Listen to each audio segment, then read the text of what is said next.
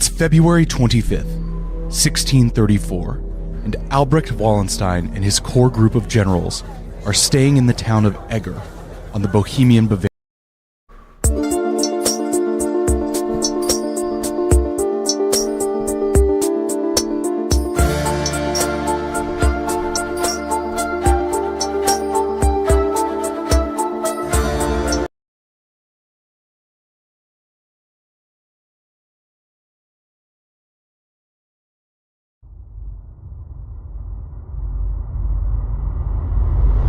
On the evening of August 23rd, 1572, the eve of St. Bartholomew's Day, a group of Swiss mercenaries under the orders from Catherine de' Medici, mother to the Catholic King of France, Charles IX, stormed into the chambers of Protestant leader Gaspard de Coligny.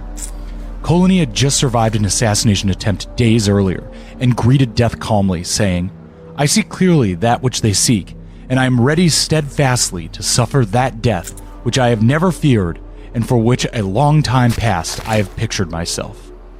Coligny dismissed his retinue, who escaped over the roofs, and the Swiss mercs poured into his chambers.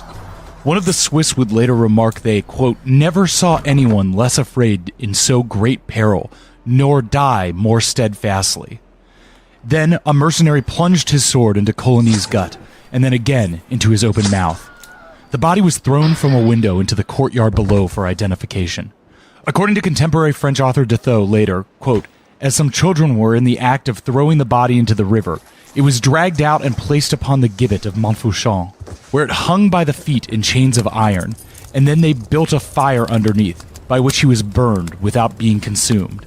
So that he was, so to speak, tortured with all the elements, since he was killed upon the earth, thrown into the water, placed upon the fire, and finally put to hang in the air."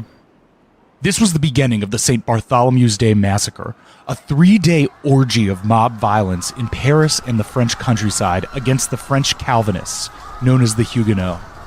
Royal officials and common citizens alike dragged Protestants, including women and children, from their house, chained streets so there would be no escape, piled bodies high in carts, and simply threw them into the River Seine. As many as 4,000 were killed in Paris and potentially many thousands more in the provinces. In the second half of the 16th century, the bomb set off by Luther continued to destabilize and disfigure the political landscape of the European continent. And the central conflict we saw in Germany last week plays out again in other major states. The tension between centralizing dynasties under newly powerful kings and resistant nexuses of local power, often organized around the Protestant faith, and now often not around Lutheranism, but the ascendant Calvinist strain of Protestantism. In France, it's the Valois versus the Huguenots. The Spanish Habsburgs will fight for control of the Protestant Netherlands. In Britain and Scandinavia, Protestantism will be the tool of the centralizing dynasty.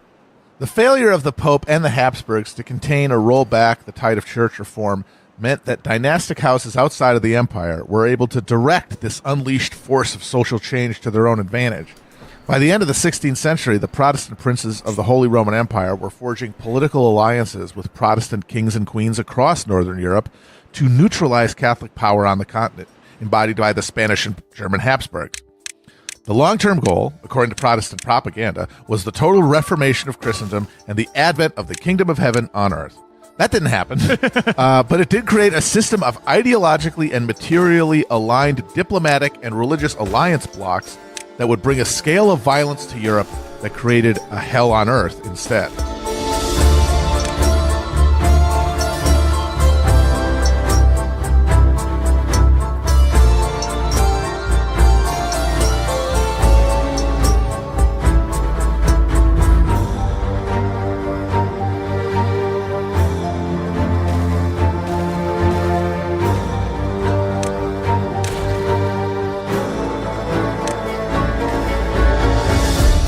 As Germany settled into an uneasy religious peace under the Habsburgs, the same struggles fought out there in the 1540s and 50s took hold in neighboring kingdoms. But while Charles V was mostly struggling with Lutheran princes, that was now the old shit. The new shit Protestantism spreading outside the Holy Roman Empire, at least on continental Europe, would increasingly be Calvinism. From France to the Low Countries and up into Scotland and then back into Poland, Bohemia, and other German lands, the Reformed Church of Calvinism began taking hold.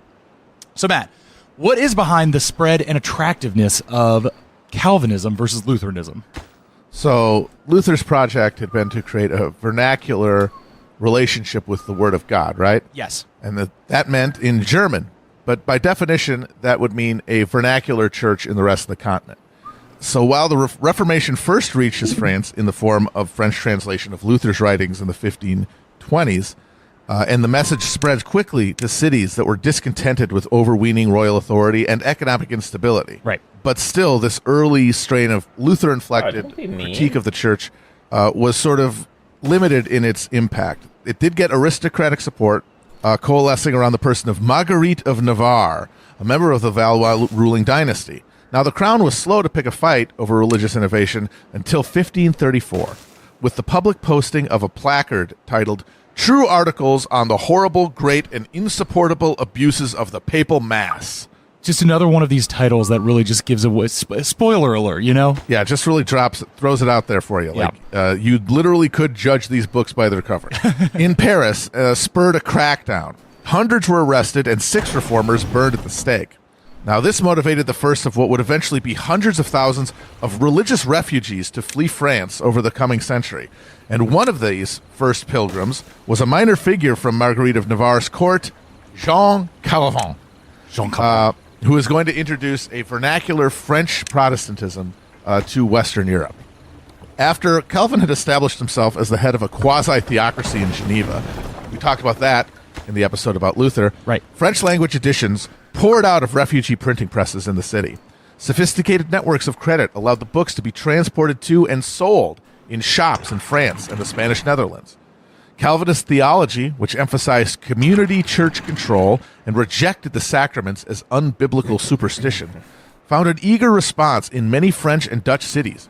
But the single most powerful Calvinist weapon in the war for souls was the Genevan Psalter.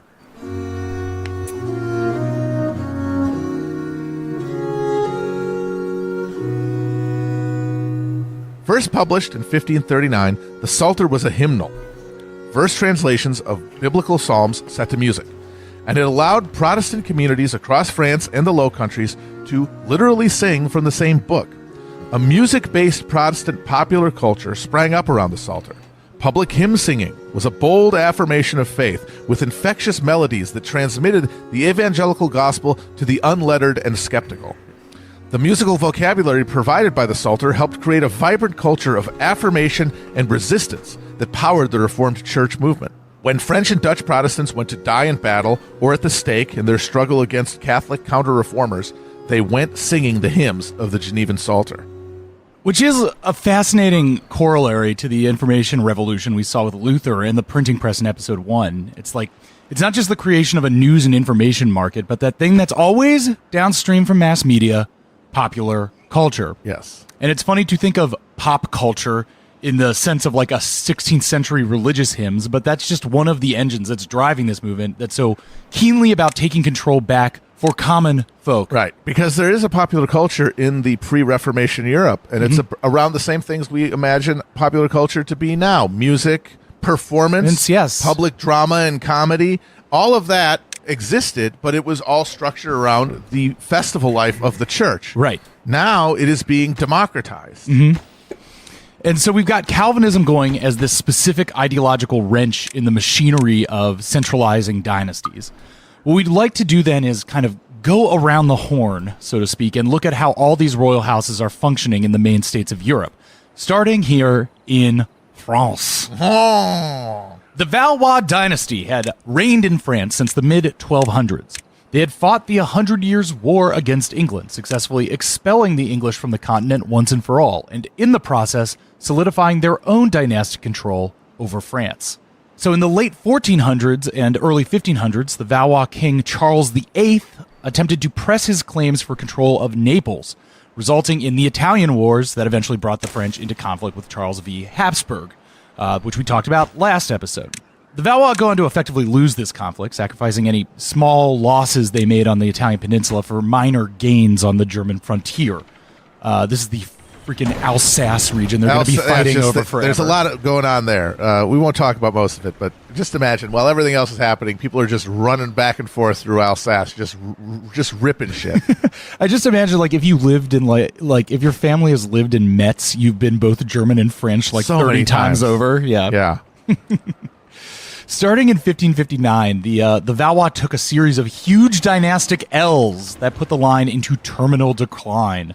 That year, King Henry II dies in a brutal jousting accident. A huge lance splinter goes through his helmet, piercing his eye and brain. Very, very gnarly. And as predicted by Nostradamus. How so? The lion, he had a quatrain about the young lion's eyes in a cage being put out. Wow. Yeah, you can't argue with that. I guess not. I don't really know. I know that people like to obsess over Nostradamus, but I don't really know his old deal. All I know is that when I was a kid, I watched many times the Orson Welles narrated documentary about him, The Man Who Saw for Tomorrow or whatever. It's great. So Henry II's young son, Francis II, succeeds him, then dies less than 18 months later, severing his wife, Mary, Queen of Scots, and her family, the Catholic House of Guise, from claims to the throne. Francis is succeeded by his younger brother, Charles IX, with their powerful mother, Catherine de' Medici, as regent. Hey, she's ruling here. And yes, she is one of those de' Medicis, the Florentine banking family that was also very powerful during this period. Hey, I sit on the throne. Hey. My little boy, you go on the throne. Yes. And this reminds you that these dynastic rules really do cross many national boundaries and are composite of different areas, geographically, culturally, and linguistically. And like the Medicis obviously rule Florence, but the Medicis will be popes and stuff. It's again, we mentioned in the first episode, 300 families. Yeah, and it's all about getting them all places in as high and as important as possible throughout every institution. And yes, dynastic family tree that Europe had to offer. So this sets up a three-way battle for control of the French throne between the moderate Catholic Valois, the uber-Catholic Catholic League, led by the Guise, and the Protestant Huguenots. The English Plantagenet dynasty had collapsed into factional infighting over control of an ineffectual monarchy when their French military efforts started stalling out. Now, 100 years later, the Valois face a similar crisis after failing to secure their dynastic claims in Italy. Influence over a throne held by minors, regents, and weaklings fought over by factions of the ruling dynasty. In this case, the Guise and the Huguenot Montmorency family. Sorry about our French pronunciation. We're going to be bad. That's okay. Fine. You can get what we're saying. Look, we are fat and we love burger. We admit it. But thanks to the Reformation, this conflict over the throne was wedded to a religious conflict over the question of salvation. As such, the French wars of religion were marked by a level of savage communal violence that simple dynastic struggles rarely attained. The opening salvo of the war was the massacre of Vassy in 1562, when Guise troops set upon a gathering of 500 psalm-singing Huguenot worshippers, killing 50. Neighbors fell upon one another in spasms of mass bloodshed. Thousands starved in protracted sieges. The violence was brutal but cyclical. Peace treaties between the crown and Huguenot leaders were signed in 1563, 1568, 1570, 1576, and 1577 in what amounted to a protracted negotiation on the question of Protestant rights in the kingdom. There was too many townsmen and powerful nobles wedded to the Huguenot cause for Protestantism to be wiped out. But the Guise and their supporters, especially the fervently Catholic citizens of Paris, refused to allow heresy to spread unchecked on French soil.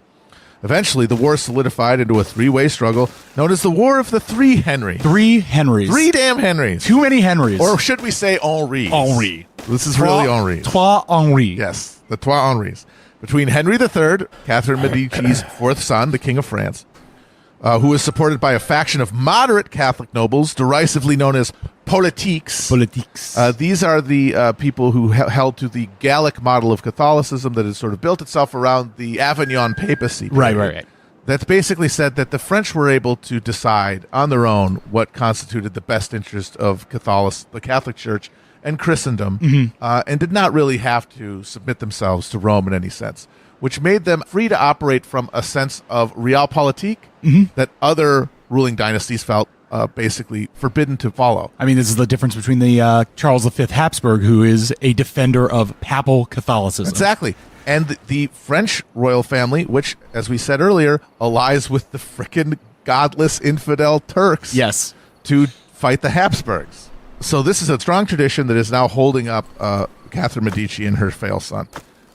Then you've got Henry of Navarre, relative of the Marguerite we talked to, Right. Of the Bourbon dynasty, which is a cadet branch of the broader Valois dynasty, and champion of the Huguenots. And then we got Henry of Lorraine, the Duke of Guise, the uber-Catholic head of the Catholic League and close ally to Habsburg Spain. So Henry III tried in vain to triangulate between the Huguenot and the Protestant forces while also keeping his powerful and overbearing mother at arm's length.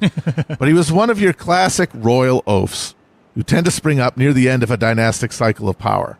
When we talk about these wars of religion, one of the things that you're seeing as an important development is kind of the democratization of violence. Yes. Whereas previously, like, there were always these dynastic struggles, but you'd have a dynasty that could afford it, that raised some knights, and those knights would find some professionalized troops, and then they'd go off and fight an organized battle, and then one would win and one would be defeated. Whereas now you're seeing that this is not a war between two families that are fighting dynastic conflict. It is a war of people against people because of the religious element. And it is because there is now a motivation. Right.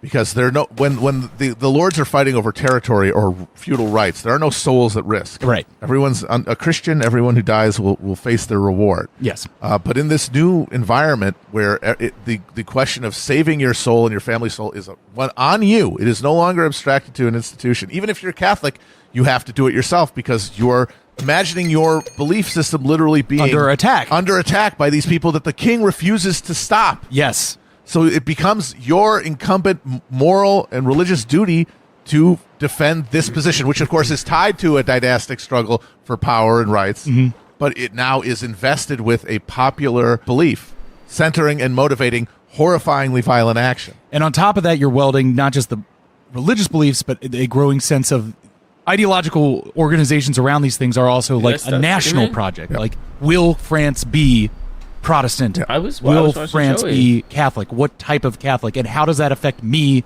as a Frenchman? And of course, both sides, the Protestant and the Catholic, conspire without knowing to keep it going this way and to keep engaging along this axis, because otherwise, in this period which we're talking about is one of deep social crisis, and is a crisis that's only going to accelerate over the years.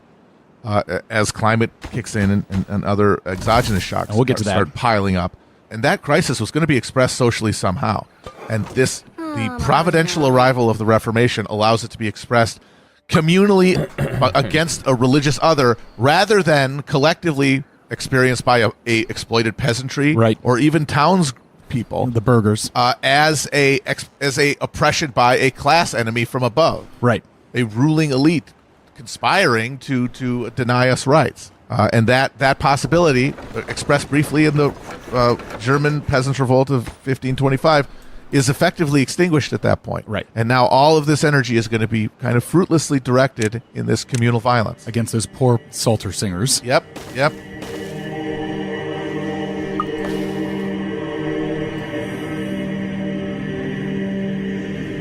So let's get back to the three Henrys. Yes. So obviously all that dynastic stuff is some real Game of Thrones shit. Indeed. Catherine de' Medici is pulling the strings as regent over her succession of three dipshit sons. She's compromising and scheming to keep the Valois around to fight one more day and eventually overseeing the St. Bartholomew's Day massacre, though her actual amount of direct supervision is still debated on that. It's like with Richard III and the brothers or the princes in the tower. Yeah. Like, we don't really know. She was certainly in the control position when it happened. Yeah. Whether or not she actually said "do it." Yeah, exactly. In the Palpatine voice. When did she? When did she know? Did she order? When did she say execute Order 66? Yes, exactly. As the Catholic League took control of Paris in 1588, at the height of their power during the Henry War, Henry III, breaking free of his mother's influence, summoned Henry of Guise to his chambers and had him assassinated by the king's personal guard. Catherine is shocked by her son's move, and she dies shortly after, telling her son that his recklessness will be his ruin. 8 months later, Henry III and Henry of Navarre had allied to overthrow the Catholic League. On the eve of their planned assault to retake Paris, a fanatical Dominican friar was able to con his way into Henry III's presence with the promise of important information. There, the friar fatally stabbed Henry III in revenge for his assassination of Henry de Guise. Boom. Henry Valois commands his men to follow Henry Navarre, and soon the Bourbons control France. So, you gotta rush through this stuff. We're still trying to get to the 30 Years' War down the line, but that's basically like a whole season of CW's reign in a paragraph. A lot of interesting stuff in France in this era. Don't really have time to get into it. I mean, can't even really talk about Catherine de Medici's famous flying squadron of young lady courtesan sex spies. Yeah, too bad. Certainly interesting. Maybe somebody should make a show about that or something. Seriously. But Matt, maybe you can tell us a bit about the material analysis of the French Wars of Religion. So these wars are an interdynastic struggle for control of a growing state apparatus. We have an economic battle between urban and land-based regimes of power. We got a geographical contest between the South, where old Roman-based trade networks had survived the collapse of the empire, and the North, where a more complete and catastrophic fall of Rome had led to the rise of an overweening military aristocracy. And they ended not with an overwhelming triumph by one side over the other, but by a general sigh of exhaustion. Mm-hmm. The Protestant Henry of Navarre converted to Catholicism for a second time, and with the Valois line extinguished, was able to gain the support of not only the Huguenot nobility, but the majority of moderate Catholics as well. The peace was sealed by Henry's pronouncement of the Edict of Nantes in Edict of 1598. Nantes. The Edict of Nantes. We'll put that. Remember, another air horns yeah. for every one of these. For anything. Edict of Nantes is a big one. Yeah. This is a big boy. In 1598, which gave Protestant communities broad freedom to worship within an otherwise wholly Catholic France. Religious fanaticism had proved a potent weapon for the Catholic League. It motivated people to take up arms and slaughter their neighbors, and gave strength to the pious population of Paris during its long and deadly siege. Parisians ate dog and rat meat while listening to sermons that, according to one observer, said that it is better to kill one's own children if you didn't have anything to feed them with than to receive a heretic king. Heavy, intense stuff. But in the long run, the League's intransigence proved to be its undoing. Killing Henry III had only led to the crowning of an ex-Protestant king, in large part because the League's choice of king, who they offered the crown to, and whose troops helped defend Paris during the siege, was Philip II of Spain. No amount of appealing to religious piety could persuade the center of gravity of the French nobility to surrender France to the control of their greatest continental rival. So then, Philip II of Spain was born in May 1527. He was the son of Charles V Habsburg and his cousin, Isabella of Portugal. Philip was raised almost entirely in Spain, and for as much as his father had been an itinerant emperor, Philip would be a very Spanish king, the personification of the Spanish side of the Habsburg lineage. He was a serious and studious boy, and by age 16 in 1543, he was acting as regent of the Spanish kingdoms, administering territory from Milan to Peru. Though presiding over a Spanish golden age in art, culture, and theoretical global influence, Philip's Spanish kingdom was rife with financial difficulties and internal tensions, stemming from several devolved regional noble courts contained within the single Spanish polity. So Philip ruled a globe-spanning imperial machine, the monumental wealth of which paradoxically weakened the heart of the empire. Silver from the slave mines of the New World flowed in to China in exchange for spices, then back into Europe. Bankers in the northern Italian city of Genoa provided Philip with the crucial loans needed to fuel his war machine, a war machine staffed by mercenaries from across the empire. But all that wealth served to hollow out the Spanish economy. The huge influx of silver helped trigger a price revolution in Europe. The economy moved from barter to monetary transactions, with a constant upward inflation defining the entire century. In less developed parts of Europe, like Spain itself, this monetized economy left many peasants deeply indebted to pay for the possessions of life. The nobility of Spain dealt with the resulting stagnation in agricultural production by reimposing feudal obligations through the mechanism of taxation. The process of urbanization that powered so much of the growth around Europe was interrupted, as those who could leave the land sought their fortunes in the army or the colonies, rather than in the gilded but gloomy cities of Spain. This dynamic of an imperial periphery working frantically to extract wealth, borrow money, and wage war on behalf of a steadily weakening center would drive Philip II to ever more extreme attempts to stave off financial collapse by enforcing Habsburg dominance on the continent. The monetary stuff is always a little hard for me to wrap my head around, just because. Me too. It's not a strength. Yeah, certainly. economics. Don't hurt me. Yes, it isn't seen. But I guess the clearest way that I can think about it is that they're just not developing any business or industry in any sense They're that we not would doing see. the internal investment. They're literally just pulling money out of the ground. The money is pouring through Spain. Yeah. It's building a military infrastructure, and it's building banking empires that are intercontinental in scope. Yes. They're not particular Spanish possessions like the industries in the cities of Europe are.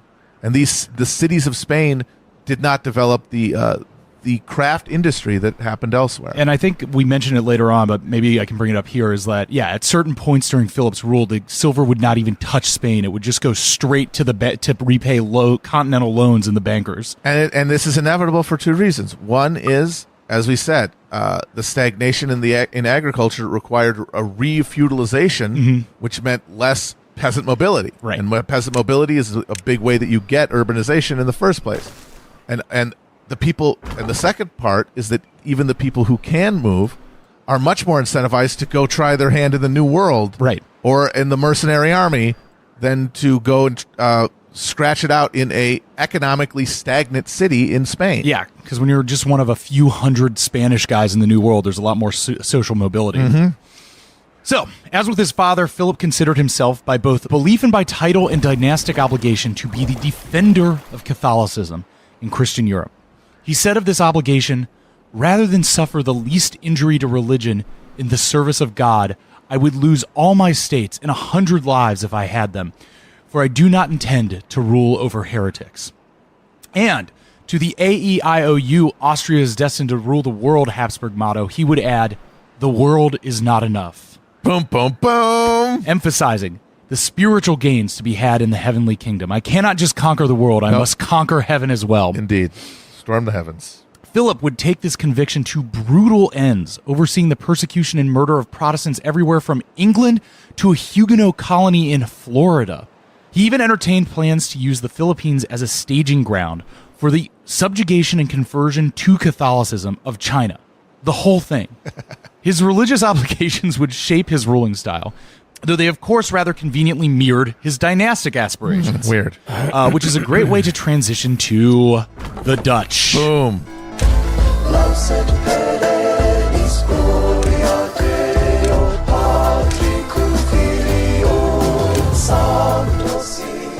Because by the late 16th century, the Dutch counties of the Low Countries, and here's where Belgium and the Netherlands start becoming two different things, which always kind of struck me as overly complicated and unnecessary.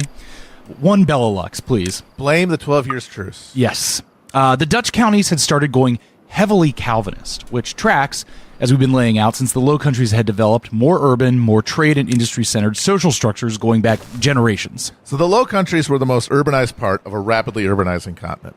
Now, this had been true since the activist reign of the Dukes of Burgundy, who ruled there before the lands were absorbed into the Habsburg dominions after the death of Charles the Bold. The Dukes had invested heavily in the culture of conspicuous consumption that marked soft power during the rise of the Renaissance dynasties. That consumption required bringing together skilled laborers to produce opulent clothing, furniture, luxury foodstuffs, mechanical curiosities, all that the grasping noble houses purchased in a frenzied arms race of opulence, with a sumptuous court as crucial to securing legitimacy and dynastic advancement as battlefield victories were. This trend only accelerated when a Burgundian-born Habsburg became King of Spain and Holy Roman Emperor. By the mid-16th century, Flemish and French-speaking urban artisans produced enough export goods, chiefly among them finely turned textiles made from imported English wool, that the Dutch cities were able to feed themselves with bulk grain purchased from the vast feudal estates of Eastern Europe and shipped west across the Baltic. They can use all their farmland to just grow tulips. Exactly. That meant that the Low Countries weren't dependent on the produce of local agricultural land, which could instead be put to growing necessary ingredients for trade goods. This cycle of intensifying urbanization and specialization created the most advanced, literate commercial culture in Europe, which very quickly assimilated Calvinist theological abstractions into the greater project of a burgeoning class consciousness and political mobilization. I should add here that not just the opulence of the courts, but the geographic positioning. The Low Countries are one of the key entrepôts for trade into Europe. They hold a key position in the riverine networks that connect all of internal Europe to one another. Right. The prosperous burghers of the Low Countries, which we call them, right, because they're very, very low. This is the swamp Germans we're talking Right, about. exactly. They have to have all those dikes to keep the water out. Right, and they're able to just move stuff throughout Europe like blood through capillaries. So these prosperous burghers increasingly saw Spanish rule with its stiff adherence to Catholic orthodoxy, bureaucratic meddling in provincial affairs, and heavy tax burden as an increasingly burdensome hindrance to the development of Dutch capital and therefore, of course, the salvation of Dutch souls. Tensions rose for years between the Spanish provincial authorities and Dutch city leaders. Dutch urbanization meant that the landed aristocracy had already been largely neutered, with only the House of Orange able to assert influence through its military authority. In 1566, the so-called Calvinist Year of Wonder, heavy-handed Spanish policies, and a disruption in the crucial Baltic grain trade led to open violence as mobs in Antwerp carried out a Bliedenstrom, or iconoclastic fury. They smashed stained glass and tore down saint statues in a righteous affirmation of the word over the image. Philip refused to recognize any of the Dutch demands and instead sent as viceroy the trusted Habsburg advisor Fernando Alvarez de Toledo, the Duke of Alba, also known as the Iron Duke. The Iron Duke. Get ready for the Iron Duke. The 1567, the Thin White Iron Duke, viciously suppressed all resistance and instituted a military tribunal called the Council of Troubles. You can just tell from the names that these guys have that this is not going well here. Yeah. The Council of Troubles, also known as the Council of Blood, which tried over 12,000 people, executed over 1,000, and confiscated the property of most of the rest. The council remained in session for years as Alba instituted a harsh recatholicization campaign and imposed a 10% excise tax, the hated 10th penny, as they call it. Stuff like this, plus Alba's just plain poor sportsmanship, he erected a statue in Antwerp made of melted Dutch cannons that depicted himself trampling the citizens of Antwerp with his horse. It only served to crowd out moderate voices and ensure that resistance to Spanish rule would be led from the extreme Calvinist religious fringe. Alba is eventually recalled, but it doesn't prevent the emergence of a general Dutch military resistance under the leadership of William of Orange.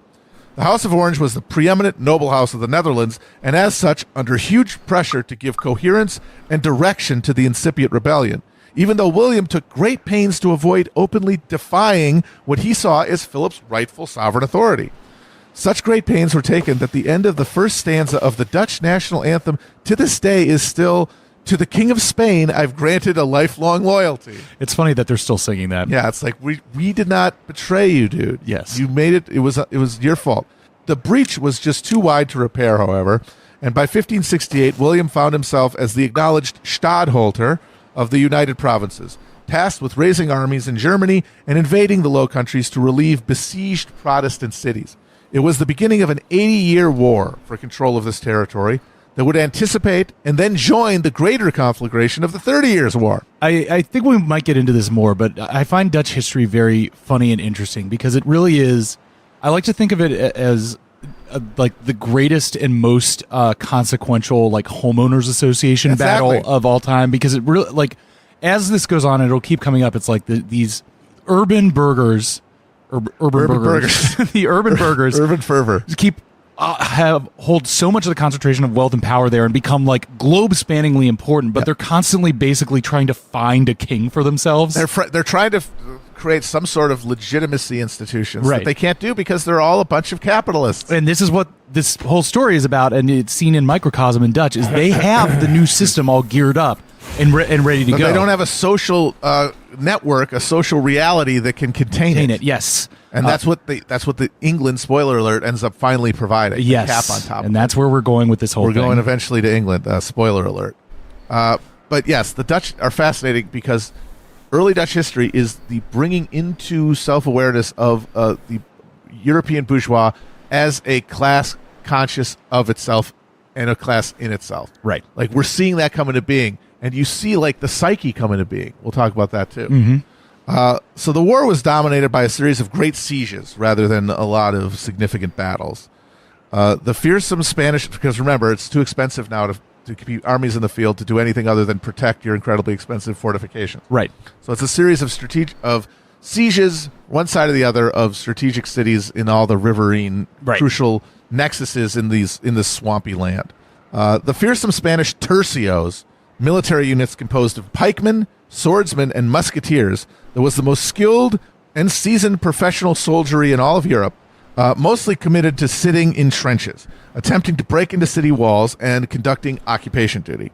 Now, the vibrant Dutch trade network helped pay for the creation of a military machine far out of proportion to the Low Countries' population of little over 1 million.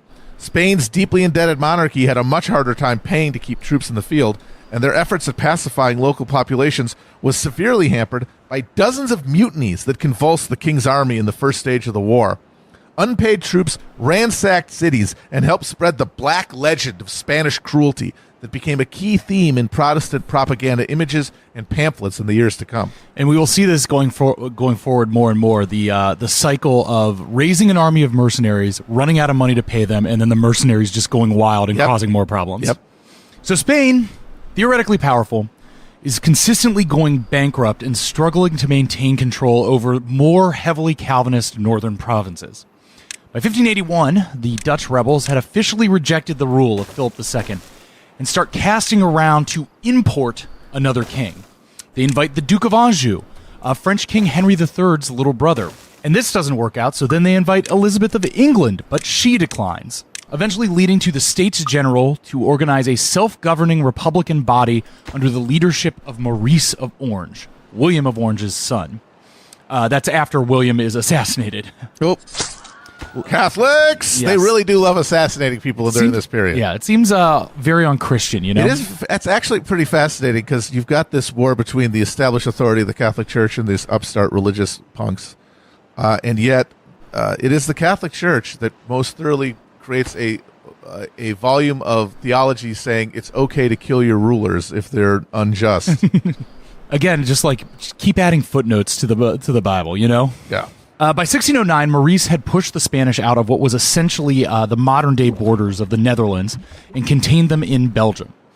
And so, an independent Dutch Republic of the United Provinces was born. Both sides, exhausted from fighting, the Spanish and the Dutch sign a 12 years truce in 1609, and both go back to planning, rearming, rebuilding defenses, and seeing what comes next.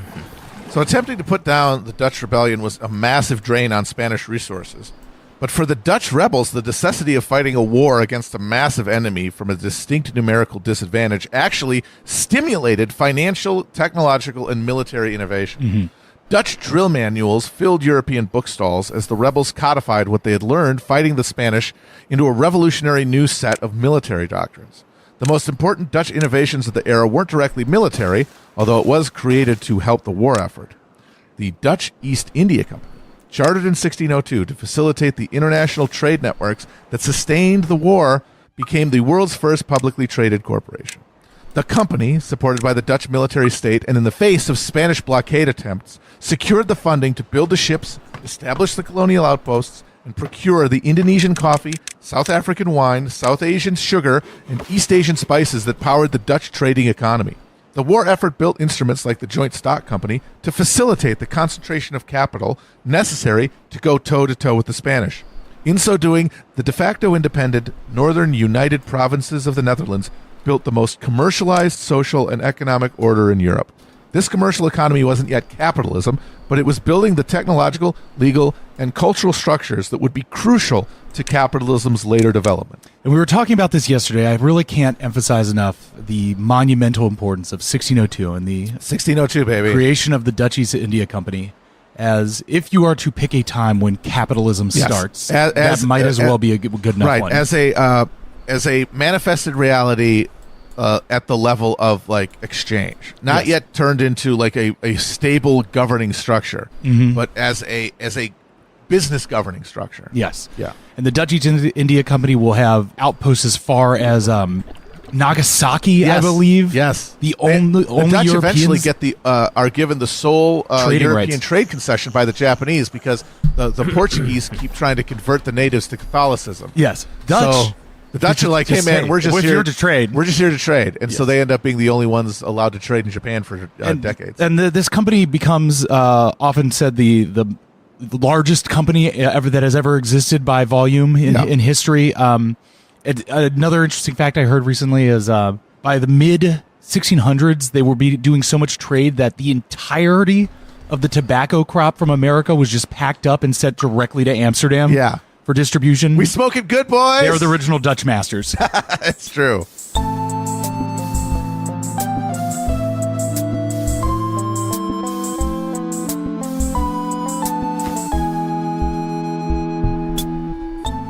So then it's time to wrap an entire new entity into the mix, the English. Philip II was briefly the King of England and Spain through marriage to Bloody Mary Tudor in the 1550s. Through their Catholic union, they attempted a violent reversal of the English Reformation, and more on that in a second.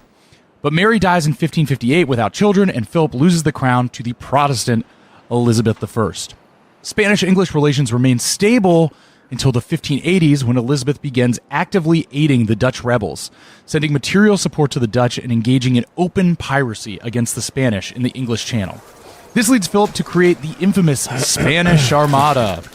This absolute boondoggle saw Philip sending 130 ships and over 25,000 men from Lisbon, with the idea of linking with an army of 30,000 in the Spanish Netherlands to invade England and restore a Catholic monarchy there.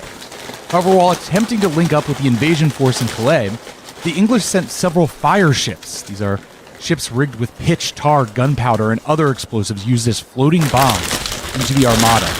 The Spanish ships spooked and fled, and were later repulsed by a small but more maneuverable English fleet at the Battle of Gravelines.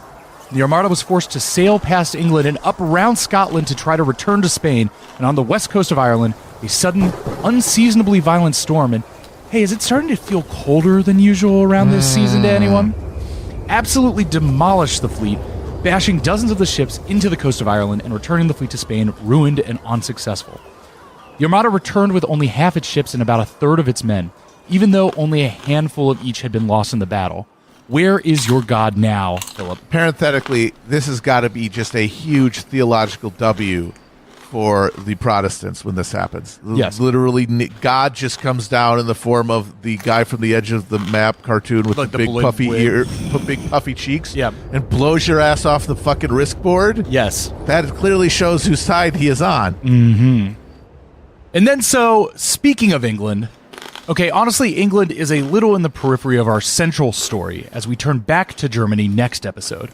But they'll come back into play towards the end, and that's when we'll give you the full English historical rundown, that is.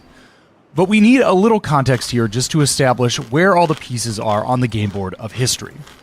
As Matt mentioned above, the Plantagenet dynasty had exhausted itself in the 100 Years' War with France as they're slowly pushed out of the continent by the Valois. They then murder each other over control of the throne in the War of the Roses. But for the purpose of our story, we'll pick up with the House of Tudor. Henry VII Tudor is able to seize control of the crown by defeating the last remaining Yorkists, then marrying Elizabeth of York, consolidating the dynasties. Their son is Henry VIII.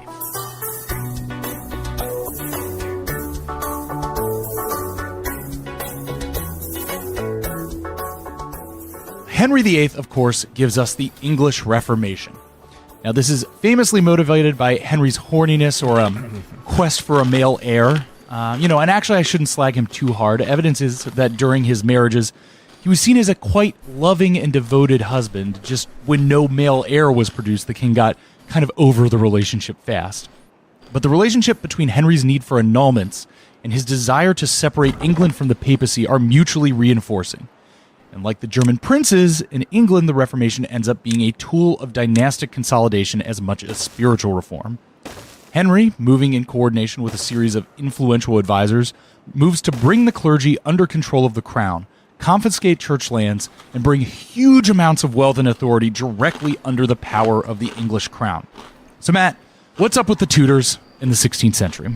So thanks to the War of the Roses' decimation of the high English nobility, the Tudors are able to impose a powerful dynastic state that monopolized for itself many of the bureaucratic and administrative powers that were still firmly held by the aristocracy in places like France.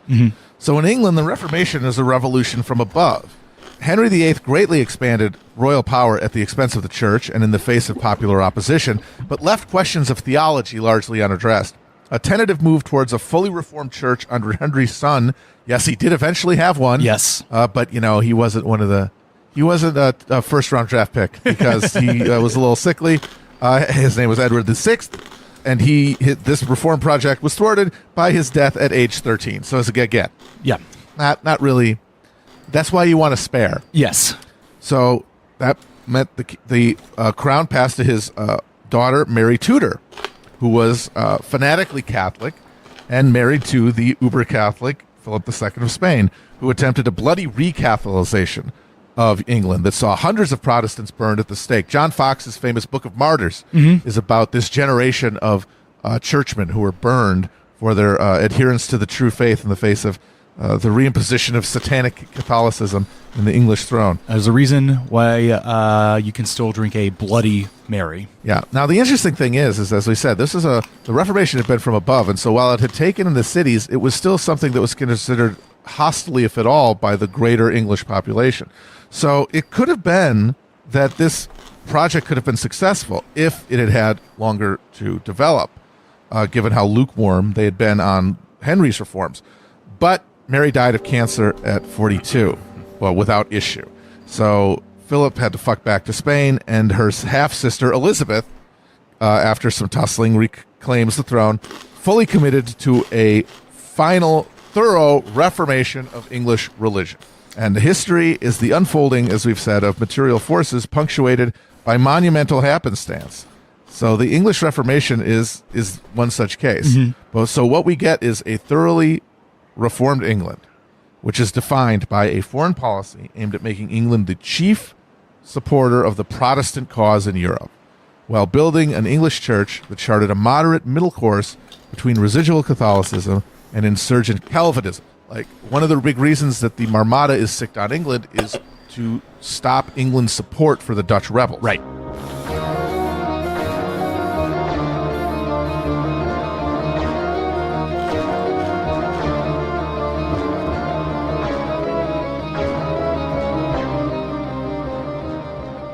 Now, Elizabeth, head of the Anglican Church, asserted her right to appoint bishops. The city-dwelling Calvinists, derisively called Puritans, demanded a fully reformed church in the Geneva tradition, but Elizabeth neutralized resistance by lavishly supporting the Protestant cause on the continent while stoking anti-Catholic hysteria at home. Now, there were many recusant Catholics, especially in the nobility, and fear of Catholic invasion and subversion kept Anglicans and Puritans in uneasy alliance. John Calvin had emphasized predestination so that people would accept their powerlessness before God and bask in his divine grace.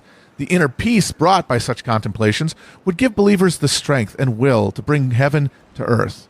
That's what he thought anyway. Right. Instead, that sense of powerlessness, combined with the knowledge that people had of their own sinful hearts, created a deep, gnawing sense of doubt in these so-called believers. Not doubt in God's existence. That would come later after the scientific revolution, but doubt that a righteous God would save a wretch like them.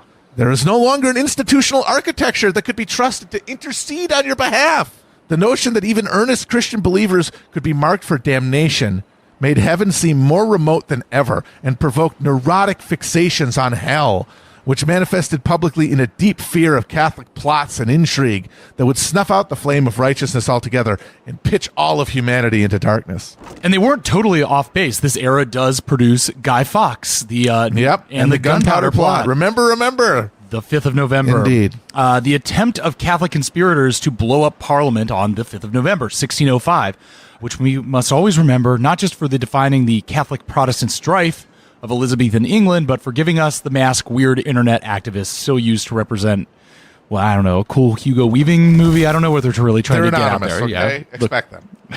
Rather than freeing people to do good, Calvinism compelled people out of their unceasing psychic torment to do evil in the name of good. English culture's rabid anti-Catholicism was also stoked by the Tudors' occupation in Ireland, what a coincidence, where the local population steadfastly held to the Roman Church in opposition to their new overlords. Establishing Protestant English and Scottish plantations in Ireland was one element of the Tudor colonial project. The other would be the commercial and religious settlements established in North America, which provided a release valve for the emigration of the Queen's most fervently Puritan subjects who could not peacefully abide a church of bishops and stained glass.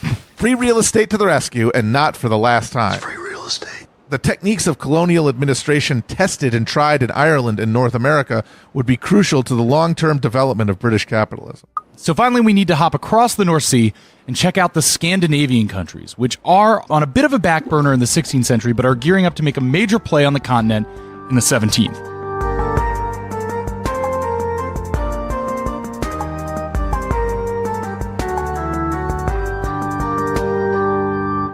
The 1500s were a period of disillusion and reestablishment in the Scandinavians, as the previous Kalmar Union between Denmark, Norway, and Sweden was broken up, and Gustav Vasa of Sweden was able to assert independence in 1523. This left the Union of Denmark-Norway and then a rising Swedish Baltic Empire, eventually including modern Finland and parts of Estonia, Latvia, and Lithuania in its realm. Vasa also leads a reformation in Sweden that mostly stems from prolonged arguments over appointments with the Pope. And really, I found this very funny that, it's like Sweden is just so far from Rome that it's just hard to communicate there, and papal influence wanes with the new king's religious prerogative grows. Exactly. I mean, you're going to have to wing it while you wait to get the letter back. Yeah, exactly. In Denmark, a dispute among nobles over succession gets resolved with the election of Protestant Christian III to the crown, also bringing Reformation to Denmark and to Norway. Breezing through this here, but the point is we have two developing Protestant commercial empires competing up in Scandinavia. Anything you want to add to this, Matt? So we got to remember the Baltic trade in grain, timber, and what are called naval stores, the plant derivatives like tar and turpentine necessary for shipbuilding, fueled the rise of commercial or urban culture in Western Europe, right? Mm-hmm. But it also built massive dynastic power in Scandinavia.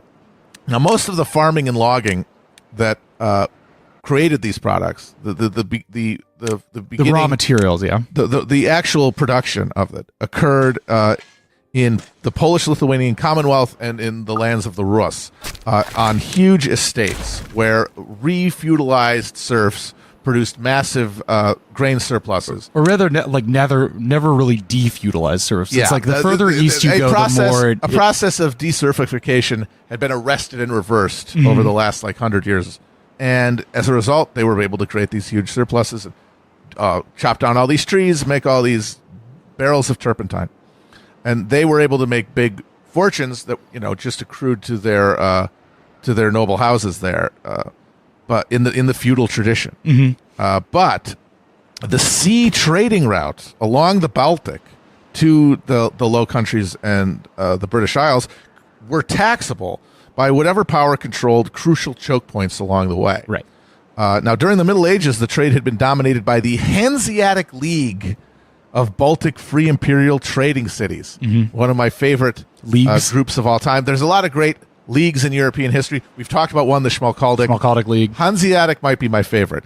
This is during the Middle Ages. It was essentially a diplomatic bloc of free cities, both inside the Holy Roman Empire and outside, along the Baltic trade routes, who conducted who had their own storehouses along the way, who were able to travel without having to cede to tolls along the way, and were able to negotiate their own prices.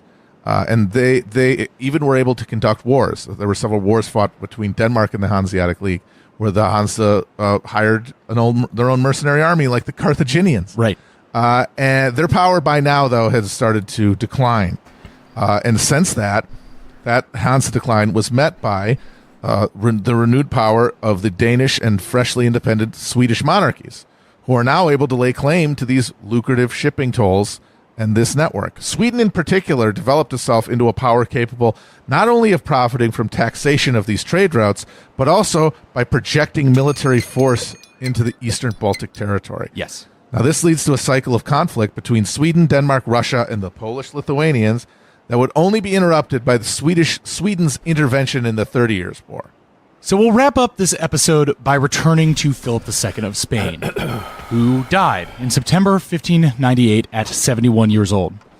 Through his union with Portugal in 1580, he had commanded an unimaginably vast empire, including Naples and Flanders, Spanish America from northern Mexico to southern Chile, Portuguese Brazil, colonial outposts around the coasts of Africa, Persia, India, Indonesia, the Spanish colonies in the Philippines. At one point, Nagasaki in Japan was under control of Philip II before they kick out the Portuguese for the Dutch. And yet, by the end of his reign, Spain was in decline. Not terminal yet, but the peak had been reached.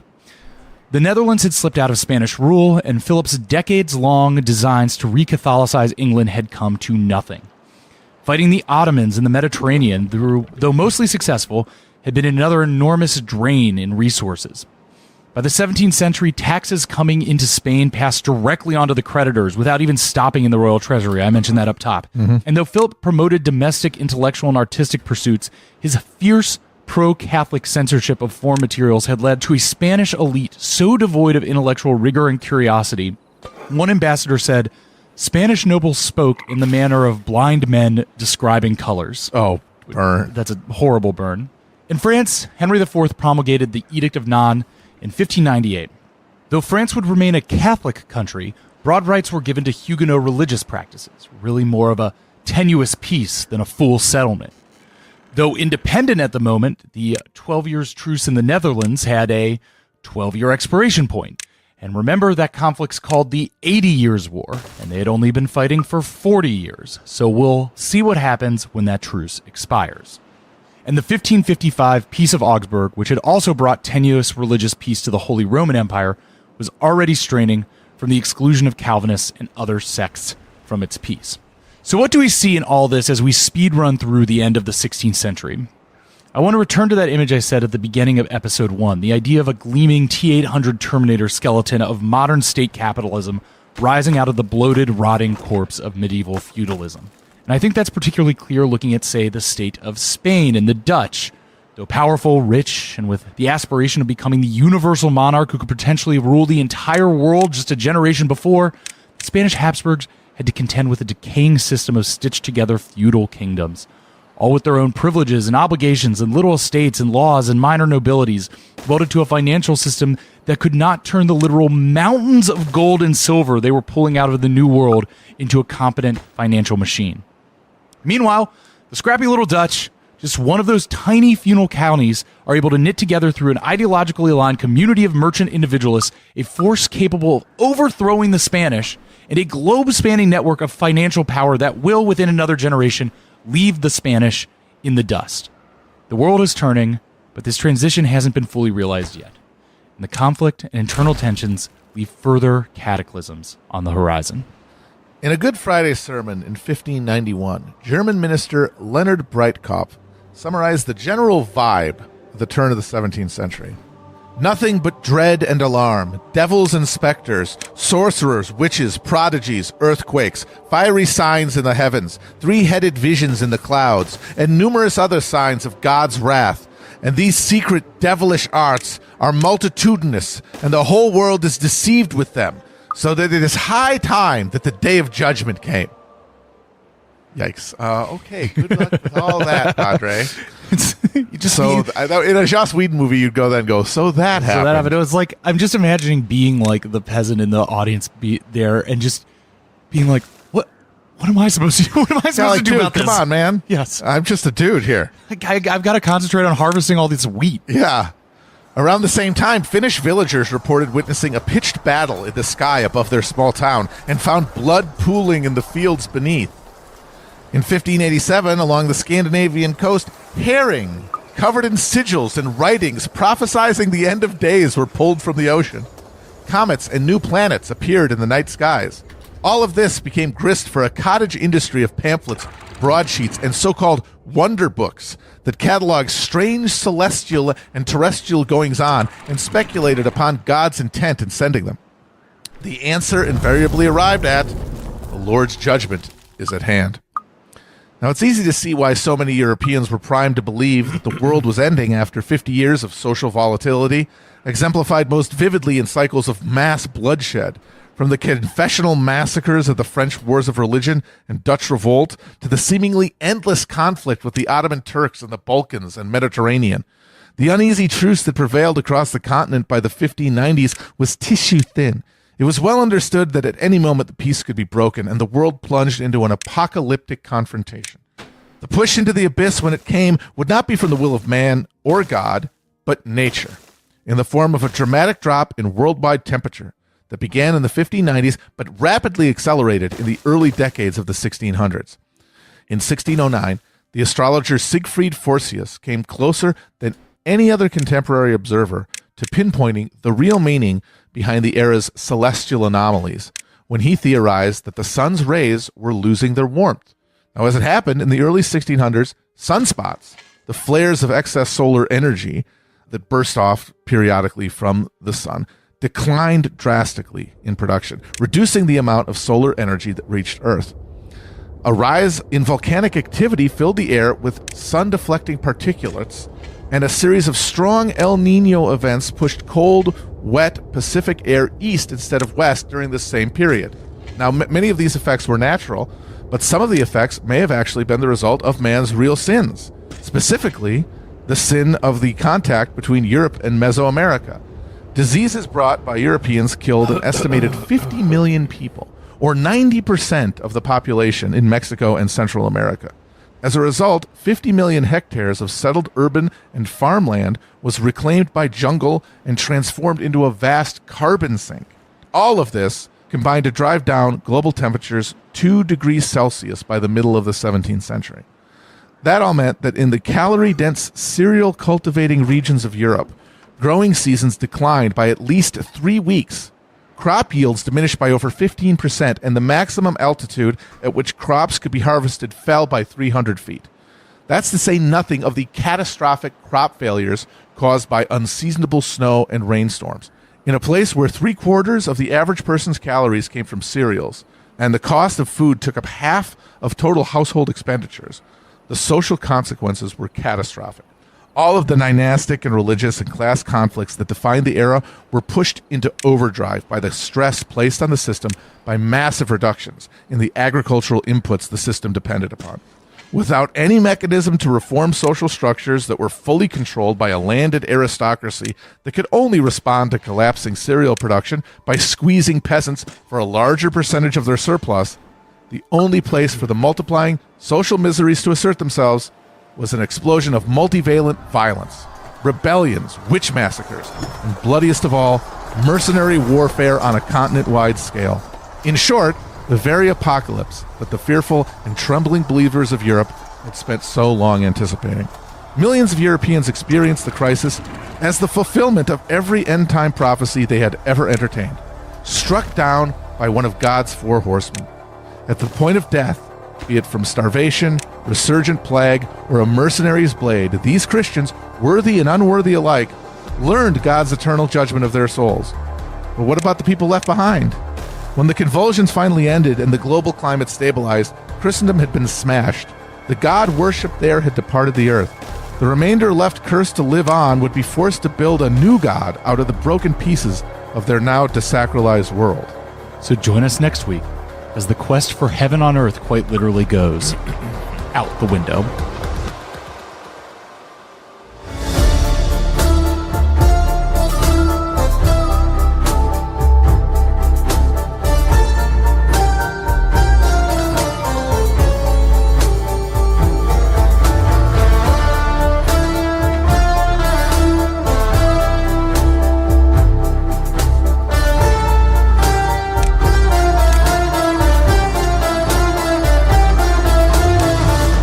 Hell on Earth is written by Matt Chrisman and Chris Wade. It's produced by me, Chris Wade, with editing from our co-producer, Nick Quaz. Show art and animation is from the great Ben Clarkson, and you can find a supplemental interactive atlas for the series by John White over at hellonearth.chapotraphouse.com. Our theme music is by Nick Diamonds, with additional music by John Ahrens, Alessandro Takeshi, Justin K. Comer, Stale Cooper, and of course, the great Varelli. Join us next week when all these threads finally come together and 30 years of war tumble out of a tower in Prague.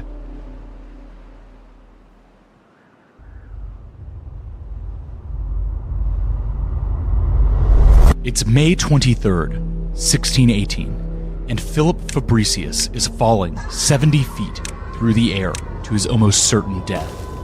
He's falling 3 stories out of a window of Prague Castle, along with his bosses, the fanatical Catholic Lord Regents Count William Slavata and Count Yaroslav Martinitz. He's screaming, "Jesus, Maria, help!" They are falling out of this window to their almost certain deaths because they've been pushed out as a form of impromptu execution by some very, very angry Czech Protestant lords. They've been pushed by the Protestants because they had come with an order from Ferdinand II Habsburg, the current king of Bohemia and presumptive future Holy Roman Emperor, demanding the Protestants cease construction of their chapels on his Catholic royal land. In that moment, the 3 men most likely thought they would die, but most likely could not imagine the almost 10 million others across the European continent who are about to die due to their misfortune. This is the Defenestration of Prague. That's a big honk. The infamous, dramatic, ridiculous moment that ignites the 30 Years' War. This seemingly minor incident in the relative backwater of Bohemia will begin unraveling the tenuous construction of peaces, truces, and settlements across Europe, building from a small dispute over Protestant privileges to a conflagration involving powers from Rome to Stockholm, Budapest to Madrid.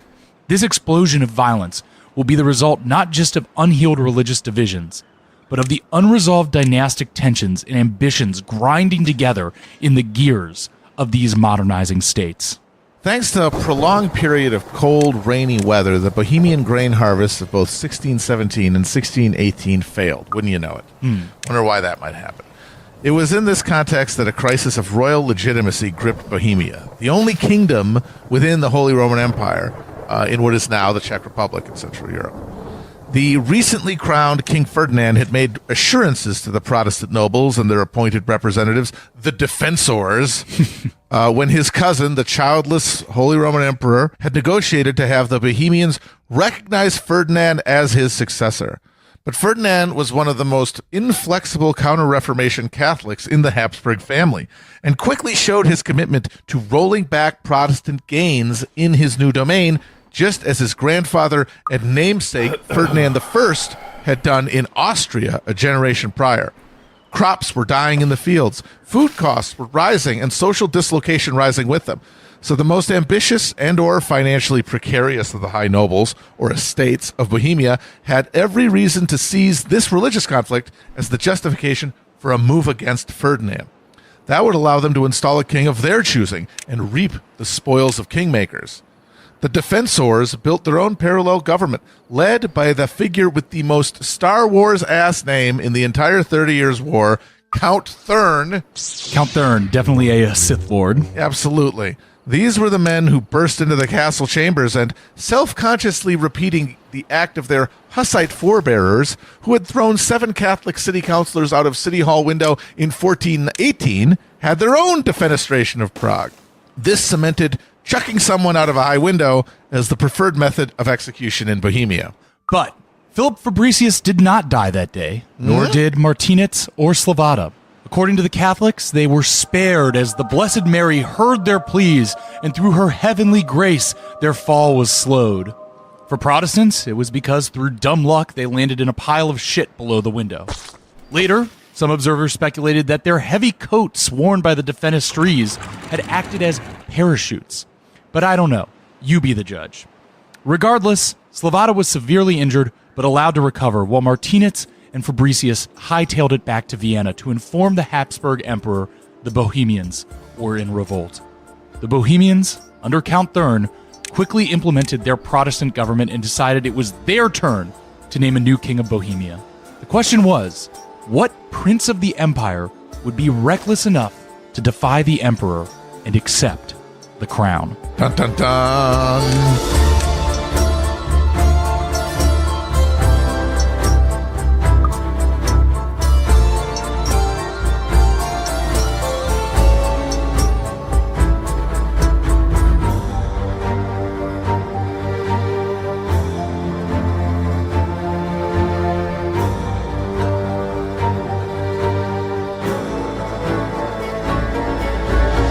Frederick the fifth of the Palatinate, was born in August 1596. He was the grandson of William of Orange, and in 1610 he succeeded his father to become the elector of the Palatinate.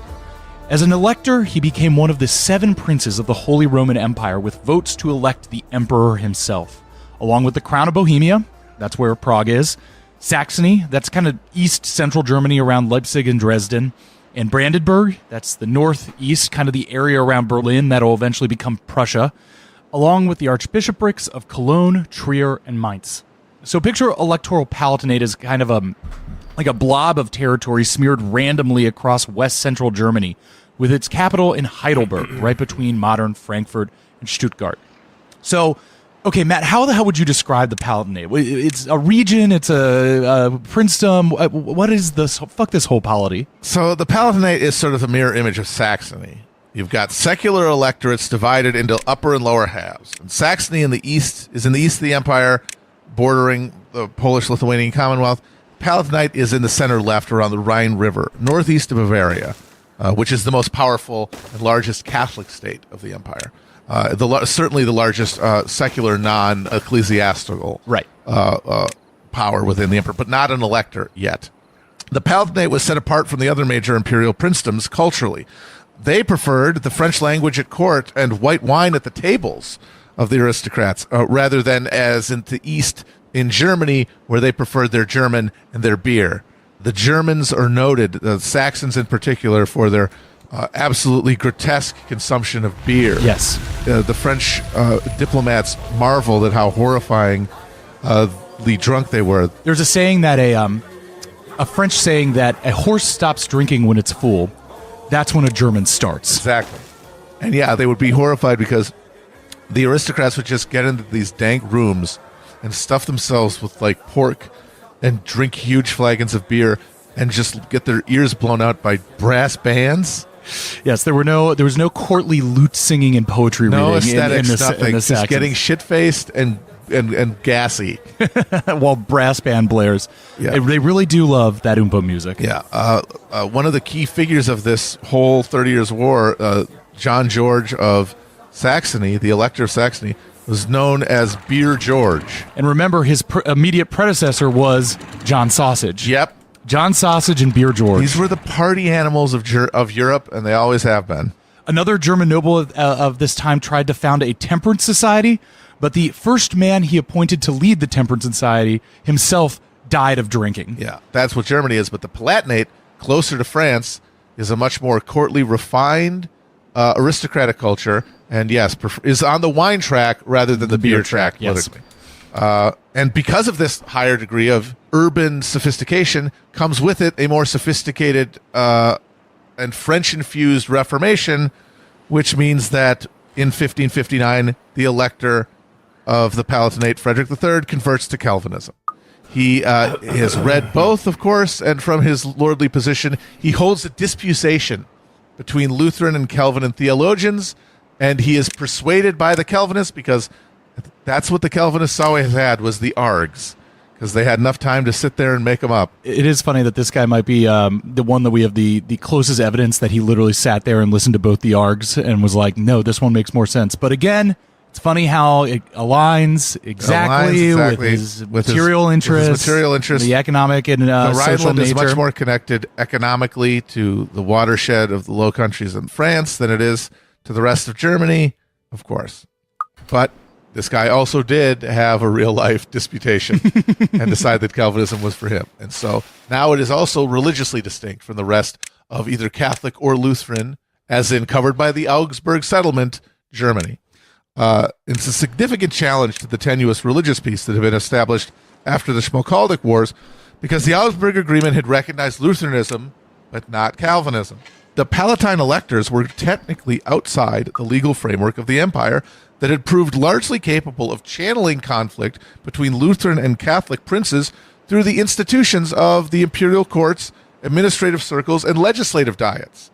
They were terminally alienated from the imperial state, and the ruling houses of the electorate would work hard to move themselves in a position to challenge its power over them. So then it's also important to remember that it was the Crown of Bohemia that held the electoral vote. It's a position, not a person. And now the crown was vacant, and it was an elected position, and the Protestant princes were in control of Bohemia, and the electors of Saxony, Brandenburg, and Palatinate were also Protestant. So suddenly here was a window, a possibility of engineering a Protestant majority of electors against the domination of the Catholic Habsburgs.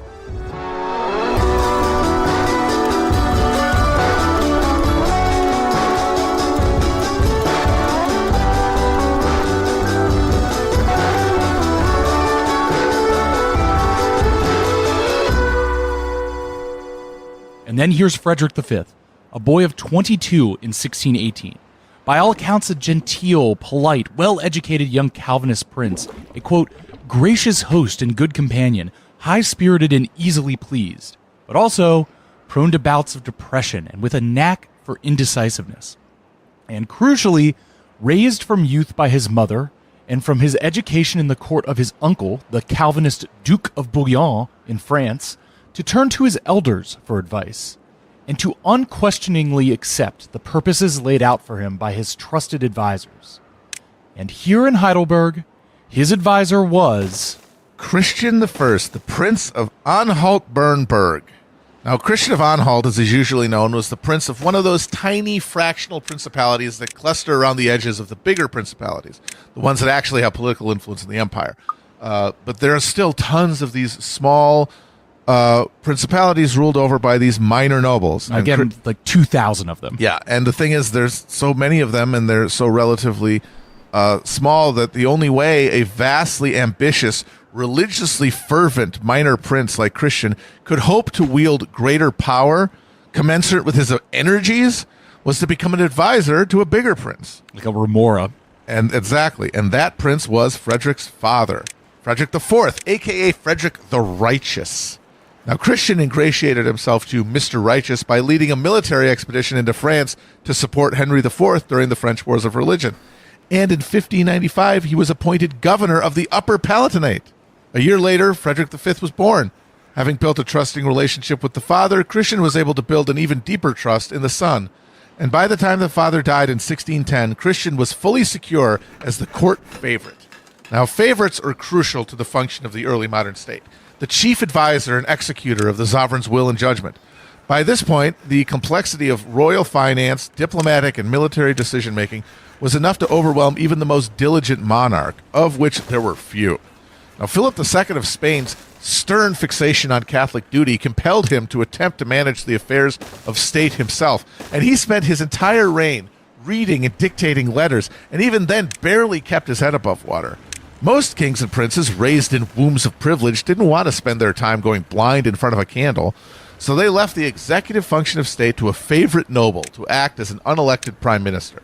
Favorites played a hugely influential role in the 30 Years' War, and we'll meet a number of them, but none would be as influential as Christian, the man who fired the starting gun of the whole bloody affair. Now, after the death of Jean Calvin, the Palatinate capital of Heidelberg became the new capital of Reformed Europe. The ruling dynasty subsidized the creation of a Calvinist university curriculum that brought aspiring Reformed theologians from across Europe to study and publish and debate. It was an atmosphere fraught with religious fervor and apocalyptic expectation. God's will was unfolding towards a final confrontation with Antichrist, understood throughout the Protestant world to be synonymous with the Pope. And Christian of Anhalt saw his young protege, Frederick V, as the instrument of ultimate victory. Freddie V found himself in a bit of a dynastic rivalry between the two branches of his family, the Wittelsbachs. Frederick of the Simmern cadet branch now controlled the Palatinate as a Calvinist. His cousin was Maximilian I Wittelsbach, the Duke of Bavaria, and an arch-Catholic, going as far as signing a vow of personal dedication to the Virgin Mary in his own blood. Mm-hmm. The Duke of Bavaria was critically not an elector of the empire, but one of the largest and most powerful non-electoral princes. And in their dueling capacities, both the Wittelsbachs had become the hubs for their respective religious alliances. This is very similar to the Saxon situation. Yes. So after the death of his father, Frederick inherited his position as the head of the Protestant Union. The Union was a defensive alliance organized by Frederick's father and containing most of the Protestant princes and free cities of Germany. The refusal of John George of Saxony, an arch-Lutheran who disliked Calvinists more than he hated Catholics, was a serious handicap the Union would struggle with throughout its existence. And we'll hear much more about John George, Dear George, later. Maximilian, unlike his cousin, was a dedicated and capable administrator. Quote, I believe we princes only gain respect both from spiritual and secular powers according to reasons of state, he wrote in a letter early during his rule, and that, quote, only those who have a lot of land or a lot of money get the respect. First you get the land, you get the then money, then you get the respect. Committed to his dual role as both a preeminent Catholic prince of the empire and head of the Wittelsbach dynasty, Maximilian ensures that his princedom's position astride the Rhine trading routes was put to the development of state capacity. Bavaria was one of the most well-governed states in the empire, with an effective tax system that saw Maximilian double his revenues in the first 20 years of his rule. This money went to the creation of a network of advanced fortifications and to the funding of military capabilities as Maximilian's main vehicle for dynastic and confessional aggrandizement, the Catholic League.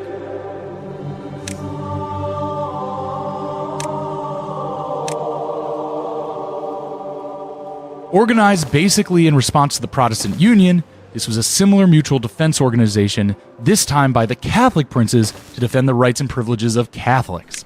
Though organized with the blessing of the Pope and theoretical support of both the Spanish and Austrian Habsburgs, their actual level of support was never fully assured. It should be noted that the emperor was not really happy about either of these things happening. Mm-hmm. The Catholic League and the Protestant Union were both made in the teeth of a resistant emperor who was essentially powerless to stop them, especially given the fact that he was trying to get them on board to pay for the war with the Turks in Hungary that was ongoing and which needed constant funding and which really blunted the emperor's ability to impose anything on either the Protestants or the Catholics. More of these Habsburg rulers whose main motivation is, come on, guys, cut it out. Exactly. And so both of these things are undermining the central authority of the emperor. So the rise of these confessional diplomatic and military alliances is caused by this crisis of imperial legitimacy. They're filling that vacuum. The Holy Roman Emperors who'd followed Charles V had tried to direct religious conflict through the deliberative structures of the empire while also emphasizing the need for a common front against the Ottomans. Come on, Come on, man. They're still there. Vienna. The Turks still lust. Hey, dude, the Turk has not stopped lusting for Vienna, you know. The princes only occasionally agreed to fund the Habsburg-Ottoman wars, but they largely agreed to a peaceful grievance process, even though in practice that usually meant kicking the can down the road and hoping the problems would resolve themselves. Always a good strategy. But general faith in the impartiality of the emperor was eroded by the Jesuit-led counter-reformation occurring in Habsburg lands and the imperial policy of filling lucrative bureaucratic posts with Catholics, leaving Protestant nobles unable to provide security for their unlanded younger children. And that is really the end goal of all of these people, is to ensure the dynasty. Right. And that is keep as many of your kids on the board as possible. Catholic and Protestant powers also came to the point of violence in a series of succession crises that included a military mobilization when the City Council of Strasbourg tried to install a Protestant bishop. In this heated context, the Protestant princes lost their confidence that the emperor, who was supposed to stand as the ultimate impartial arbiter of disputes within the empire, could no longer be trusted to rule impartially. He was a Catholic Habsburg. Right. The Jesuits, a Catholic religious order that the Pope had charged with the duty of rolling back the Reformation, were re-Catholicizing Habsburg ancestral lands with a deft mix of persuasion and coercion. When the ambitious and fervent Palatine Wittelsbachs conceived of a separate defensive pact to protect Protestant interests, many princes and city councils jumped at the chance. The Catholic League was formed in response as a check on independent Protestant power, but like the Union, it was also a vehicle for Wittelsbach dynastic ambitions. Bavarian, in this case. With the League, Maximilian sought the ability to build his own military capability, separate from the Habsburg imperial forces, and pursue his own foreign policy. The center of power in the empire was failing to hold.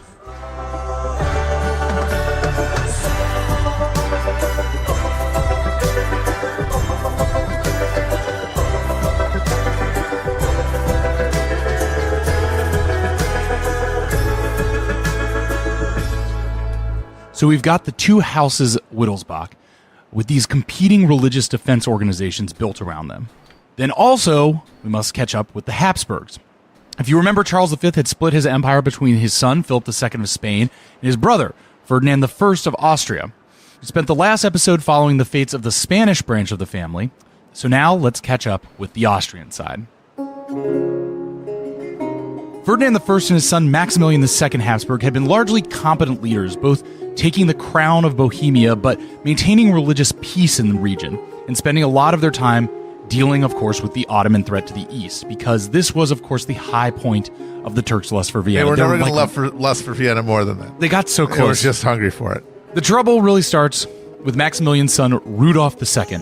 Rudolf was a real character, moving the Habsburg court from Vienna to Prague, then largely withdrawing from religious controversies of the day. In fact, Rudolf's main thing was art, the occult, and his legendary Cabinet of Curiosities.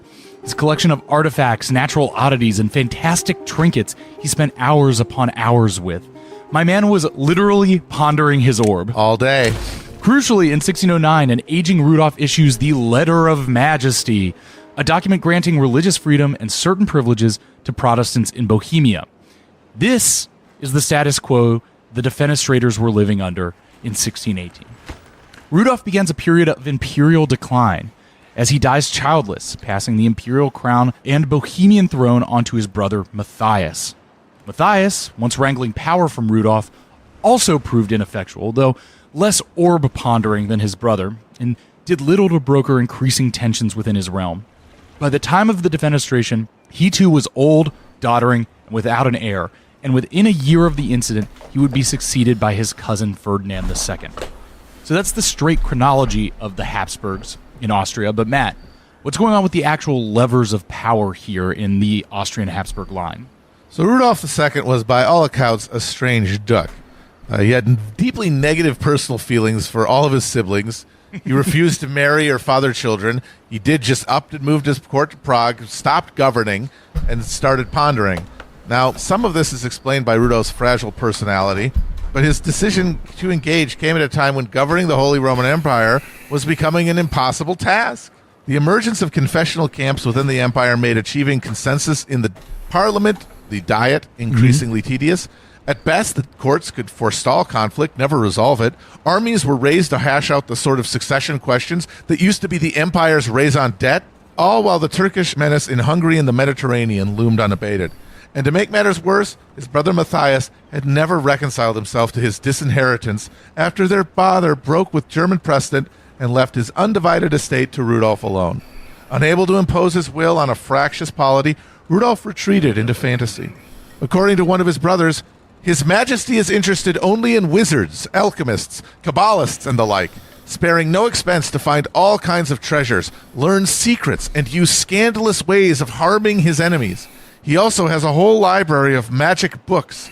He strives all the time to eliminate God completely, so he may in future serve a different master. Whatever supernatural aid Rudolf sought was unable to prevent Matthias from making enough promises to enough powerful people within the empire to force his brother into abdicating power to him. But Matthias soon found out that not all of the Austrian Habsburg struggles could be reduced to Rudolf's eccentricities. So one thing we can focus on from this period of the Habsburgs is the rising importance of Bohemia. The Habsburgs were attempting to make the elected crown of Bohemia as much a hereditary right as the elected crown of the Holy Roman Emperor was becoming. Of particular note about Bohemia was, not only was it the one kingdom contained within the empire, not only was that crown elected, but Bohemia's Protestant tradition was deeper than the rest of Germany's. As we went over in episode 1, Bohemia was the location of the Hussite heresy, or rebellion, or whatever you want to call it, the pre-Lutheran Reformation that had won the Bohemians some freedoms of religious practice way back in the 1430s, almost 200 years earlier.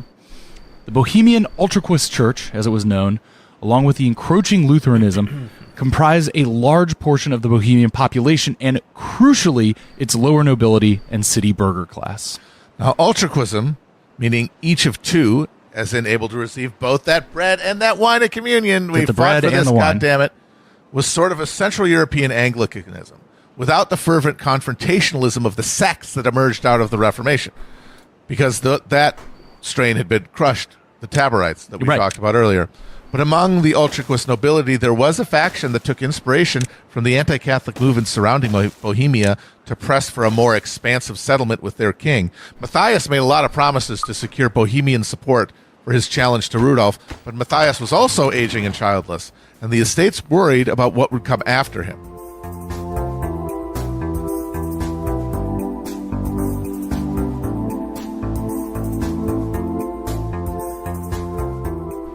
And so, into this fray is the rising star of Ferdinand II Habsburg. Ferdinand was educated by the Jesuits, who were basically the Catholic Marines of this era, fiercely focused spiritual warriors dedicated not just to stopping the spread of the Protestant mind virus, but outright eradication of its strain. Yeah, they were JSOC. Yeah. They were the operators. Yes, Big they were beards. the CIA within the Yeah. within the Roman Church. Yeah. Unlike the previous two Habsburg emperors, Ferdinand was relatively young. He was 40 in 1618. Virile, he would go on to have 7 children, ensuring the continuation of the Habsburg line, and at least somewhat capable. Before becoming emperor, he had reached a settlement with the Protestant Hungarians for religious toleration in exchange for being elected their king, a peace Matthias had failed in achieving. It's possible Ferdinand would have been down to keep a similar peace with the Bohemians had they not all decided to go sicko mode They really did. with the defenestration. But Matthias arranged for Ferdinand to be voted King of Bohemia in 1617, with Ferdinand's assurance he would respect the letter of majesty and the Protestant religious freedoms. And more politicking would get Ferdinand elected the Holy Roman Emperor on Matthias' death in 1619 by securing the support of the Protestant but cautious John George of Saxony, his own vote as the King of Bohemia, plus the 3 archbishops. But all of this is happening right around the time of the defenestration, so the security of these positions was immediately in jeopardy. And the timing of this is a little complicated. Yeah, like the It's defenestration happens after Ferdinand has been crowned king of Bohemia, but before he's become the been emperor. crowned Holy Roman Emperor. And the actual crowning of the emperor is also confusing because so he has his own vote as king, the vote of John George, plus the 3 Catholic archbishops. But he ends up getting a unanimous vote anyway because at a certain point it's like, well, he's going to win, and you don't Right, want to and be everybody seen votes as for him. voting against him. Yes. So even after what's going to happen next, the Palatinate Yes. votes for him as well. It's, Right, and so I believe at this point, they have not even officially kicked Ferdinand off the throne of Hungary yet. Yes. So it's all there's this period where things are very fluid. Yes. Then it solidifies into a outright rejection by Hungary of one line and an invitation to another. Right. So in the Protestant legend that would spring up during the war, the Bohemian defensors threw the king's representatives out the window because they were threatening religious liberty. Right. And that's certainly true. It was a demand to cease the construction of Protestant chapels on royal land that started the whole thing. But the danger of re-Catholicization wasn't just to souls. It was to the power and position of the Bohemian estates. Re-Catholicization meant Jesuits tempting the common people with parades and plays, but it also meant government positions in the bureaucracy going to Catholic nobles whose loyalty was to Rome and Vienna. With grain harvests drowning in the fields, military nobles being replaced by professional mercenary captains, and church offices abolished, government posts were the only guarantors of familial advancement. Ferdinand's coronation put the long-term position of the Bohemian Protestant nobility at risk. Count Thurn, the Star Wars-ass named noble who led the revolt, had lost a key post to Martinitz in the royal bureaucracy, who he would later have thrown out of a window. It's funny how those religious prerogatives and getting a good job. It is wild. Keep on lining up. It's wild. But that happened in 1617. Thurn loses a position to Martinitz, and that starts him down the road to organizing this revolt in defense of his prerogatives and, Right. and his family's line. And thanks to the concessions they had wrangled from Rudolf and Matthias during those guys' struggle for power, the estates had the institutional capacity to coordinate a response rather than allow their new king to dictate terms. The deteriorating agricultural conditions, the increasingly unstable monetary economy, and the attendant religious fanaticism provided the necessary motivation for the Bohemians to make a bold and dangerous play. The social technologies unleashed by print, the Reformation, and urbanization gave them the tools to do so and confidence that they could actually win. So, as soon as Ferdinand II steps into his roles as the King of Bohemia and the Holy Roman Emperor, everything starts to fall apart. And indeed, in August 1619, the Bohemian Diet, pushed into action by the bold public defiance of the defenestration, deposes Ferdinand as king. The Bohemian Diet is then tasked with the question of who should rule them. Whoever they offered the crown to would be the swing vote among the 7 electors of the empire. The other 6 were divided between 3 Protestant princes and 3 Catholic bishops. Anyone who accepted would immediately be inviting a military response from an emperor who couldn't let such a challenge go by while maintaining his authority. This meant that the field of potential candidates was extremely narrow. John George, the powerful Saxon elector, let it be known that he would not accept the crown, which takes us back to Heidelberg.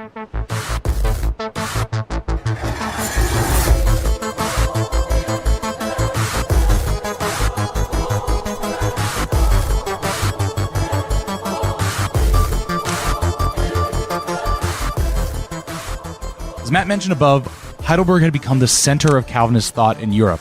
Just like Luther's Wittenberg a century earlier, had developed into an insane hothouse of ideology, all of it surrounding the young elector, Frederick V. Now, as the only Calvinist elector, Frederick was surrounded by courtiers, theologians, and diplomats from the leading edge of the most confrontation-minded of the Protestant sects of Europe. German Lutherans, by this point, had settled into a wary but stable accommodation with the emperor after their sect was legalized at Augsburg, and focused their energies on building the church on their lands, particularly in a massive program of state-funded school construction to spread literacy and the ability to appreciate Scripture to the peasantry. But political Calvinism had just been born in blood through massacre and persecution in France and the Low Countries, and the sword of annihilation still hung over their nascent gains. What was needed, these aspiring elect agreed, was a champion, a leader who could embody the role of Christ in the earthly battle against Antichrist. Henry IV famously decided that Paris was worth a mass. Elizabeth's successor, James I of England, the Sixth of Scotland, resisted further reforming his church or becoming the leader of a Protestant military bloc. The Dutch were reckoning with the end of the 12-year truce and a resumption of war with Spain. Frederick V, Elector of the Holy Roman Empire, stood alone as a potential Calvinist knight-errant. So Freddie starts getting the idea that he might be the Calvinist Messiah and begins to take his own cosmic purpose very seriously. At court masquerades, he dresses as Arminius, a hero of German legend who overthrew the Romans, and as the mythological Jason, who stole the Golden Fleece, which was now a symbol of the Habsburgs. Frederick was on a mission from God, because beyond just embracing the already radical edges of the Reformation through Calvinism, thanks to Christian Anhalt, Frederick was hooked up to some even heavier stuff. So not all the Calvinists who gravitated to Heidelberg University and the elector's court did so out of a devotion to predestination or hatred of church pews. That proto-Enlightenment occult intellectuals of Europe, the people who viewed the Bible not as the plain word of God, but as a coded transmission to be deciphered for the revelation of more profound natural truths, found Calvinist states amenable for a different reason. Calvinism rejected state authority over the church. In 1600, the Italian philosopher and occultist Giordano Bruno, who inspired a generation of free thinkers, was burned at the stake for heresy. Now, that was only possible because of the Catholic Church's ability to wield state power to enforce a religious and scientific orthodoxy. Now, members of Calvinist churches were eagle-eyed in looking for apostasy among their membership, but that meant they didn't always notice more esoteric challenges to Christian metaphysics. If mankind was to overcome the mental straitjackets imposed by the Catholic Church that held back human spiritual and intellectual progress, it would do so under a flag of spiritual and intellectual freedom, because only through the free flow of ideas could man finally be able to bring about a true revelation. Calvinist states, with their separation of church and state, were the only places in Europe such thinkers felt like they could make progress on this great intellectual work.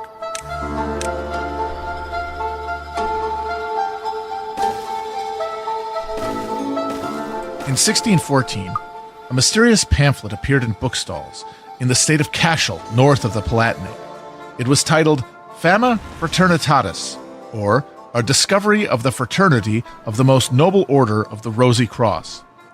There was no named author, Manuscript versions had been circulating among esoteric thinkers for years, but this was the first public announcement of the so-called Rosicrucian Brotherhood. The document purported to be the manifesto of a secret group of learned, godly men who were working towards the final perfection of the human race and the creation of heaven on earth. Their society was to be the Jedi to the Catholic Sith. Whereas the Jesuits sought to shroud Europe in the mists of superstition, the Rosicrucians aimed to shine a torch of enlightenment that would raise every person to their most exalted spiritual state. They lived secluded in a hidden city of light, where they devoted themselves to the free and open investigation of all scientific and spiritual ideas. Their immense learning meant they were able to cure all illnesses. They lived, quote, free from all disease and pain, but still ventured out to live in disguise among the common people, healing the sick and preparing the ground for their eventual unveiling. When that day came, quote, we do promise more gold than both the Indies bring to the King of Spain, for Europe is with child and will bring forth a strong child, who shall stand in need of a great Godfather's gift. The pamphlet also described sigils charged with occult meaning that could be understood only by the adept. The Fama was written in German as an announcement to the urban mass audience who had snatched up Luther's work. A year later, another pamphlet was published, this in Latin for a more learned, select audience. Within it were keys to unlocking the deeper symbolic truths that had been hidden in the first pamphlet. This new one was called Confessio Fraternitatis, or the Confession of the Laudable Fraternity of the Most Honorable Order of the Rosy Cross, written by all the learned of Europe. Wow, you really got all the learned for your All pamphlet? the damn learned of Europe wrote this motherfucker. God damn, that's a lot. It's like a fucking Wu-Tang album. We got everybody on this piece. The volume got more specific in its prophecy of a new general reformation of all divine and human things. In its a champion, that strong child written of in the Fama, nurtured by the great Godfather's gift of Rosicrucian teachings, would, with the cry of a lion, smash papal tyranny in Germany.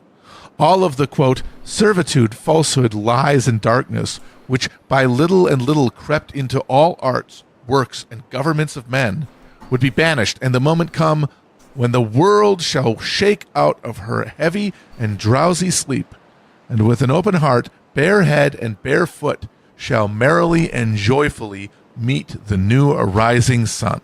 Patriots, these pamphlets assured, were in control. I don't know. Yes. You gotta come up with a name. man. Work ended by warning all dishonest men from attempting to contact the brothers who vowed to stay in hiding for 100 years, but left the door tantalizingly open for the pure of heart to seek out these secret teachers and join their I can ranks spell. to help them bring about the illumination I know, I of can spell mankind.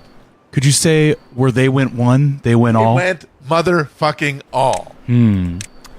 Rosicrucianism took its place among many esoteric and mystical philosophies gaining popularity in the day. Hermeticism, a philosophical system based on the writings supposedly from Hermes Trismegistus, the thrice blessed, The thrice blessed Hermes. a mashup of the Greek Hermes and the Egyptian god Thoth, had regained prominence in the Renaissance, emphasizing the unity of all and the existence of a single true theology discoverable through esoteric and scientific study. Hermeticism inflected the popularity of alchemy, and at this point many courts employed alchemists, and kings like Philip II engaged in it himself, and also astrology. No less than the great astronomer Johannes Kepler, court mathematician to the Austrian Habsburgs at the time, would complain of having to support himself ministering to astronomy's, quote, silly little daughter of astrology. Rudolf II obsessed over alchemy and employed figures like John Dee, the mathematician and occultist who advised Queen Elizabeth I in his pursuits of the Philosopher's Stone. As the currency crisis grew, the tantalizing promise of alchemists to pull precious specie out of common metals became an intense state pursuit across the corps of Europe. It was the DARPA, or skunk works, of its day. And, interestingly enough, while the pursuit was for the fantastical idea of turning lead into gold or whatever, these people did actually come up with many new innovations around these times. That's absolutely like you cannot take the alchemical pursuit away from the greater scientific revolutions of the time that brought about things like the new mining techniques. Exactly. That increased the ability to power a industrial economy and pull more specie from the ground, circulate the economy, and increase What? economic activity. And of course, this is a little later, but we got to bring up this guy. You would get real scientific discoveries from these fantastic pursuits, like Henning Brand, the German alchemist who discovered phosphorus by boiling hundreds of gallons of his own piss down to the He concentrated... also collected other people's piss. Give me your piss, man. Yep. It's for science. I need your piss. It's for science. And you know what? When the guy with the big-ass wizard hat comes to you and says, this is for science, you listen to him. Yes. He could turn you into a newt. Yes, give him your piss. So he boiled up so much piss that eventually it started glowing in the dark. And that's how phosphorus That's how we found phosphorus. The funny thing was that he recorded his methodology very meticulously, which, again, predecessor to a genuine scientific method. And later scientists looking at it were like, oh, he's skimming all these salts off the top of it. That's where the actual he's fucking up the thing. It could have gone much easier. He could have used much less piss. But like you see something like that, and it makes you realize these people weren't idiots for taking this stuff seriously, and for kings for employing alchemists. This motherfucker boiled piss, and now it's glowing in the dark. That's real. That's a real thing now. Yes. How are you? You couldn't make that happen. Yes. If he tells you why, if he's explaining to you why that happened, he's the one who did it. Why wouldn't you believe him? Exactly. But of course, this was all mixed into this melange of fantastical thinking, both true scientific pursuits and other things. Among those other things, ghosts were common occurrences reported with seriousness in the courts of Anhalt and Brandenburg. John Dee and Edward Kelly brought scrying and communing with angels into the courts of England and then into Central Europe. This is all very heady stuff. The same material that figures like Aleister Crowley would base their 20th century occultism on. And the boundary between these eras' scientific occultism and the apocalyptic Christianity of the Rosicrucians was thin to non-existent. So in the fall of 1618, between the defenestration and Ferdinand's deposition as king of Bohemia, a comet appeared in the skies above central Germany. It became the focus of much speculation from the learned and common folk alike. It was clearly a message from God, but of what? The grist for a supernatural understanding of the world, natural signs, astrology, demonic and angelic possession, were subject to the same written analysis as the proto-science of alchemy and the numerological decoding of the mystical Jewish Kabbalah. Any literate European could read the works of occultists, Paracelsian medical scientists, and alchemists, all grasping to understand the same questions, but without a shared heuristic of understanding. Secret truths seemed tantalizingly close. The Rosicrucian manifestos inspired uncounted copycats, secret societies of people who imagined that they could make contact with the brothers by imitating them, or failing that, embodying them instead. In Heidelberg, the references to a German lion, the lion was the heraldic symbol of the Palatinate, bringing about a redemption of Christendom could not be ignored. It's unknown if the manifestos were written as propaganda for the grand project of Wittelsbach expansion, or as a prod by sympathizers to encourage the project to fruition, or as a prank by restless, frustrated minds seeking to immanentize the eschaton through force of will. No matter what the motivation was, the result was that many of those who might have otherwise resisted provoking of confrontation with the emperor found themselves carried away by this reassurance of ultimate victory. The same printing press that had brought them the good news of evangelical salvation also brought them the good news of the triumph of the lion over the Habsburg eagle.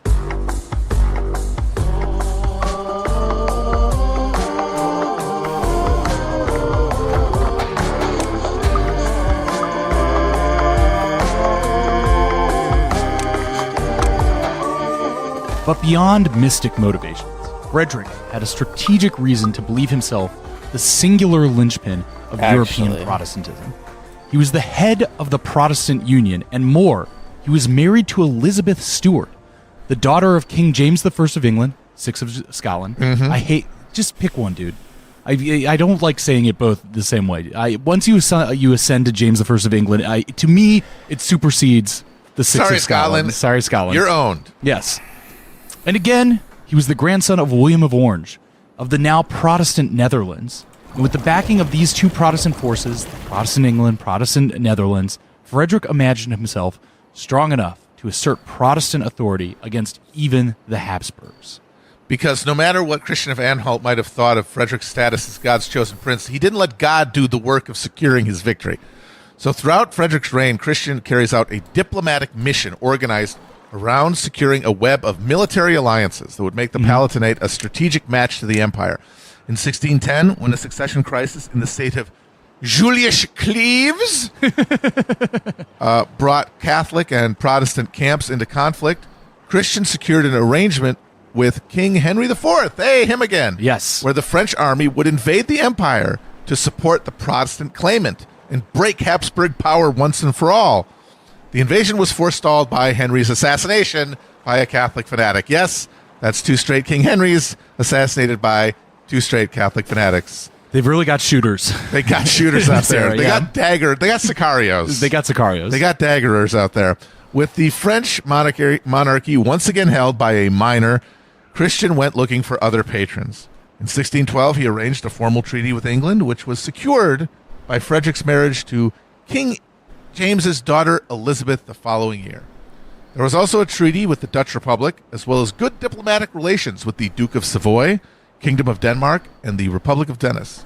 By the time of the Bohemian crisis, Christian and Frederick felt confident that in any war with the empire, they could depend on the material support of every major Protestant state, more than enough to secure the throne in Prague, and maybe, eventually, give them a chance to finally make that empire holy again. Make the empire holy again. Make the empire holy again. Get that Roman out of there, first of all. Yeah, Miha. And so, with this cosmic gumbo of divine purpose and continental strategy simmering in Frederick's court, we return to the Bohemians. Over the course of 1618 and 19, the Bohemians courted both James I of England and the Elector of Saxony as potential kings, but both were at least disinterested, if not outright offended at the idea of putting themselves up against the Habsburgs. In the summer of 1618, Frederick sent a mercenary force commanded by Ernst von Mansfeld to reinforce the Bohemians, and after a siege, Mansfeld was able to topple the Catholic stronghold of Pilsen in November, leaving the Protestants in total control of Bohemia.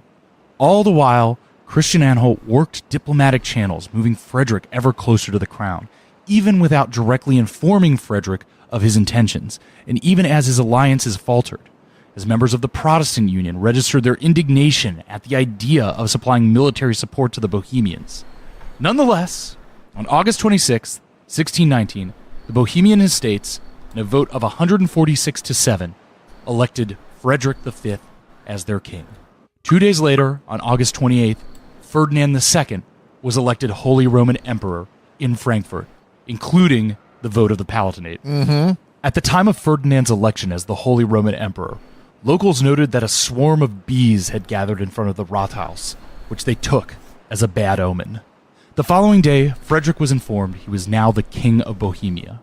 Quote, "It is a divine calling which I must not disobey." Frederick wrote to his uncle, the Duke of Bouillon, "My only end is to serve God and his church." He accepted the crown. Now, in June, the Bohemian revolt leader, Count Thurn, had led an army of 10,000 into Austria, gambling that bold action would catch the Habsburgs unawares and allow him to take Vienna. This would rally support in Moravia, which was to the east of Bohemia and which was currently in revolt. Now, the army laid siege to the city, and for a moment, the entire war looked like it hung in the balance.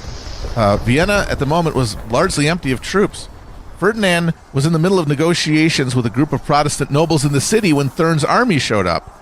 That got the nobles all hot and bothered, and they attempted to seize the president's person. Ferdinand had to flee to hide in a chapel and was only rescued by the timely arrival of 5 companies of arquebusiers. The timely arrival of 5 companies of arquebusiers. That's the kind of phrase that I wanted to do this whole series for. This is the reason you talk about this stuff, folks. The Baroque period, we love it. The 5 companies of arquebusiers. At no other time in history are you going to have 5 companies of arquebusiers deciding anything. Yes. But soon reinforcements made it through the haphazard siege lines. The students of Vienna's universities were mobilized into service, and Catholic backs were stiffened. Thurn, in his rush, had neglected to bring siege cannons, and the expected citizen rebellion that would have delivered Vienna to him never materialized. So, on June 12th, Thurn's exposed army lifted their siege and marched north. Now, the effect in Vienna was to convince the Catholics of the city that the Protestant nobles were traitors in league with the foreign army. Protestant leaders had to flee the city and raise troops on their own lands. Now, in October, Frederick and his pregnant wife, Elizabeth, began the journey from Heidelberg to Prague in a 153 wagon train. He met a 1,000-man army commanded by Christian Anhalt along the way and entered Prague at the end of the month. He was greeted by cheering crowds, 400 leading citizens clad in the dress of their Hussite revolutionary forebears. Coins minted to commemorate the occasion declared Frederick king by the grace of God and the estates, reminding him who is boss. Yes. In December, Elizabeth gave birth to a son named Ruprecht, after the only Palatinate Wittelsbach to ever be crowned king of the Romans. But the Palatinate Calvinists didn't wait long to start alienating the locals. Frederick's court theologian Abraham Scultetus Love that viewed name. ultraquism as not much better than Catholicism and began a campaign of iconoclasm in the city that provoked outrage among Prague's citizens. The people were able to prevent Scultetus's fervent students from removing religious statues from the Charles Bridge, but on Christmas, Calvinists broke into St. Vitus's Cathedral to smash windows, slash paintings, and dig up saints' tombs.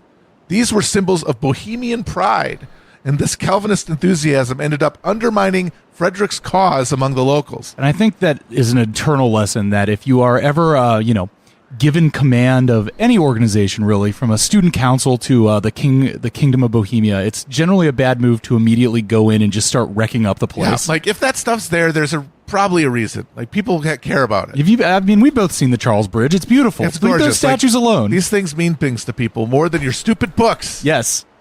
International support proved much thinner than Christian and Frederick had anticipated. James I of England found himself, quote, most afflicted by his son-in-law's decision to take the Bohemian crown. He may have signed a treaty with the Palatinate and married his daughter to Frederick, but that wasn't because he sought a role of Protestant kingmaker. He was in the process of arranging a marriage to a Spanish princess for his son and heir Charles. James's goal was to pursue power and influence for England as a peacemaking intermediary between the two confessional blocs, the thing that the Holy Roman Emperor could no longer accomplish. Right. James sent a diplomatic mission to broker an agreement that the situation had now rendered impossible.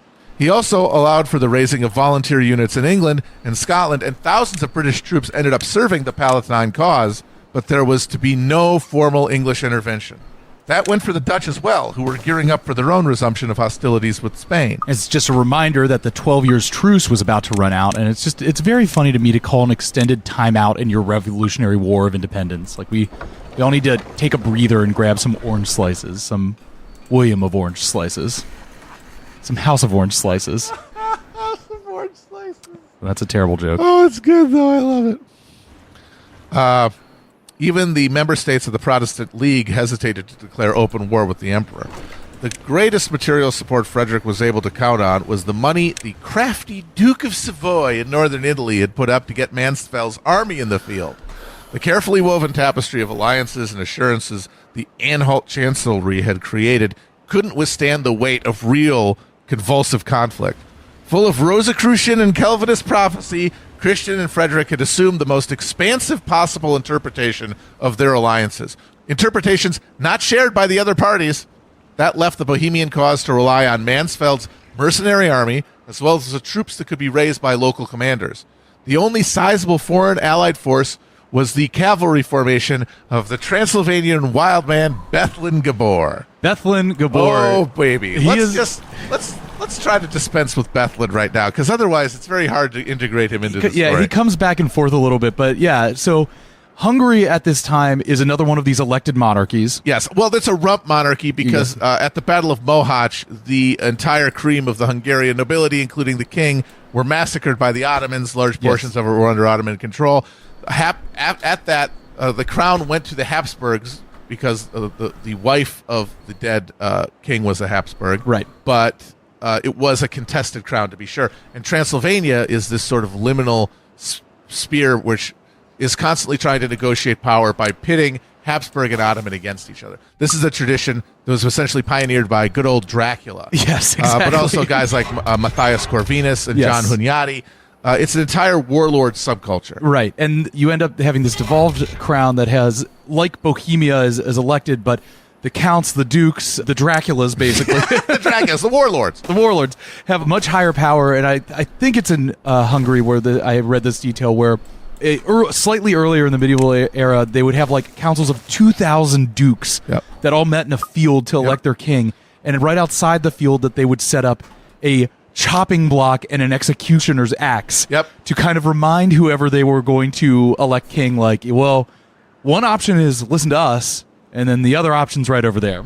Across the European continent, as you go east, you see a greater and greater power to the magnates and local rulers, less and less concentrated royal power. Also, lower and lower level of economic development, lower resources, places that were still stuck in an agricultural economy based almost entirely on peasant surpluses and the sale of peasant surpluses, as opposed to the more advanced trade networks of Western Europe. And that meant weaker monarchies, stronger principalities, and in the marginal regions where authority broke down, the emergence of these essential bandit kingdoms, these warlords, and the kingdom of Hungary becomes basically a plaything of these figures. And during this period, Bethlen Gabor is a by now Calvinist because in the place, we actually haven't talked about it yet, and we'll talk about it more in future episodes, but the Reformation hits Eastern Europe pretty hard because there's so much less of a powerful authority, a royal authority to assert religious orthodoxy. Right. So there's more experimentation, and so you see a big blooming of the Reformation in Poland and in Eastern Europe. And part of that means that in Transylvania, in Hungary, you see Calvinist nobles, and Bethlen Gabor is one. And he spends the entire war allying at separate times with the different Protestant unions, and in failed coordination with them, organizing cavalry invasions of the underbelly, the soft underbelly of the Habsburg land. He's kind of a Leroy Jenkins figure. Yes, exactly. Leroy Jenkins on him not to do anything, but he'll just into show up Moravia, into northern Hungary, into the place that's already sort of a weak point because it's near the Protestant, or it's near the Ottoman hinterlands. But he is never able to coordinate an extended campaign. His troops always end up just going home. So he ends showing up late, leaving early. Exactly. So he always ends up getting to a position where he can negotiate a better deal with the empire, a recognition of his claim to the throne and a subsidy or something. And he gets it over and over again. And as a result, is never able to be a decisive element in the war at all. He does help distract the empire at several crucial points, but he is never able to be coordinated in his actions with anybody else. So you have this cycle of invasions by these Transylvanian horse lords, these Dothraki, into Mittel Europa there, but they always end up sort of dispersing into another deal with the empire. So that's Bethlen Gabor. Yeah. He's Dracula. Folks, he's Dracula.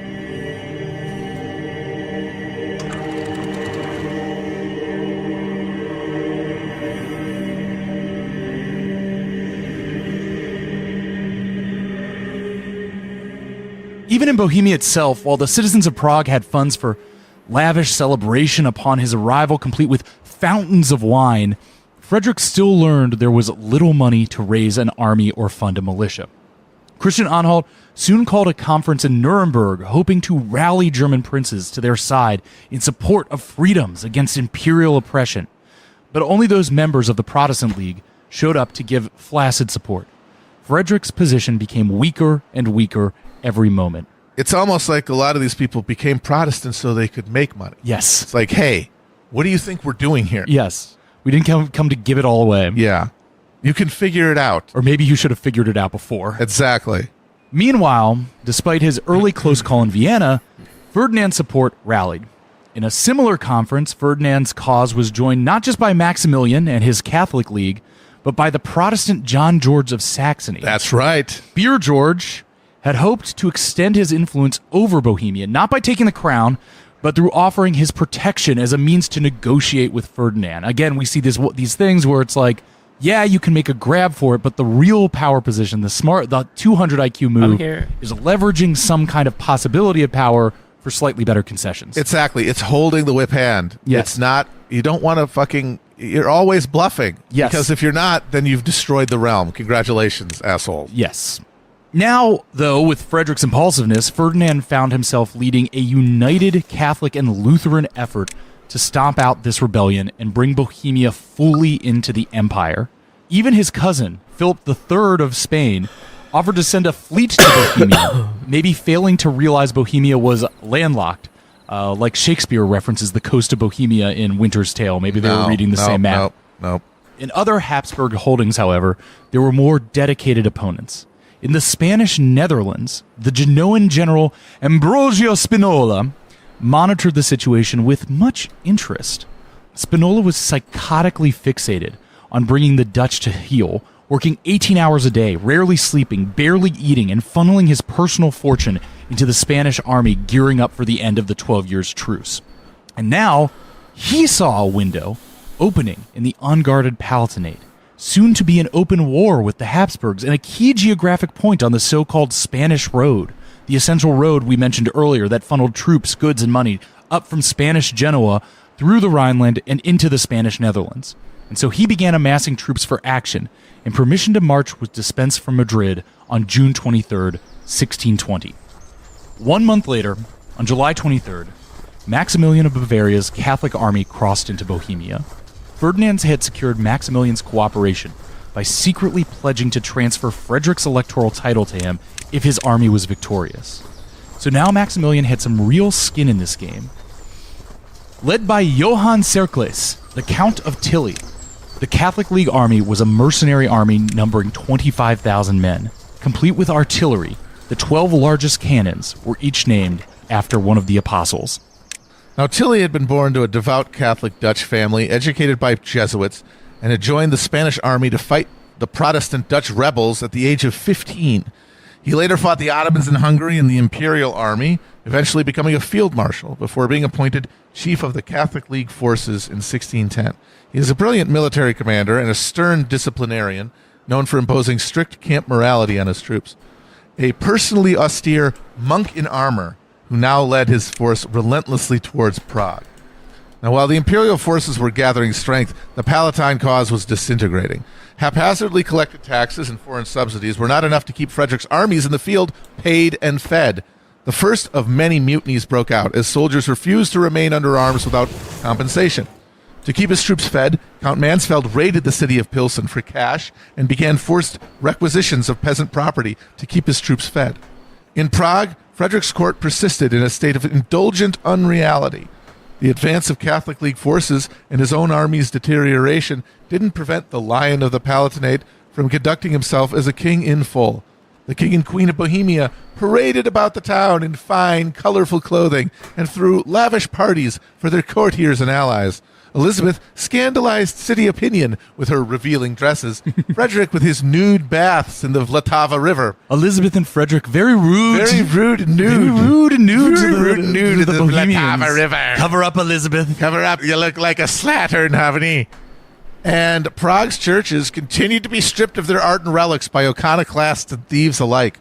Having surrendered the military initiative, the Palatines were frozen in place, left to await the judgment of God on the righteousness of their cause. Through the cold autumn of 1620, Maximilian's army moved towards Prague, with Christian Anhalt organizing a defense. On the foggy morning of November 8th, Christian's army had taken position on White Hill, outside the city, as the forces of Tilly rallied below. Troops from Bethlen Gabor, whose army had been raiding the countryside, reinforced them in the early morning. Though Anhalt would later claim the Bohemians were outnumbered 2-1, both armies probably numbered around 20,000 men. Below, the forces of Maximilian and Tilly were joined by Charles Bucquoy, general from the Spanish Netherlands.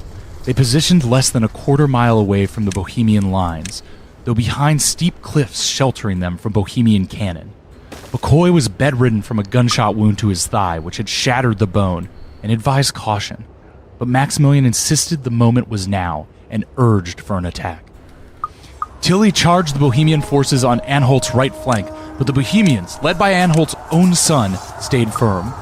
Anhalt was convinced the Imperials wouldn't risk a direct attack on his higher ground until a cannon barrage aimed directly at the center line gave cover for a direct charge. The Bohemian center, made up of underpaid conscripts led by a handful of German mercenary captains, faltered. They were urged to keep their line at sword point, even as Gabor's disorganized horsemen on the left flank dissolved and fled towards the river. In this moment, Bucquoy rallied from his bed, called for his horse, and led a reinforcing charge into the center. Christian's son fell. The flanks dissolved. The center broke and fled. Imperialists soon captured King Frederick's banner and the entirety of the Bohemian artillery. Back in Prague, Frederick's first indication that a battle had even occurred was the sight of his battered troops fleeing back into the city. Soon Christian Anhalt arrived. For all his schemes, his continent-spanning vision, his prophetic dreams of messianic triumph and a new heaven on earth, he had only one last piece of advice. We must flee. Frederick and his court made for the Netherlands, where they ended up living in genteel poverty at the sufferance of the Dutch stadtholders.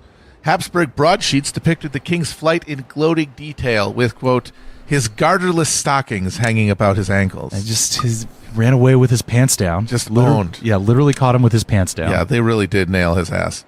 Ferdinand's conquest of Bohemia and later occupation of the Palatinate provided an opportunity to extend imperial power in ways that would have been unimaginable before the war. The letter of majesty signed by Rudolf was revoked, prescribing Protestantism in the kingdom. Rebel lands were confiscated, titles of nobility were dispensed to Habsburg loyalists, and the formal structures of governance were replaced by the extension of the Habsburg patronage network. In Prague, the emperor was left with the question of what to do with the defenestrators. A list of 82 prominent rebels was drawn up. Some of them had died or wisely fled before the arrival of imperial forces. 2 were extradited from Saxony by Elector John George, still annoyed at the Bohemians for causing such a pointless fuss. After a 2-month trial, 32 men were sentenced to death for treason, with their tongues and hands to be chopped off before death. For their part, the defenestrates urged leniency, and a few rebels had their sentences commuted by Ferdinand. But on the 3rd anniversary of the defenestration, he signed 28 death warrants. Then, on June 21st, in advance of the emperor's triumphant march into Prague, 3 commoners were hanged, along with the corpse of 1 prisoner who had committed suicide in custody. I love that they still hung that guy. Gotta do it. And the rest beheaded in an all-day affair that wore through 4 axe heads. In his infinite mercy, Ferdinand ordered that only one of the condemned actually had to have their tongue removed, the rector of Prague University, who had given a public speech in praise of Frederick. 12 heads, 2 hands, and the tongue were placed above the city gates. It was the first of many overreaches by Ferdinand. The citizens of Prague, who had until that point largely blamed the defenestrators for unleashing the violence, turned against the emperor. Frederick's defeat in Bohemia was swift and total. He would forever be remembered as the Winter King for his short, sad rule. It would seem that this whole mess could have been a footnote in Reformation history, the Winter's War or the Bohemian Revolt. But it is not that. It is the 30 Years' War, because we are left with some critically loose threads. First, there was the Paladin Mansfield. In winter 1620, Mansfield still commanded a huge mercenary force, and more than just a military commander, he was effectively a head of a mobile state. His officers had servants, various children kidnapped for ransom, gunners and their wives, and attendants, and men to carry all the booty, merchants, medics, and so on. And everyone had women. In standing mercenary armies of this size at this time, there were 6 or 7 children born every week. Mansfield found himself landless, patronless, and with a price of $300,000 on his head. His only source of power was keeping his army in the field and dangerous. Once Frederick was posted up with the Dutch, Mansfeld began courting them and his old boss to retain his services. Though, perhaps, if he could only make himself seem dangerous enough, his old enemies would simply come along with a higher bid. Yeah, seriously, open to all offers. Yes. Also, there was Maximilian of Bavaria, now occupying Habsburg lands in Upper Austria as a kind of security deposit, an assurance that Ferdinand II would honor his war debt. The thing was, Ferdinand was never very liquid as a leader, and with Bohemia, one of the Austrian Habsburgs' biggest sources of revenue now in ruins, he was all but broke. Furthermore, Ferdinand's promise of Frederick's electoral crown to Maximilian would require consent of the other electoral princes. And while the Protestant princes had flinched at the call to support Frederick militarily, stripping him of his crown and putting him under order of imperial ban was again an affront to their independence and privileges, another caustic sign of imperial overreach. And on January 29th, 1621, Ferdinand did put Frederick under that imperial ban. Finally, there was the matter of Spanish troops under Spinola continuing to occupy the Palatinate and the Rhineland. If the war was over, why did this foreign force remain? The collapse of the Protestant cause in Bohemia shifted eyes across Europe back onto the Habsburgs, both Spanish and Austrian. Would their power be uncontested now that the temporary justification for incursion against the Bohemians had ended? At The Hague, less than a week after the 12 years truce between the Dutch and Spanish ended, Frederick and his wife were welcomed as if they were still the reigning monarchs of Bohemia. Mansfeld was courted for a renewed contract, and a new front in the conflict began to emerge.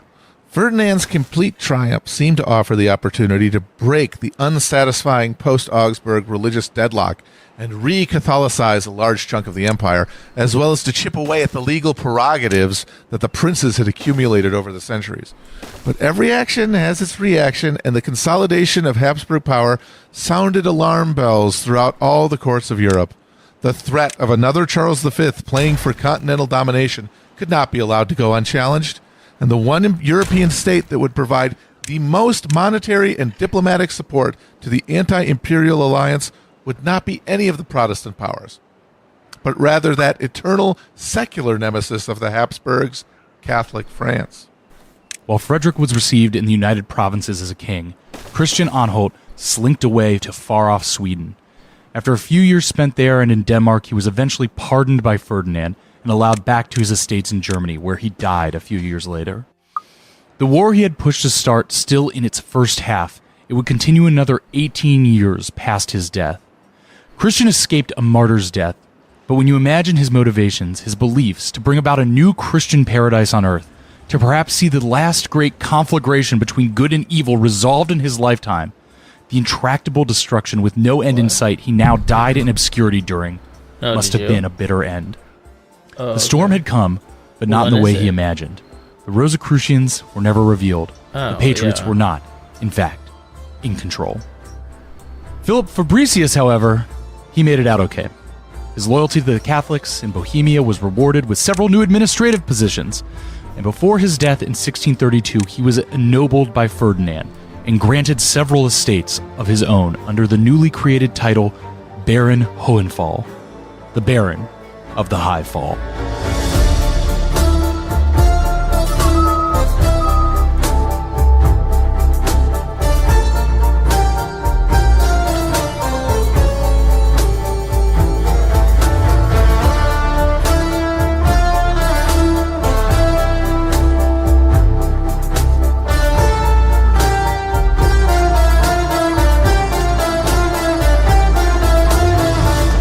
Hell on Earth is written by Matt Chrisman and Chris Wade. It's produced by me, Chris Wade, with editing from our co-producer, Nick Quaz.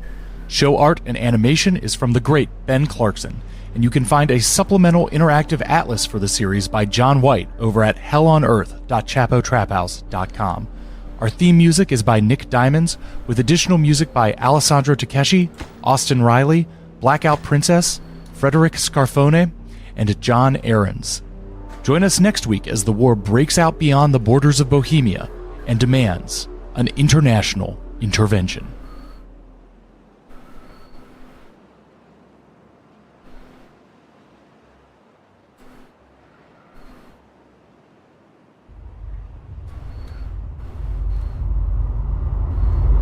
It's late April, 1622. And 18 months have passed since the disastrous defeat of the Protestant forces of Frederick V at White Mountain. Frederick and his wife Elizabeth were safely ensconced in The Hague. At least that's what Ernst von Mansfeld, the Elector's mercenary commander, believed. Mansfeld was busy at his camp in the Palatinate attempting to secure a better offer from Frederick's enemies to bring his army over to the imperial side. When suddenly, unexpectedly, Frederick V, who had slipped out of The Hague in disguise a few days earlier, appeared in camp, telling Mansfeld to ready his troops. The Elector had remarkably put together a new coalition to move on the Spanish forces still occupying northwestern Germany, including the young, scrappy, and impetuous Prince Christian of Brunswick and the older and wearier George Frederick, Margrave of Baden. One can imagine Mansfeld quickly unspooling some maps over his many letters asking, "How much is my army worth to you?" to various Catholic princes as Frederick strides into his tent with like a fake mustache and a wig on. The Margrave's troops were prepared to move northeast across the Neckar River to link up with Mansfeld. Prince Christian had been coming south, loaded with booty he had secured by melting down reliquaries from Catholic churches and from ransom he had scared out of villagers, spreading letters marked "Fire, Fire, Blood, Blood" among the terrified peasants demanding money from them. The idea was to link the three armies, finally pay the goddamn troops with Christian's plunder, then turn and push the Spanish back into the Netherlands. The Margrave thought he could outrun the combined Spanish troops of Count Tilly and General Cordoba, but on May 6th, the two armies encountered each other at the village of Wimpvam and set up lines. Through the early morning, the two sides made indecisive attacks on each other, with the Margrave appearing to have the upper hand due to some well-placed and well-commanded artillery pieces, keeping the exhausted Spanish at bay. Just as the Spanish line seemed ready to break, an amazed and supposedly speechless from birth in until this moment Spanish soldier pointed to the sky and screamed, "Victory! Victory!" as the white, ghostly image of the Virgin Mary appeared above the Protestants, and their line began to waver and break. Now, what actually happened was that a random shot had managed to hit Margrave George Frederick's powder magazine, blowing his artillery up in a spectacular explosion and causing the disorder and eventual retreat of the Protestant line. The apparition of the Virgin was seen in the cloud of white smoke from the...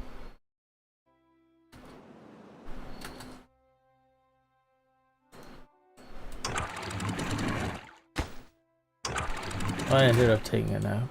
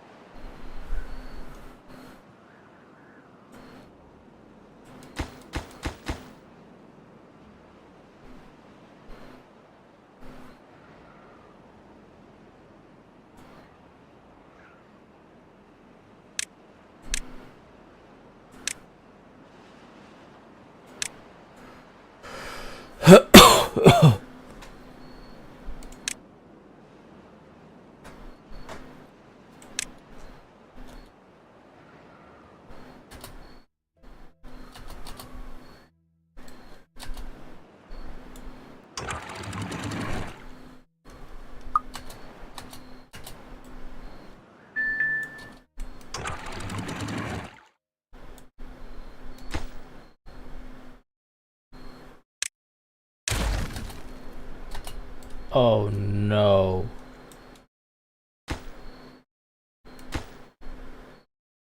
Oh, this is gonna cripple. Cripple.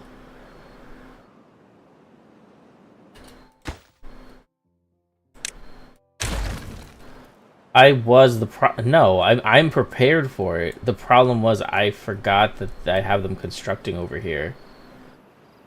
So now, like, they're all fucking poisoned. Okay, yo.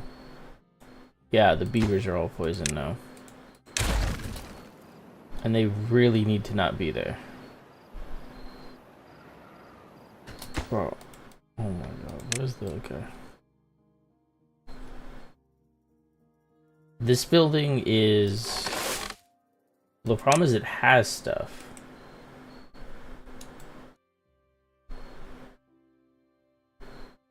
Yeah, I'm not sure why it's underwater, but it is underwater.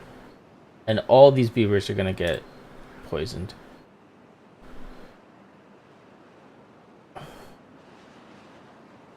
Yeah. No. I'm not, it's just the flow is so heavy that it's overflowing. So I'm not sure why it's that heavy.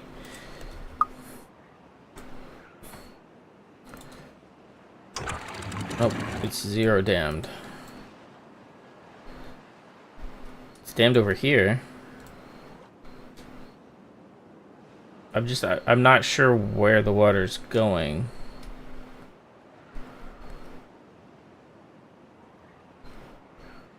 Yeah.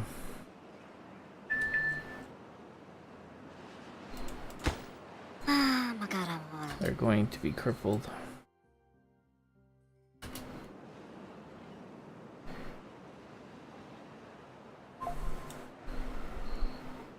It takes like a day, yeah.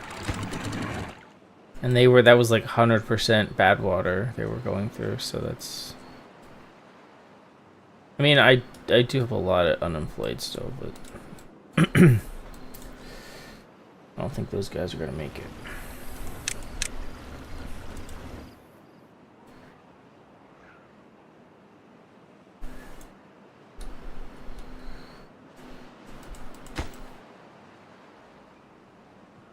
What's wrong with this?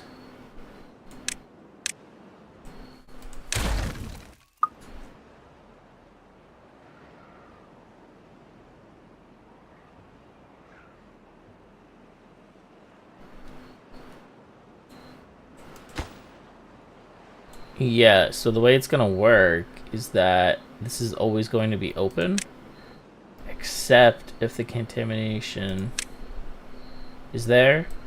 So in theory, what the plan is that the good water will flow directly through, and then the second that bad water comes, it'll just literally just flow back over. That's how it should work. So we'll see.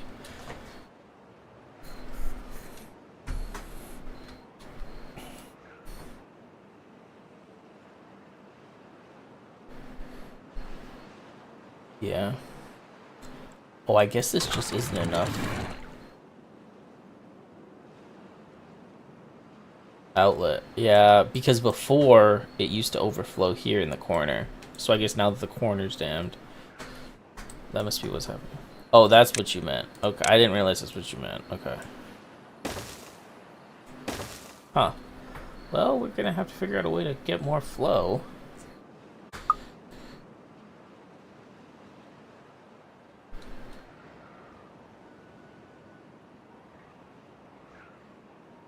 Yeah, I mean, that's what's going to end up happening. But I mean, also, once this is done up here, then none of this matters, so... The water's probably going to do the same... Oh no, the water can go through here.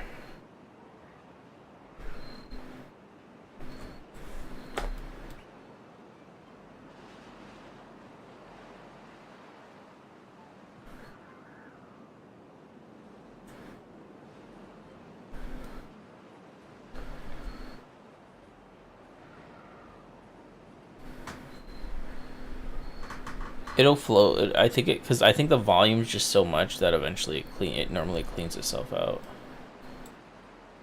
Hopefully.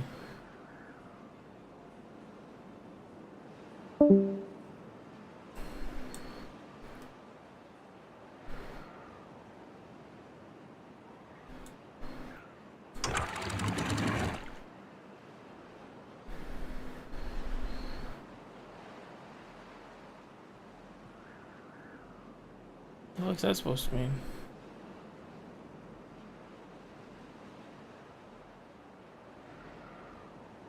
Okay, well, just let's see what happens here.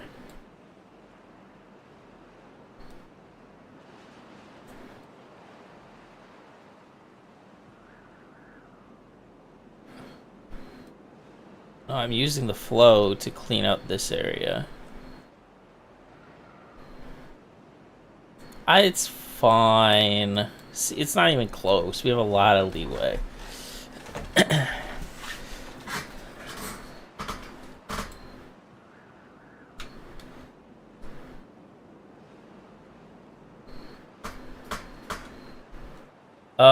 I mean, probably, but once I don't think I'm gonna bother with it because,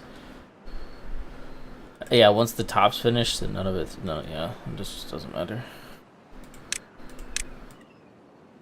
That was the original plan for the dam, but they shouldn't be working on it anymore.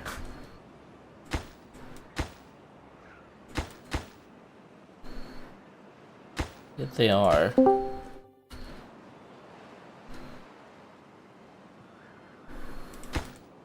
How much is this? So each one's 5.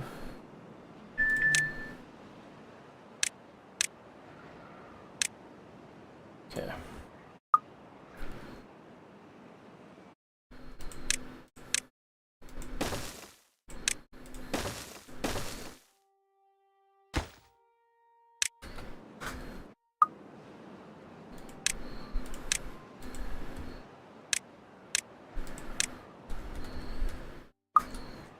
Amazing.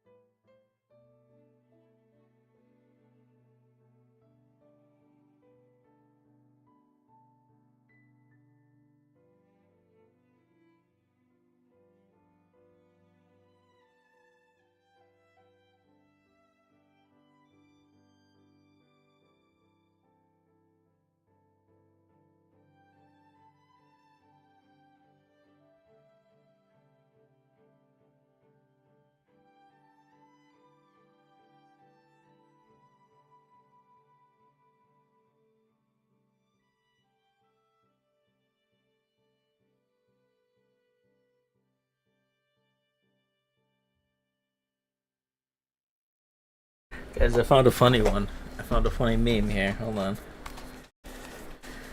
I'm gonna send it to you guys. I wasn't here. I just got back. Oh my gosh.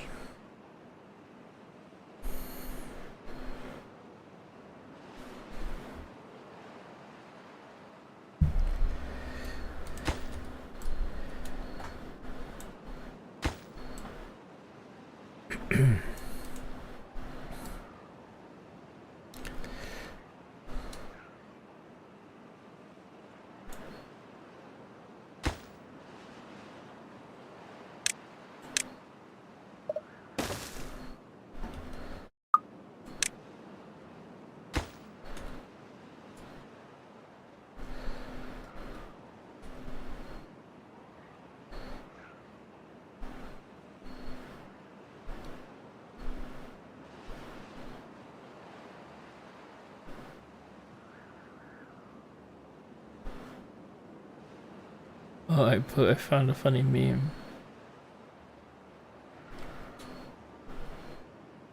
In my war room. Are those your fires? Oh.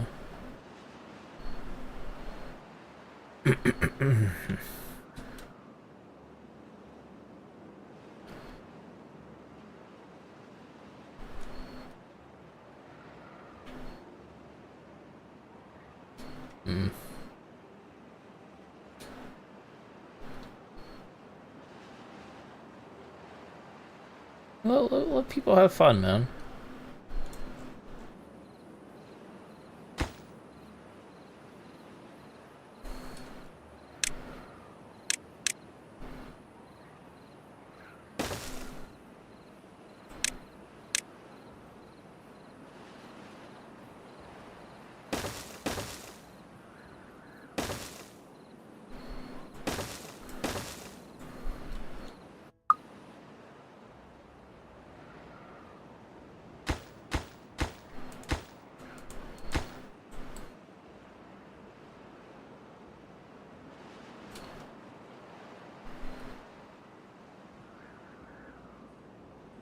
Yeah.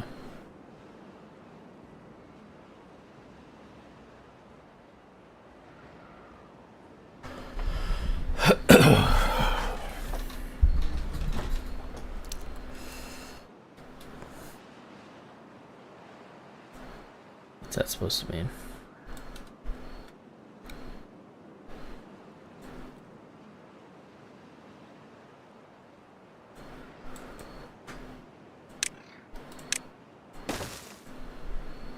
Says you.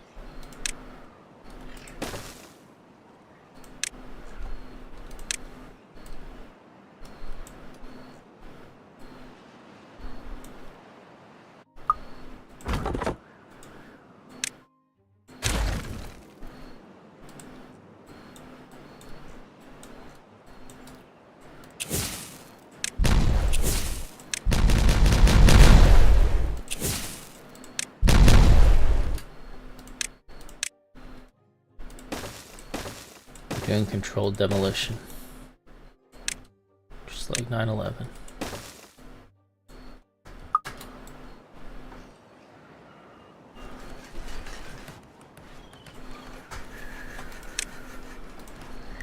It's a pleasure palace. They're gonna like this.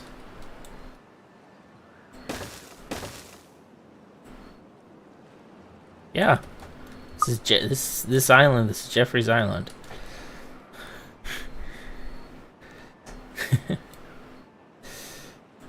Two, three, four.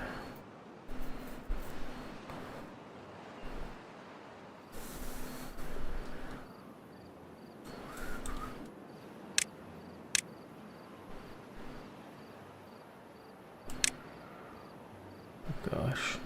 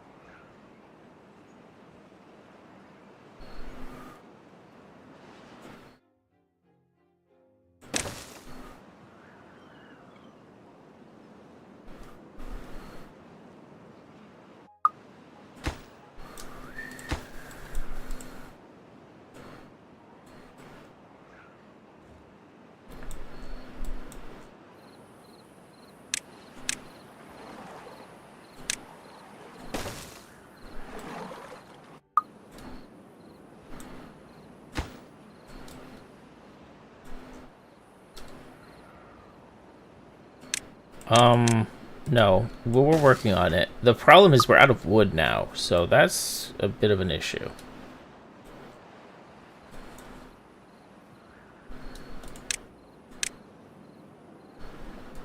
What? Well, I did again today, so...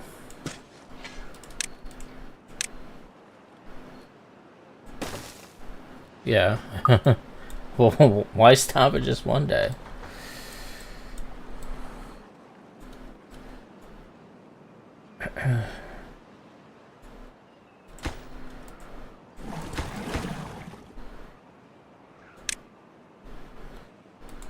Oh god, this is a fucking problem.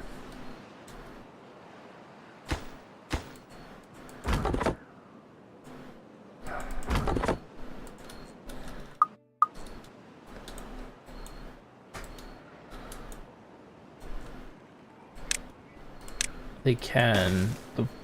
The bigger problem is I don't have enough beavers to work the fucking work camps.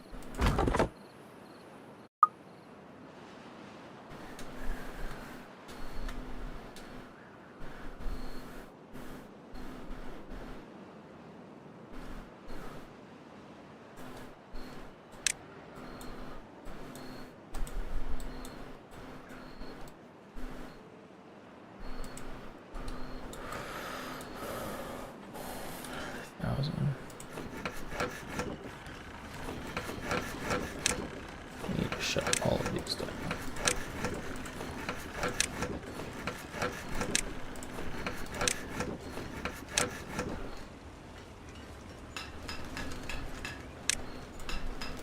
They don't have enough wood to work them anymore.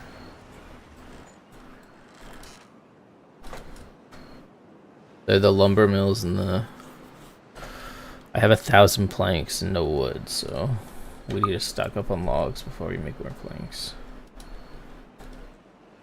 But I don't know about luck. I'm not sure luck was involved in this, but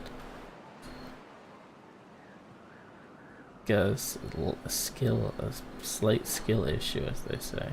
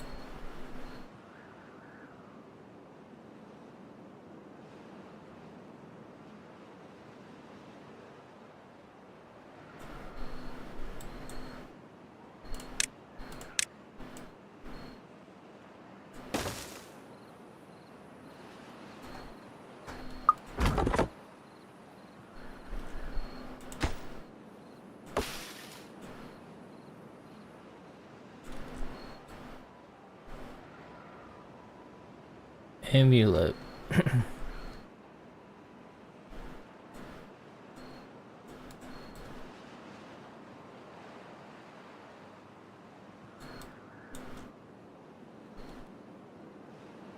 Bro, that was on you guys. I was right about that.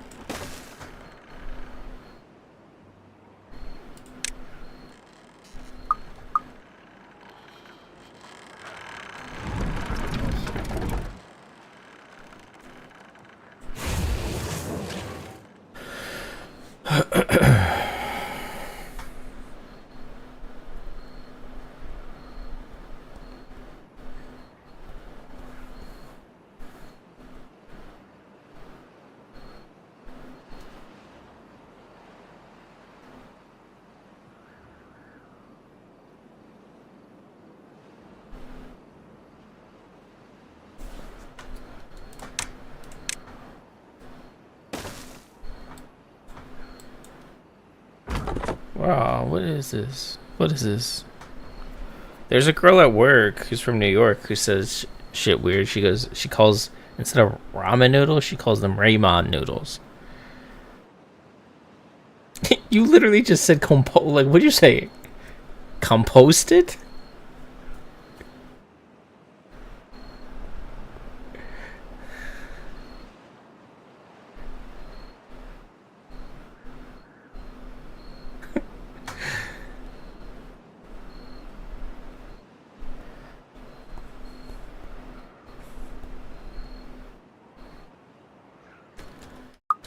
Spoken like a true honker.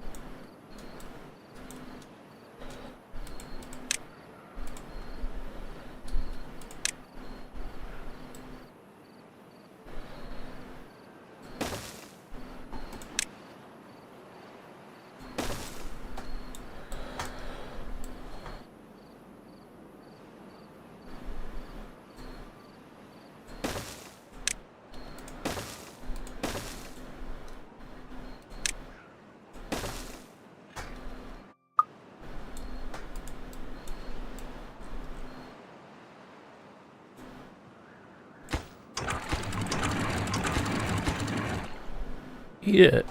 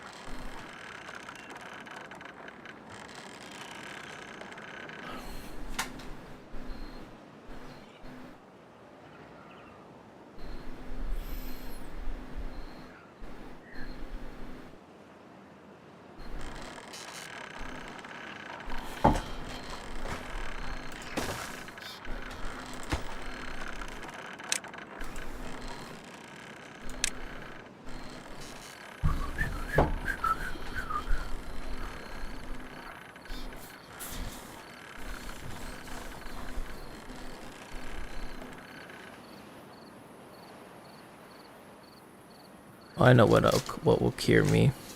My brother got me some chocolate.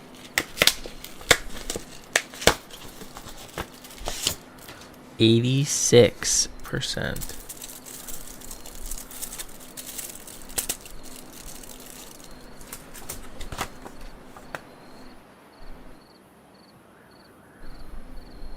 In the entire package, 10 grams.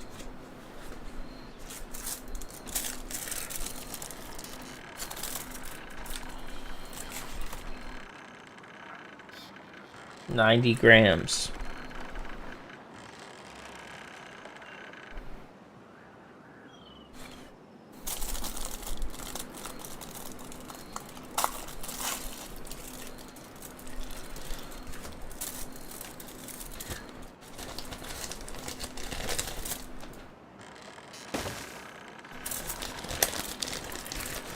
What brand did you get? That's that. What is it?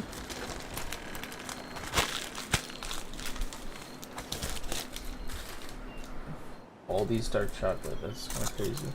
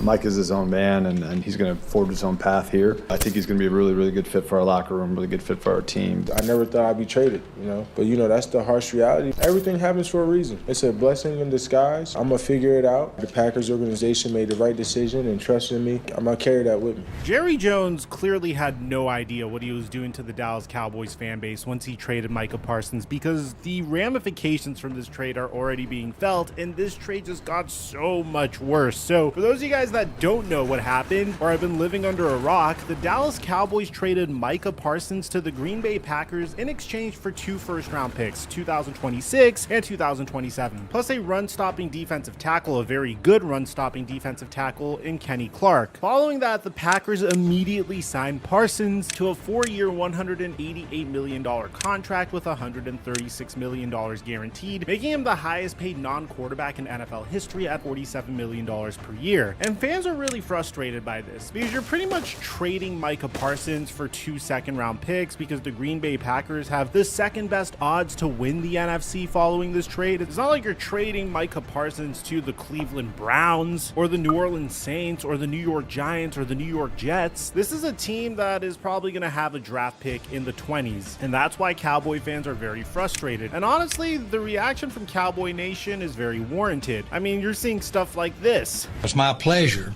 to introduce you to the Dallas Cowboys' newest player. Well, great to have you, and we're going to step up and do. Back in '82, I used to be able to throw a pigskin quarter mile. Are you serious? I'm dead serious.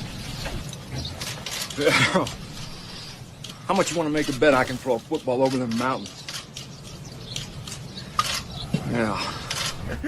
NFL season's around the corner, and Dak Prescott just needs 1 passing yard in order for his square to hit. Guys, you can sign up with my promo code microphone to get a free $50 in lineups when you play $5 or more on Prize Picks. Once you get that, use $25 on this lineup here to make $131. I've already been making picks so I can snipe the best lines early on. And in this case, I'm pairing Dak Prescott to get 1 passing yard, which is a free square, with Kyren Williams getting a touchdown at any point and Justin Jefferson scoring a touchdown versus the Chicago Bears. On top of that, if you want more plays, I've created an incredible Discord community of experts in the WAP link in the description down below. And thank you, Prize Picks, for today's sponsor. Yeah, I honestly give a lot of credit to social media for the way they're roasting Jerry. And by the way, they're not just roasting Jerry, they're roasting Jerry to his face. Look at what Eagles fans said to Jerry Jones just the other day. Keep doing what you're doing, Jerry. We love you in Philly.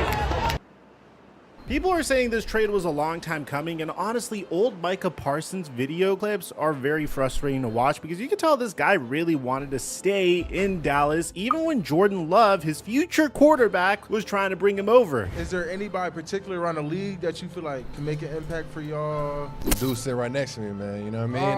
That'd be pretty cool.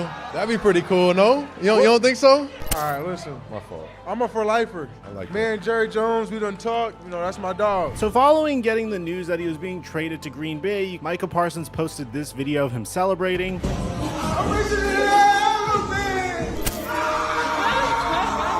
But in his introductory interview, it really seemed like he did not want to leave. I never thought I'd be traded, but that's the harsh reality. I got kids, I got, a house, I got family that all moved down for me. And it's a change, right? I don't know what to expect. I never had seen anything outside of Dallas. And, you know, Dallas is pretty nice itself. You know, I wish things didn't have to be like this. And a lot of this doesn't make sense. I mean, when you ask Cowboys head coach Brian Schottenheimer, yes, the same guy who many people questioned when he got hired, he came out and said that this decision was unanimous. Unanimous. Let that sink in. And by the way, this is a word you're going to hear a lot. It was a unanimous decision to make this deal today? Yes. Who was involved in that process?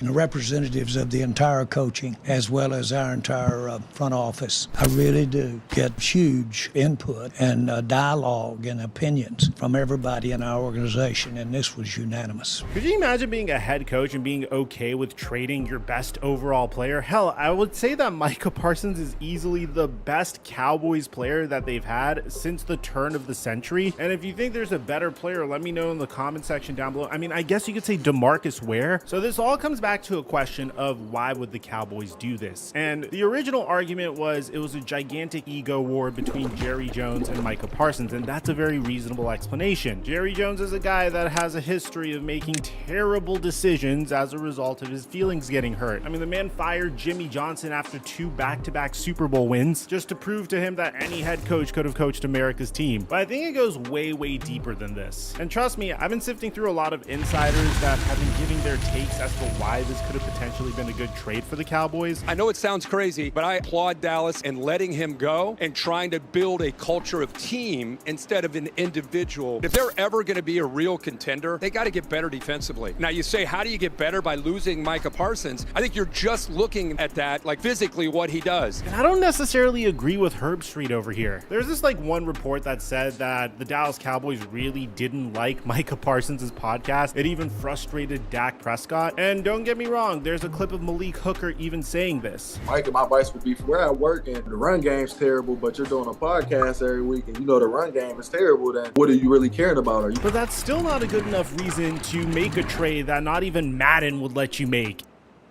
Meanwhile, Osa Odighizuwa doesn't seem to be that frustrated by this trade. Got a little bit of familiarity with Kenny Clark. What are your thoughts? I'm excited. I know he's a baller, so I know he's going to be able to help our defense a lot. So let's talk about this because I think this is one of the most fascinating trades I've ever seen. I mean, Micah Parsons just got traded to the Green Bay Packers. Wisconsin has a top marginal tax rate of 7.65% for high earners, meaning for someone that's making $47 million per year, that's going to cost Parsons roughly $3.6 million annually in state taxes alone. So over the life of his 4-year deal, we're talking about potentially 14 to 15 million in state taxes that he wouldn't have had to pay in Dallas. But here's the thing, Parsons is still making way more money than he would have with the Cowboys. Even after accounting for Wisconsin state income tax, he's still coming out ahead by about $30 to $35 million over the life of the contract compared to what Dallas was reportedly offering. Sometimes you've got to pay more in taxes when you're making generational wealth. And here's another factor at play here with the tax system. NFL players pay state income tax for every game they play in a state that has income tax. So when Parsons was with the Cowboys, he was already paying state income taxes for road games in places like California, New York, and yes, Wisconsin. The difference now is that he'll be paying Wisconsin taxes for his home games as well. So the argument that Micah Parsons is technically making the same amount of money as he would have with the Dallas Cowboys $40.5 million contract is definitely not valid here. However, what is valid is the fact that he has mentioned that he was willing to take a pay cut with the Cowboys in the past, and I don't think he's being transparent with us when he says that money wasn't a huge influencing factor in his decision.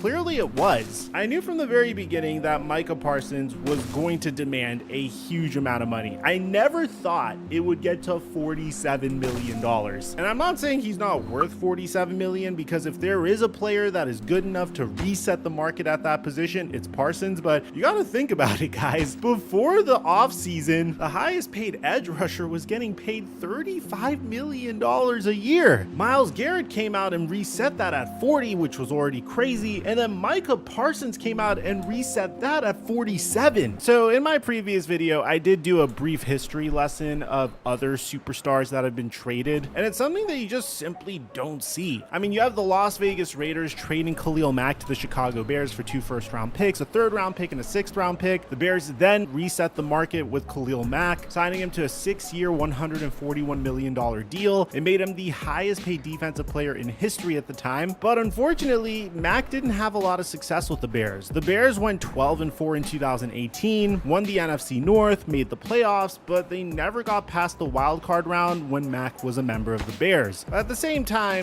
it's not like the Raiders did that much better. They won 4-12 the season after trading Mac, and those first round picks, they didn't really do much. Then there's Darrelle Revis, which I don't really think is a great example. The Jets traded Revis to Tampa Bay in 2013 for a first round pick and a conditional fourth round pick. The Bucs then gave him a 6-year, $96 million contract, but none of it was guaranteed. After one season in Tampa Bay, they released him. He signed with the Patriots for $12 million, and then he won a Super Bowl. Probably the best case scenario here would probably be what happened with Jalen Ramsey and the Rams. The Jags sent Jalen Ramsey to the Los Angeles Rams for 2 first-round picks. Those 2 first-round picks turned into Kalavion Kason and Travis Etienne. Both didn't really amount to much, and the Rams won a Super Bowl. A lot of fans like to say that whenever a superstar gets traded for draft picks, historically, the team that gets the picks usually makes out as the big winner. But this isn't like when the Seattle Seahawks traded Russell Wilson to the Denver Broncos. I mean, I don't see Micah Parsons going to the Green Bay Packers and completely sabotaging that franchise, resulting in the Cowboys getting multiple top 10 picks as a result of it. I mean, I think the best case scenario here would be similar to what happened with the Miami Dolphins when they traded the number 3 pick to the San Francisco 49ers for Trey Lance. But even then, those were like middle of the road picks. It definitely helped the Dolphins, but even the Miami Dolphins haven't experienced a lot of success as a result of those picks. So again, there's no black and white answer to how this is going to help the Dallas Cowboys. But what I do know is statistically, the Green Bay Packers did just become legitimate Super Bowl contenders overnight. Their odds jumped from plus 2,200 to plus 1,300. They're now the favorites to win the NFC North. And Cowboy fans that are trying to cope with this are going to say that Jordan Love isn't a great quarterback, but Jordan Love showed flashes of brilliance in his first 2 seasons as the full-time starter of the Green Bay Packers. He has great run support, and now he has a suffocating defense. The Packers defense ranked 8th in sacks last year under their coordinator Jeff Hafley, and now they added Micah Parsons to the mix next to Rashawn Gary and Quay Walker. They have Lucas Van Ness, that's literally a second-string rotational linebacker now. I mean, it's kind of insane.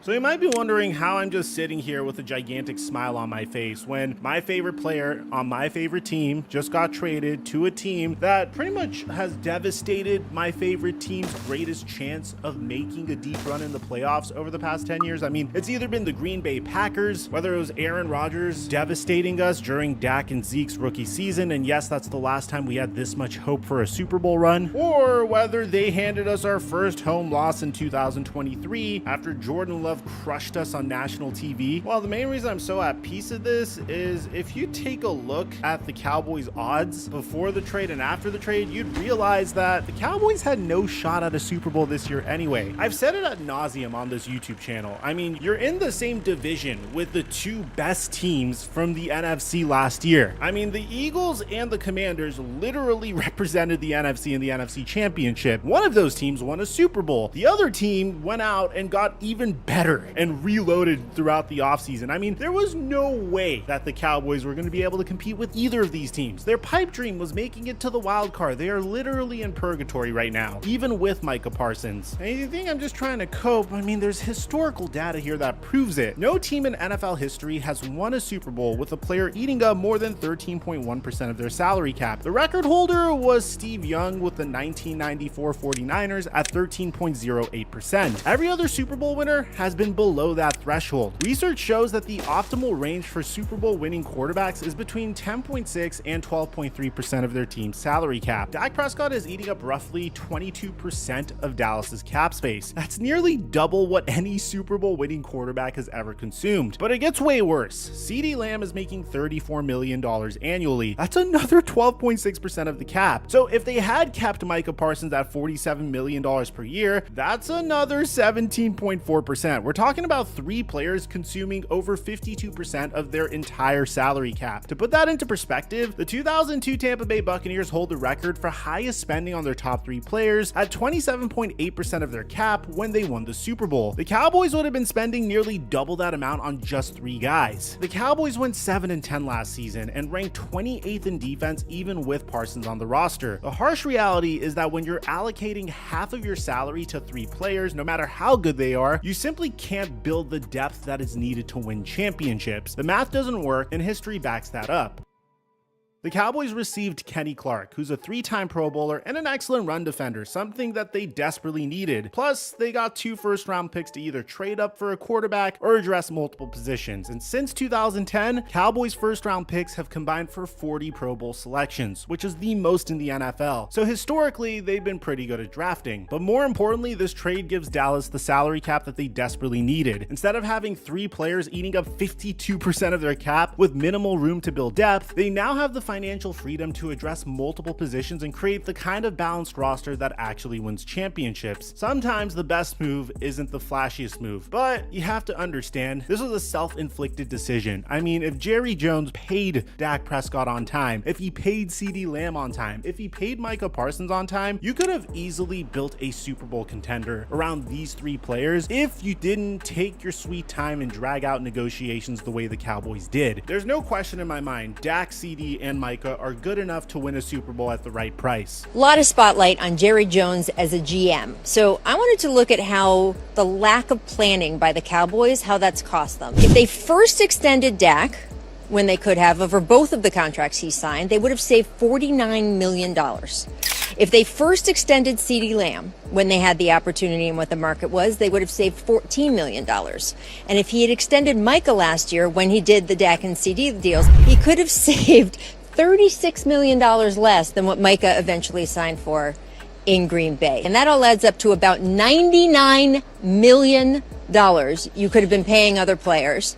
And then, of course, if you had put him up for trade in the spring, you could have gotten him out of the conference. The trade package, even if you stayed in the conference, the Packers would have been forced to give you more.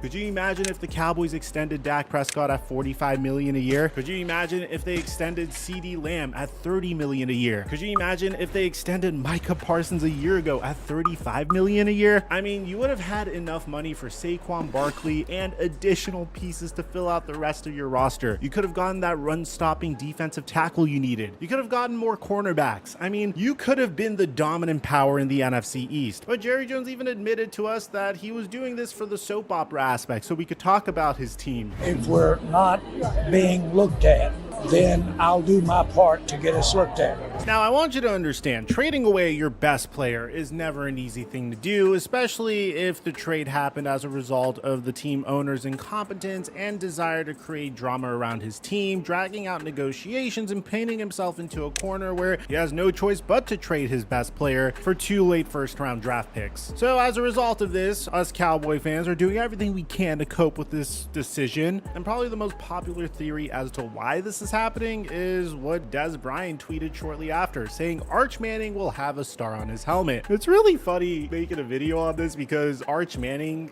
didn't have the greatest debut. I mean, yeah, granted, I think it's kind of diabolical to make this young man debut against the best defense in college football, but the internet pretty much exploded with tank for Arch theories. The idea is that Jerry Jones, this 82-year-old man that has a history of making terrible decisions, is playing 4D chess. All of a sudden, people think Jerry Jones is Howie Roseman, and he's purposely making the team worse so they can draft the next generational quarterback in 2026 or 2027. For those of you guys that don't know, there's a lot of controversy surrounding Arch Manning and when he's going to declare for the draft.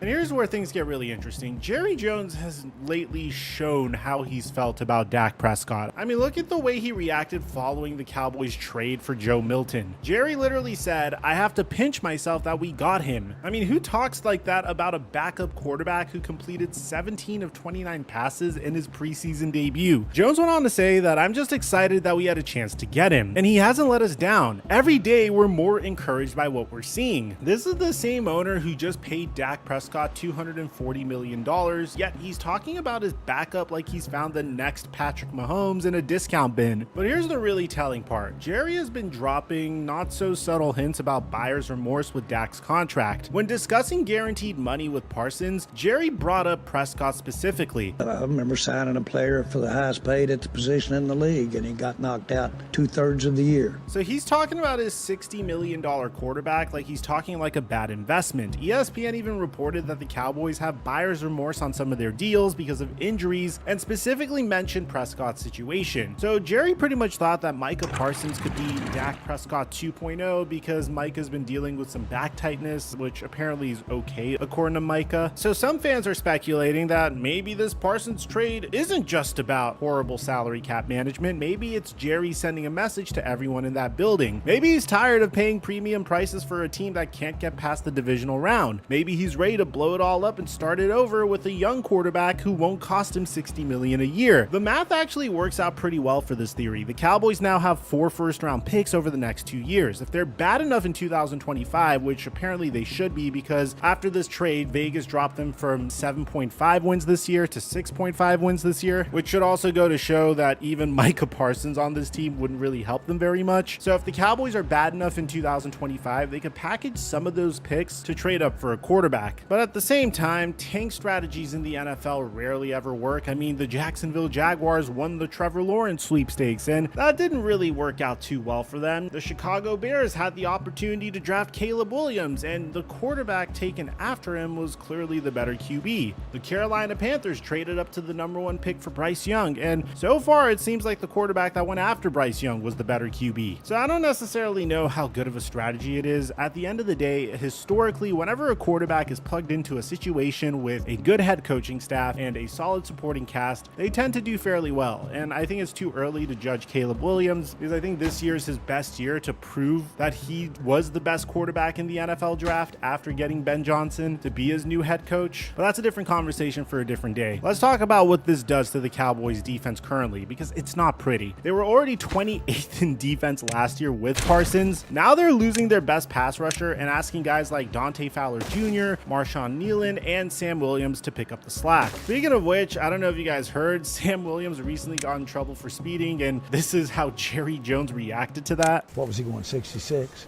So he's 34 miles an hour less than this year than he was last year. 98 to 66, so that's improvement. Kenny Clark is a solid run defender, don't get me wrong. He's made 3 Pro Bowls and he'll help against the ground game, but Kenny Clark isn't generating 13 sacks a season. He's not forcing offensive coordinators to game plan around one player. It's very easy to speculate that the Cowboys are going to have the worst defense in the NFL this year. This is easily going to be the type of team where if you're in fantasy football and you need to pick up a quarterback, you pick up the quarterback that is going up against this defense because they're so bad. At the end of the day, this is one of those trades that actually makes sense for both sides, even though the Cowboys' perspective was self-inflicted. Green Bay Super Bowl odds went from plus 2,200 to plus 1,300. They're the 6th best team to win it all. They're now tied with their division rival Detroit for the 2nd best odds to win the NFC at plus 650, which, by the way, I really can't blame the Packers for making this trade because that division is so chaotic. I mean, you have the Chicago Bears who could make a huge jump this year, the Detroit Lions who were one of the best teams in the NFL last year, the Minnesota Vikings who had one of the best regular season records in the NFL, and then the Green Bay Packers who just traded for Micah Parsons. There are so many variables at play here. The Lions lost both their offensive coordinator and defensive coordinator. The Chicago Bears lost Keenan Allen and brought in Ben Johnson. The Minnesota Vikings moved on from Sam Darnold, and JJ McCarthy's getting the start this year, but their wide receiver depth is a little thin. That's why they traded for Adam Thielen. So honestly, it's going to be the Wild West in that division, which is why I applaud the Packers for making this trade. Regardless, the Cowboys Super Bowl odds went from plus 5,000 to plus 6,000. This is their worst preseason odds since 2014. Their projected win total dropped from 7.5 wins to 6.5 wins, which is the lowest for the Cowboys since 2002. They have a 1.1% chance to win the Super Bowl this season. Pretty much, they have like no chance to win the Super Bowl this season. But there's also other drama as well, but I don't really buy this drama. It's very similar to what the Dallas Mavericks did once they traded Luka Doncic. I mean, apparently Dak Prescott was pissed off that Micah Parsons didn't include him in his top quarterbacks in the league in his podcast. Jaden Daniels is leading the pack, so where would you rank him? You think he's top 5? For sure. Give us your top 5 right now.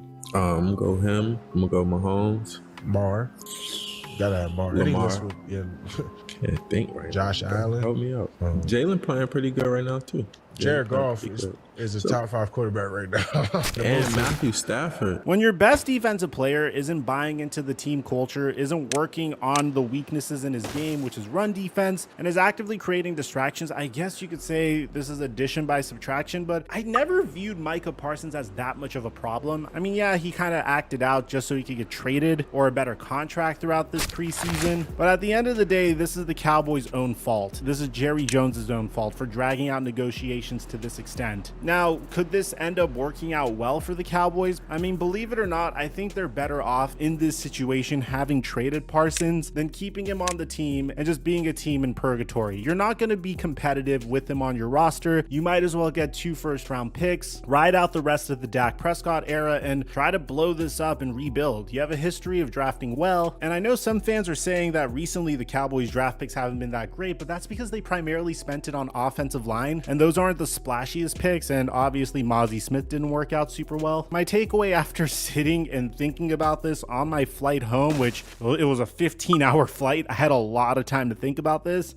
was there a better way for the Cowboys to handle this? Absolutely. They could have traded Dak instead of Parsons. They could have structured the contracts differently years ago, but once they committed $60 million a year to Dak and $34 million to CD, keeping Parsons was just a luxury that they couldn't afford if they actually wanted to win a championship. The Packers, meanwhile, have the luxury of Jordan Love on a reasonable contract and the ability to structure their roster around elite talent without breaking the salary cap bank. That's the difference between a team that's thinking long-term and one that's painted itself into a corner. And the Packers historically have shown us that they're always thinking long-term. Remember how they drafted Jordan Love? They drafted Jordan Love 3 years before he started. I hate to admit this, and I hope you guys can understand. It really crushes me as a fan of the Dallas Cowboys to say this, but for Micah Parsons personally, this is a massive win. Yeah, he'll pay more in state taxes in Wisconsin, but he's making $7 more million per year than what Dallas was offering. More importantly, he's joining a team that's actually built to contend for championships now, not hoping to stumble into one despite impossible salary cap constraints. The real tragedy here isn't that the Cowboys made a bad trade, it's that they put themselves in a position where trading their best player became the rational move. When you've structured your roster so poorly that keeping generational talent becomes financially irresponsible, that's a damning indictment of your front office decision making over the last 5 years. The real question is whether this trade will be remembered like the Charles Haley deal that helped the Cowboys build a dynasty in the 90s, or like the Herschel Walker trade that helped Dallas for years. At the end of the day, I just wanted to get all of my thoughts down to wrap up this topic because there's just so much I wanted to say about this topic, and whenever the trade went down, I was so emotional and so crazy, and I had so much trouble gathering my thoughts that I owed you guys this video. This is going to be the final video I make on this topic. I'm personally really crushed that this was the outcome, but I understand why this was the outcome. Let me know in the comment section down below what you guys think about all this. Aside from that, I'm your boy Mike,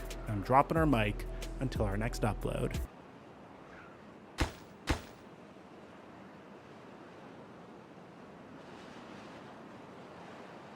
Since 2011, Indianapolis has been a quarterback graveyard. There have been a total of 18 different QBs to take the huddle, and every time they think they found the one, somehow, some way, the fans are left pissed.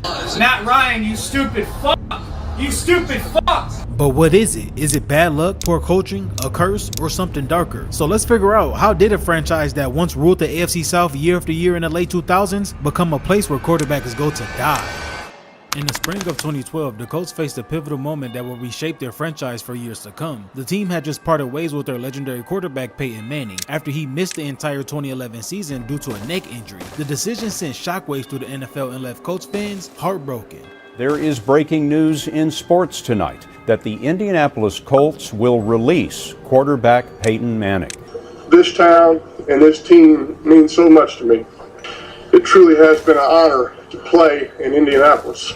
My goals were play your entire career with the team that drafted you, right? Peyton, the face of the franchise for 14 years, had led the team to success, including a Super Bowl victory. As the dust settled on the emotional farewell, a new era dawned in Indianapolis. The Colts held the first overall pick in the 2012 draft, and all eyes were on Stanford's quarterback, Andrew Luck. And he was heralded as one of the most promising quarterback prospects since Manning himself, drawing comparisons to NFL greats like John Elway. On April 26, 2012, the Colts made it official.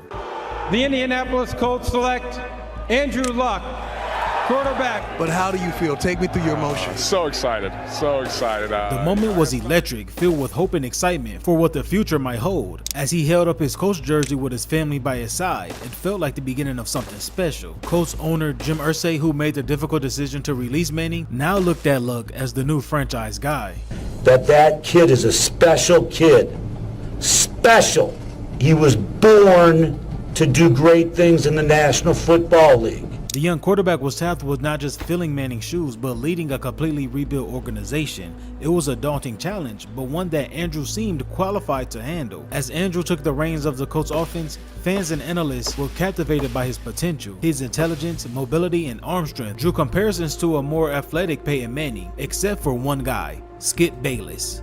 Are the Colts making a mistake by taking Andrew Luck? I will go on record as saying the Indianapolis Colts are about to make a huge mistake. Best fit for a year or two is Andrew Luck because he's the closest to Peyton. He's Peyton Jr. He's the best prospect since John Elway. Are you saying Andrew Luck is going to be a bust? Nope. I think RG3 will be better. But besides that mess, the city of Indy, still reeling the loss of their beloved Manning, began to embrace their new quarterback with cautious optimism. But little did they know, this new chapter, which began with such promise and excitement, would ultimately lead to one of the most bittersweet stories in NFL history. The Luck era had begun, and with that came dreams of continued success and championship glory. But as the years would unfold, those dreams will be tested in ways no one could have predicted, turning what seemed like a sure thing into a complex tale of talent, expectations, and the unpredictable nature of pro sports.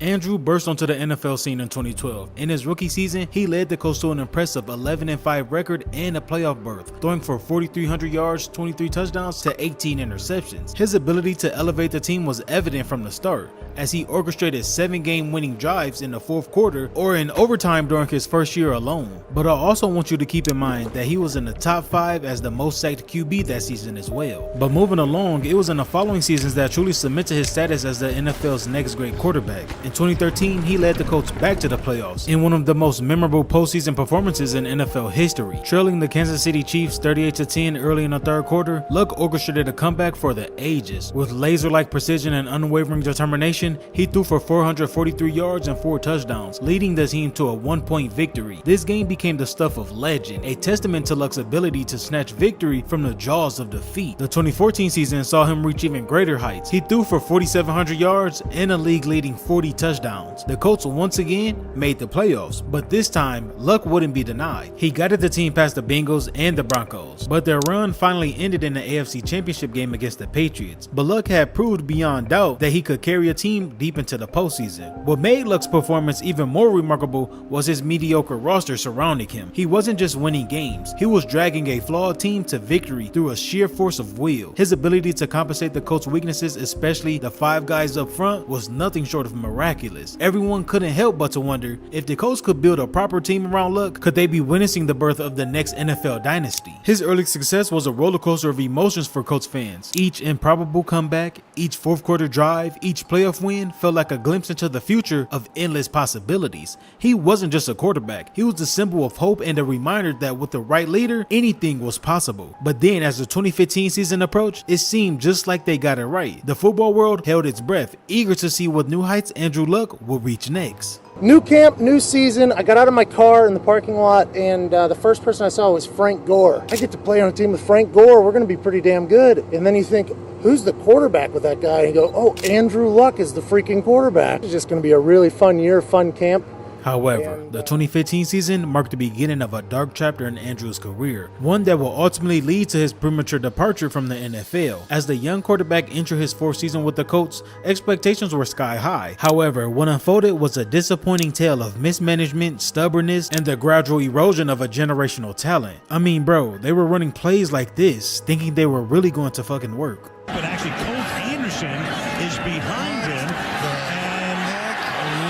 That was the dumbest trick play I have ever witnessed, and I've watched a whole lot of football in my time. But for Andrew, the downfall actually began a week earlier than this game, in week 3, during a hard-fought victory over the Tennessee Titans. Unbeknownst to fans, Luck has suffered a significant shoulder injury that will haunt him for years to come.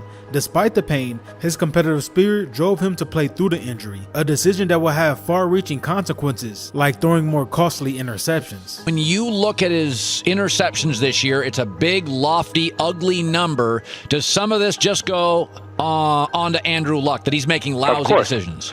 The second interception this past week was clearly on Andrew Luck. But the question should be, why were he throwing these interceptions? Even Peyton Manning had a bad fourth year in Indy, 6-10. Why? Look it up. Sacked 29 times, still the most ever. You cannot overcome an awful offensive line and mediocre coaching in this league. The Colts' leadership, seemingly blind to the gravity of the situation, allowed their franchise quarterback to continue playing. His body became a battlefield, enduring not just the initial shoulder injury, but a long list of upcoming traumas. In November, during a tough game against the Broncos, he suffered a lacerated kidney and partially torn ab muscle. Andrew Luck will be out for at least a month with a lacerated kidney and an abdominal muscle injury, both suffered on a fourth quarter scramble against the Broncos. Yet, even as his health deteriorated, the Colts front office remained stubbornly committed to their flawed strategy. Instead of investing heavily into protecting their prized asset, they continued to field an inadequate offensive line. And as the 2016 season approached, rumors swirled about the true extent to Luck's injuries. Reports emerged of torn cartilage in his ribs, with him allegedly playing through significant pain, with the help of numbing injections. The Colts' mismanagement had turned their star player into a walking medical experiment, and the toll on Luck wasn't just physical. In November 2016, he suffered a concussion, adding to the growing list of injuries that were slowly chipping away at his once promising career. Through it all, Luck's toughness and determination never wavered, but the same could not be said for the organization's commitment for his well-being.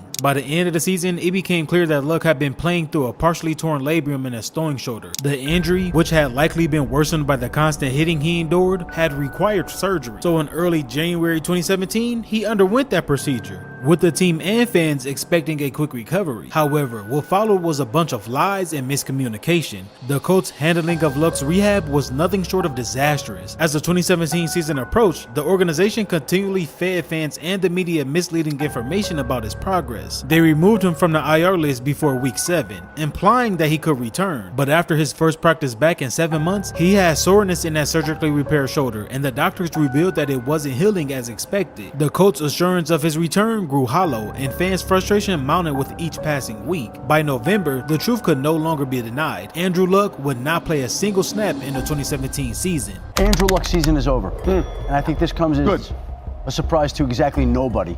Basically, he had gone to get a second opinion this week from Dr. James Andrews.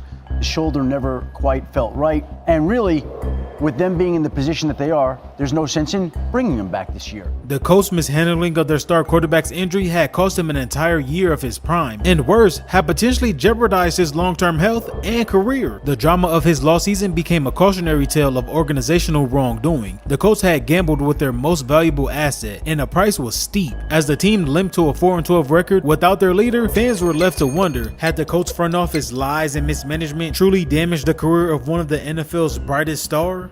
However, after a year of uncertainty and disappointment, the franchise quarterback was finally back on the field. What unfolded over the next few months was nothing short of miraculous. He threw for 4,500 yards and 39 touchdowns, leading the Colts to a 10-6 record and a playoff berth. The team that had struggled without him suddenly was a force to be reckoned with. His performance earned him an NFL Comeback Player of the Year. But the real story of the 2018 season wasn't just Luck's individual brilliance. It was the Colts' long overdue investment of his protection. After years of neglect, the team had finally built a formidable offensive line, giving Luck the time and space he needed to work his magic. They heavily invested in the trenches during the offseason, adding 2 through free agency and another 2 in the draft. By the season's end, he was the least sacked quarterback in the league, and Football Outsiders ranked the Colts offensive line as 2nd in pass protection and 4th in run blocking. Including the playoffs, the offense ran for at least 100 yards in 9 games, hitting 150 yards in 5 games and 200 yards in 3 of them. It seemed like the Colts had learned their lesson, and a new era of success was on the horizon. But then came a bomb that no one saw coming. Hello. This certainly isn't how I envisioned this or planned this, but I am going to retire. This is not an easy decision.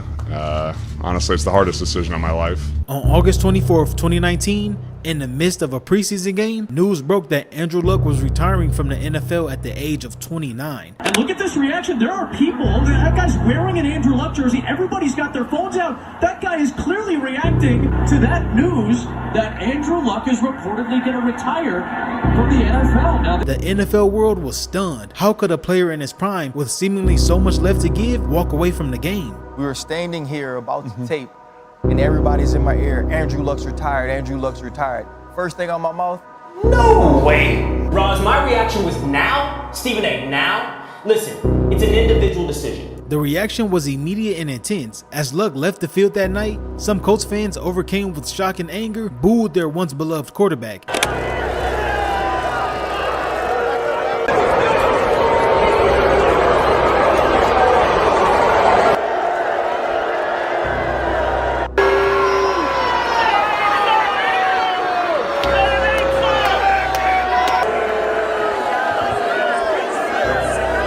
In the days and weeks that followed, the media and fans were non-stop talking about Luck's decision. Some praised him for prioritizing his health and happiness, while others called him soft and a quitter for retiring.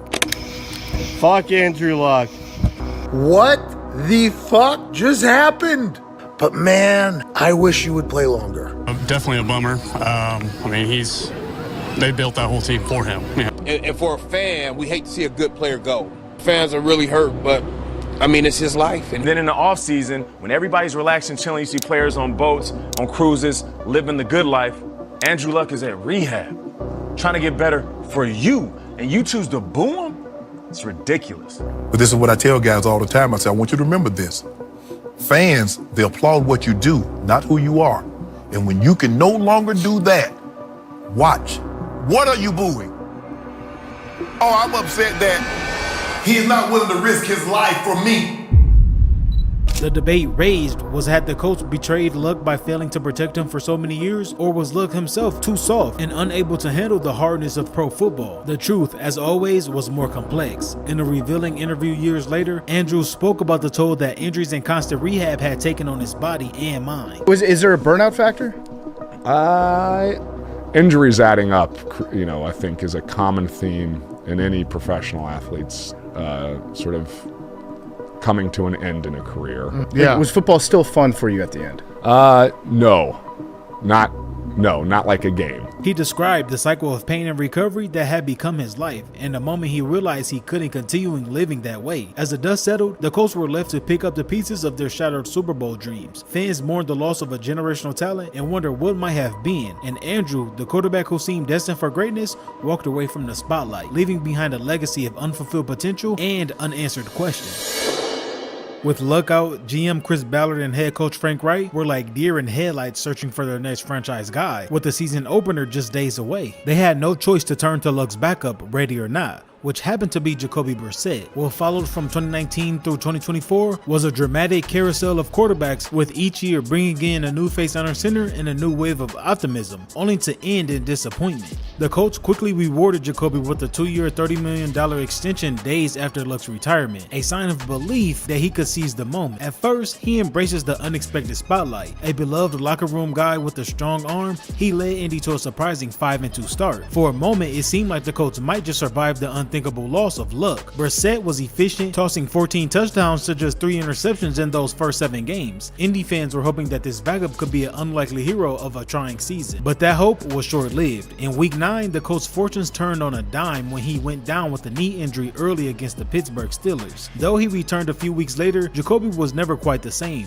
The offense, once steady, now looked bland and lifeless, struggling to push the ball downfield. In his first 4 games back from injury, he threw only 4 touchdowns against 3 picks. That spark from earlier in the season had vanished. The Colts spiraled into a downward collapse, losing 7 of their final 9 games. They even managed to lose to a 1-7 Miami Dolphins in Week 10. And by December, a team that once dreamed of the playoffs sat at a 7-9 record. The harsh finale of 2019 made one thing clear: Brissett wasn't the answer. His overall numbers, 18 touchdowns and 6 interceptions, were decent, but the Colts' passing attack ranked near the bottom of the NFL in explosiveness. The unit just couldn't strike fear into defenses, and Ballard admitted as much, blatantly stating our passing game has to improve. In his postseason presser, he praised Jacoby for his play on the season after being thrown in on such short notice, but refused to commit to him long term. And then Jacoby's got to help himself, by playing better. But I don't want to sit there and act like Jacoby didn't do some good. He did some really good things this year, man. It's almost like the tale of 2 seasons. At one point, the world's talking about him as an MVP. The next moment, They're talking about wanting to run the kid out of town. This was a telling remark that Indy had extended Brissett for security, not certainty, and his audition down the stretch hadn't convinced him. The Colts quarterback carousel had begun to turn. As 2020 dawned, the franchise once again went searching for its next leading man. The Colts solution in 2020 turned out to be a mess. They signed Phillip Rivers, a 38-year-old veteran with 16 seasons under his belt, to a one-year $25 million deal. What do you think about your new quarterback in town? What are the expectations for Phillip Rivers? I got mixed feelings about it.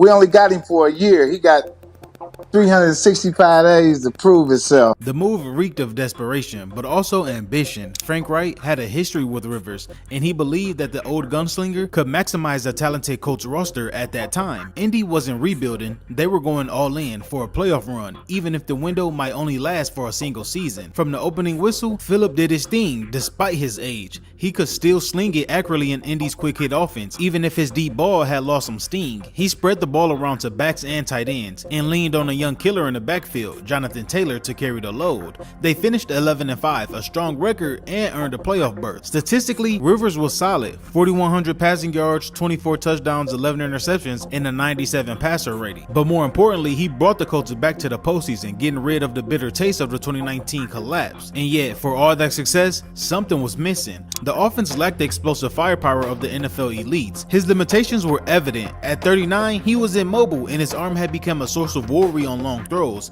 In tight games, the Colts sometimes struggled to create magic. This showed up painfully in the AFC wildcard against Buffalo, where they ultimately fell 27-24 in a nail-biter. That playoff loss would be Phillip's last go-round. Less than 2 weeks later, the news broke.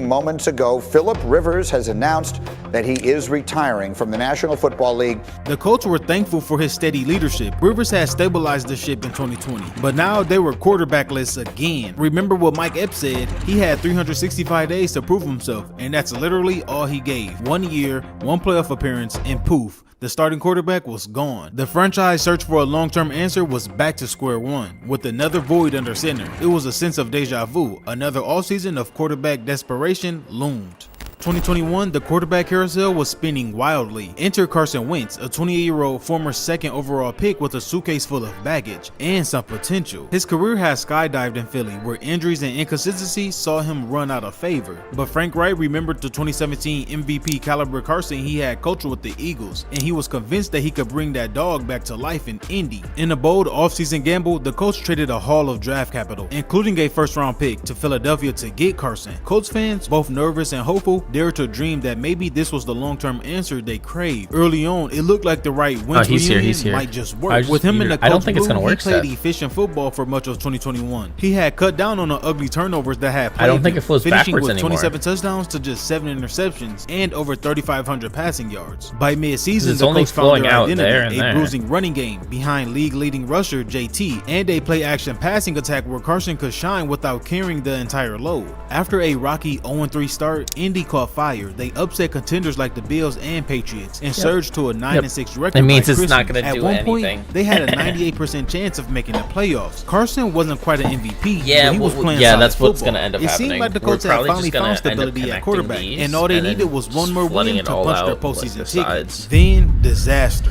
In the span of 8 days, everything So it's still gonna collapsed. work out. What happened in weeks 17 and 18 of 2021 probably still haunts Colts fans. Needing just one I mean, it victory of their final could, 2 games, but I mean, the I'll Colts probably just folded. blast First this with came a Dynamite sluggish and then home loss blast to the this out with Raiders, Dynamite which and set just the let it stage flow for out a that win way. and end season finale on the road against the 2-14 Jaguars, the league's worst team. The Jaguars had nothing to play for except spoiler, and the Channel over Colts to were here. 15-point favorites. But Jacksonville had become a house of horror Yeah. for Indy. They hadn't won a road game in Jacksonville since 2014. Yeah, that's- Still, no one expected what transpired on January 9th, 2022. The Colts didn't just lose, they were dominated. Wentz played one of his worst games of his career on the worst possible day. He looked uncomfortable and indecisive, throwing for only 185 yards and 1 touchdown and 1 ugly interception, while taking 6 sacks. He even coughed up a fumble deep in Colts territory, but the second half you could see the shock and panic on players' faces. At the end, the score read Jaguars 26 to Colts 11. I think it's one of the worst losses in recent NFL memory for me. I think it's one of the worst losses in the history of their franchise. And I picked the Jags because of Carson Wentz. This was more than a loss. This was a historic choke. No team with such high playoff odds had fallen so flat at the finish. Owner Jim Irsay was livid and deeply embarrassed. Losing to the NFL's worst team in a win-and-end scenario was, in his words, something I've never seen. My God, there's something wrong here. He labeled the Wentz era a mistake, which was obvious they were going to move on from him. It was a quick divorce. Barely over a month after the loss, they shipped Carson to Washington for a package of mid-round picks, far less than what they paid to get him. Fans were left angry and confused. How did it come to this? The Colts had bet big on him, only to watch him crumble when it mattered most, dragging the team's hopes down with him. Carson Wentz with Frank Reich. Remember all that? Oh, gotta be scary of the frisky Colts. No, you didn't, because Wentz was gonna go full Wentz as he did at the end of the year. By 2022, the Colts had tried youth, they tried experience, and they tried a reclamation project. Why not try age and pedigree next? In a move that was equal parts optimistic and frantic, they acquired Matt Ryan, a longtime Atlanta Falcons star and former MVP. Matt Ryan was 36, coming off a down year, but the Colts convinced themselves that he was the veteran they needed. As GM Chris Ballard put it, they felt damn lucky to land Ryan when he became available. The hope was that Ryan could replicate what Rivers did, manage the offense, distribute the ball to playmakers, and let a strong roster elevate him. However, almost nothing went according to plan. From the start of the 2022 season, it was clear that Matt Ryan was not the player he once was. The offense was bad. Behind a subpar offensive line, the immobile Ryan was running for his life, or more accurately, failing to run, as pass rushers swarmed him. He was sacked 38 times, as the Colts allowed the second most sacks in the league, 60. Worse, the turnover bug bit hard. Ryan fumbled repeatedly, a career high 15 fumbles, and tossed 13 interceptions. Each week seemed to bring a new variety of pain. A shutout loss to Jacksonville here, a rash of fumbles there, and missed clutch plays everywhere. The Colts offense became downright painful to watch, often unable to score more than a handful of points. By mid-season, the team was sinking fast. Then came the moment that turned the Colts from disappointing to outright dysfunctional. In late October, with the Colts at 3-3-1 and struggling offensively, Frank Reich had benched Matt Ryan. I mean, individually and personally disappointed. As a player, as a competitor, you want to be out there. You want to go. Allegedly, it was due to a shoulder injury, but Frank announced that the inexperienced second-year quarterback Sam Ehlinger will start the remainder of the season. A clear sign that performance, not health, was the real issue. Benching a proven veteran for an untested youngster at midseason was almost unheard of, but the move backfired and the Colts fell flat on his face with Sam. And 2 weeks later, Reich was fired himself after a 36-3 loss to the Patriots. What happened next sent shockwaves to the NFL. Jim Irsay named Jeff Saturday, a former Colts center and current TV analyst with zero NFL coaching experience, as the interim head coach, a decision that was widely ridiculed. And quite honestly, it's so disrespectful to every single coach that has actually been in this league. With the Colts season already a mess, this was new heights of chaos. Saturday's hiring press conference was bizarre. Now, I'm glad he doesn't have any NFL experience.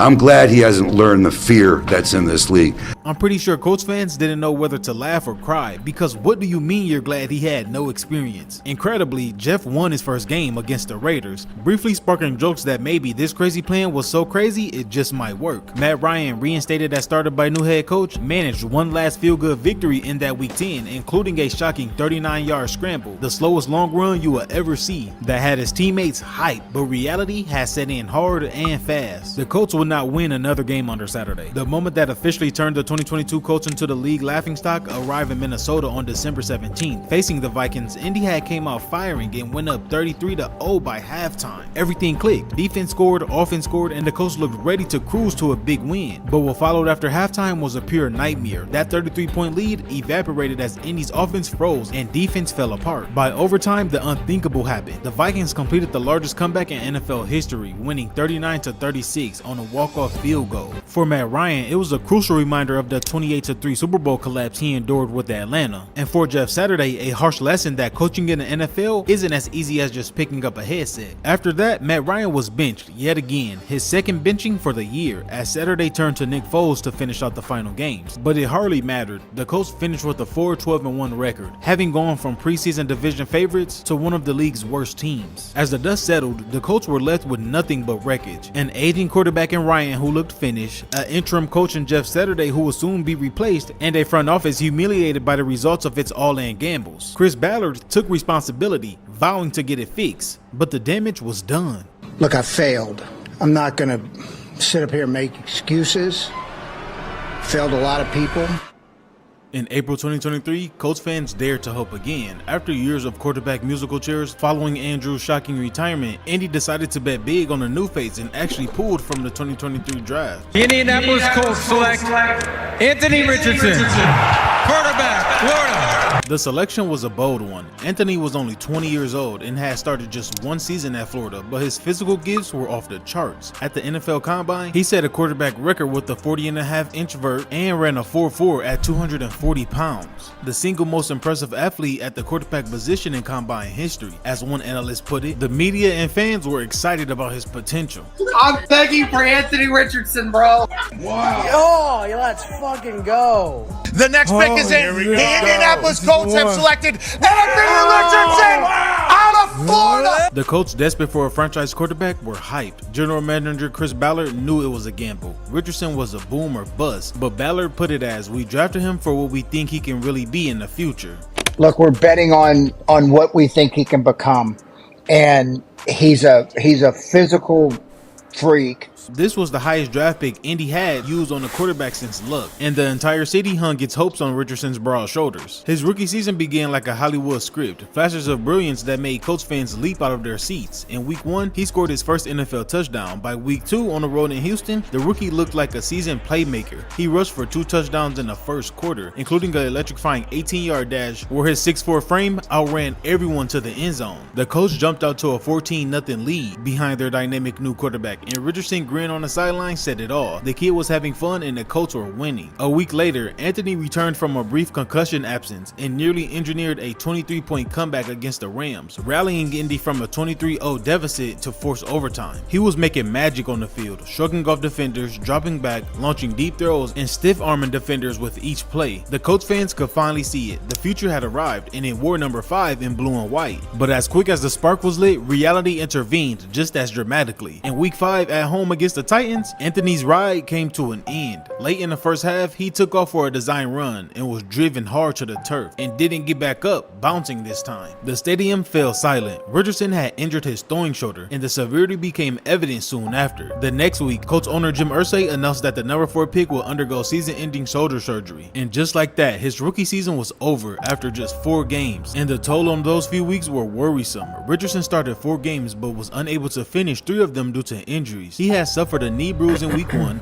a concussion in week 2, and now a serious shoulder injury in week 5. The durability concerns that skeptics whispered about were suddenly a loud reality. It was heartbreaking for Colts Nation. In a span of a month, Richardson had gone from savior to sidelined. Those few weeks showcased that talent that made him a top pick, showing off a cannon arm and dynamic running ability, with 577 passing yards and 4 rushing touchdowns in his brief action. But now he could only watch the remaining games in street clothes. The Colts, who endured Andrew's Luck career-ending shoulder saga years prior, were faced with another young quarterback rehabbing a major injury. Then enter Gardner Minshew, the journeyman quarterback signed to be Richardson's backup. Little did anyone know that Gardner would soon be thrust into the spotlight, carrying the weight of the franchise hopes on his shoulders. At first, his gunslinger mentality and underdog charm energized the team. The Colts clawed their way to a respectable 9-8 record, far exceeding the low expectations set after the previous year's disaster. Gardner even earned a Pro Bowl nod, a testament to his unexpected impact. But as the season wore on, the limitations on relying on the backup quarterback became painfully apparent. The Colts lost control of the AFC South, placing 3rd in the division behind the Texans and Jaguars. In the final weeks of the season, the playoff hopes hung by a thread. Gardner and the Colts failed, losing in a must-win game against the Titans. As the final whistle blew on the 2023 season, the Colts fans found themselves in a familiar position,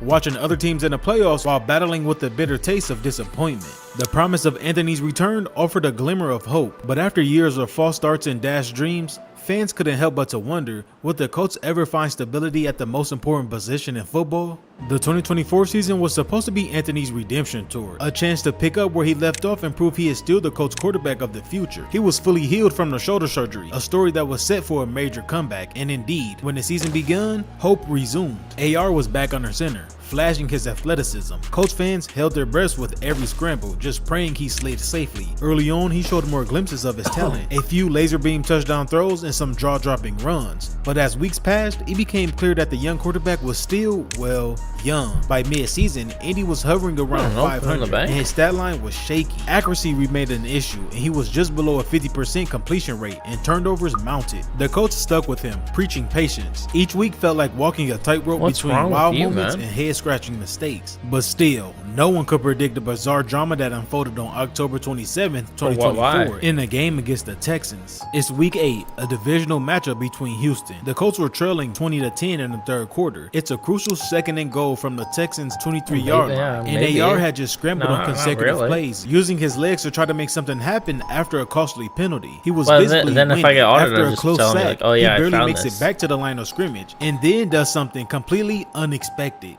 He taps his helmet and takes himself out of the game. No injury, no equipment issues, so what was it? Well, Joe Flacco ran in for a single play to hand the ball off and gain a few yards, and the drive ends in a field goal. Viewers at home and fans in the stands were confused. Is he hurt again? What's happening? However, the Colts will lose this game 23-20, and after the game, Anthony was asked about the play he took himself out. Man, tired. I ain't gonna lie.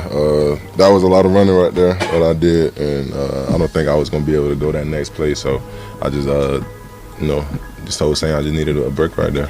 Like, what the hell do you mean you're tired? A quarterback coming out for a play because of fatigue was just unheard of. And this clip immediately went viral on social media and became an overnight talking point on every show, from ESPN to every sports podcast. Bro, I'm a former offensive lineman.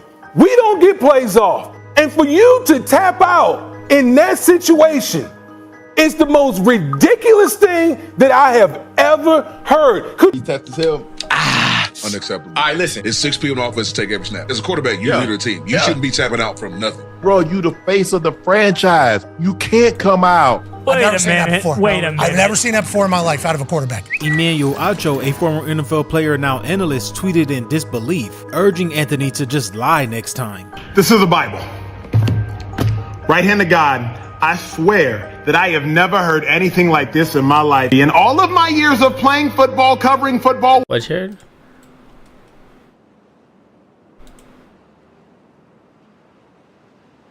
We'll see.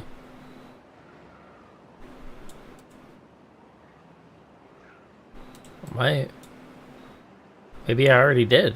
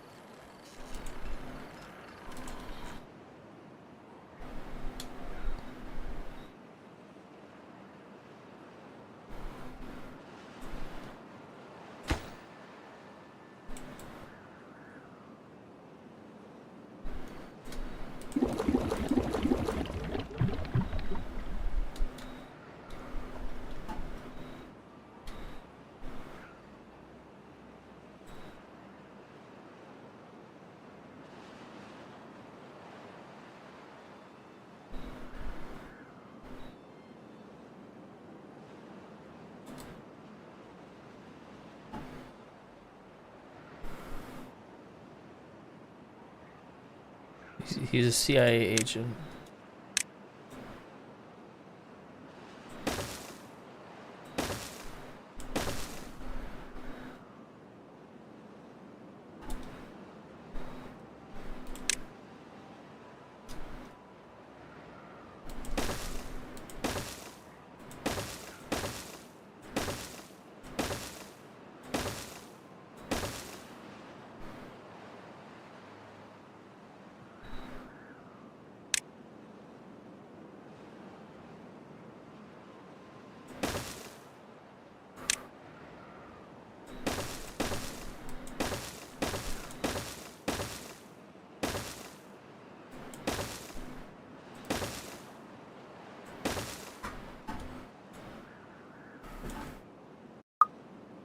Or they have videos of you jacking off, but I'm pretty sure they check out the celebrities.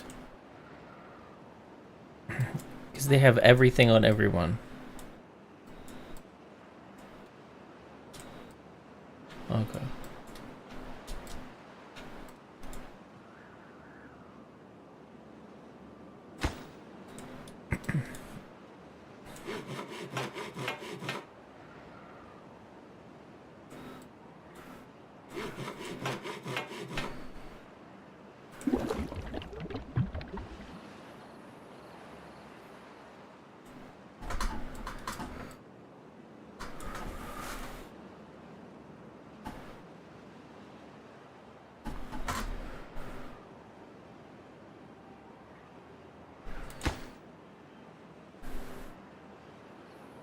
Kind of like what they do to Kanye.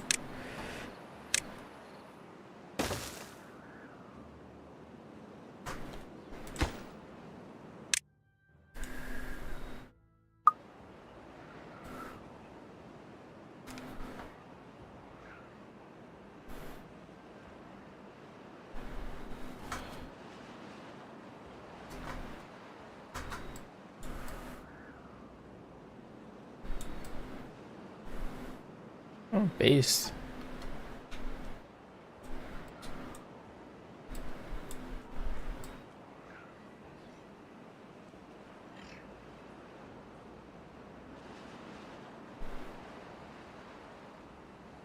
I want them to come. Bruh, if they come, I would take a selfie.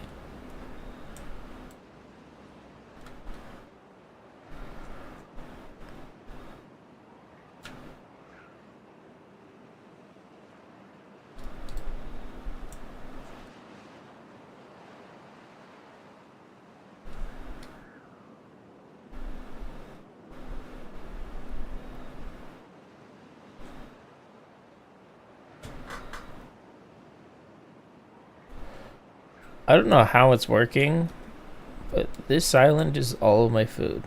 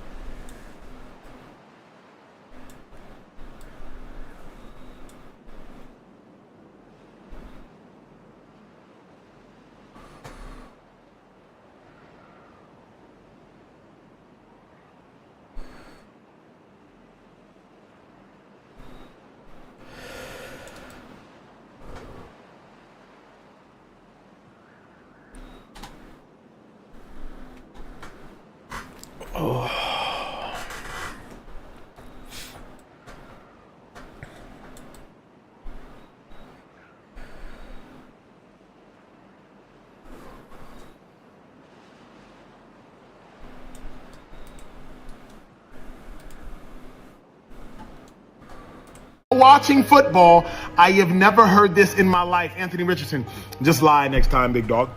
The incident seemed to validate every concern about Anthony's inexperience or mentality. Some fans even went further, drawing brutal comparisons. One noted how Peyton Manning played with a broken, bloody jaw, and how Andrew Luck beat the eventual Super Bowl champs while playing with a lacerated kidney and torn abdomen. But Anthony Richardson came out because he was tired? But not everyone shamed the young quarterback though. A few fans and analysts pushed back against what they saw as an overblown controversy. They pointed out the context that the TV broadcast didn't fully capture. The O-line was struggling and had allowed him to be pressured on 25 of 39 dropbacks, which was 64%, and he was sacked 5 times that day. He was literally doing almost everything on that drive, running around to evade rushers on 3 straight plays, and he simply hit a wall for a moment. They argued that the real issue was the team around him and not the lack of heart from Anthony. Still, perception is reality in the NFL, and the tired incident unfortunately became the defining storyline of the Colts 2024 season. Fair or not, questions about Anthony's leadership and stamina stuck with him after that, and he was actually benched for Joe Flacco for 2 games. Of course, everybody knows the news. You know, I'm not starting, this upcoming week.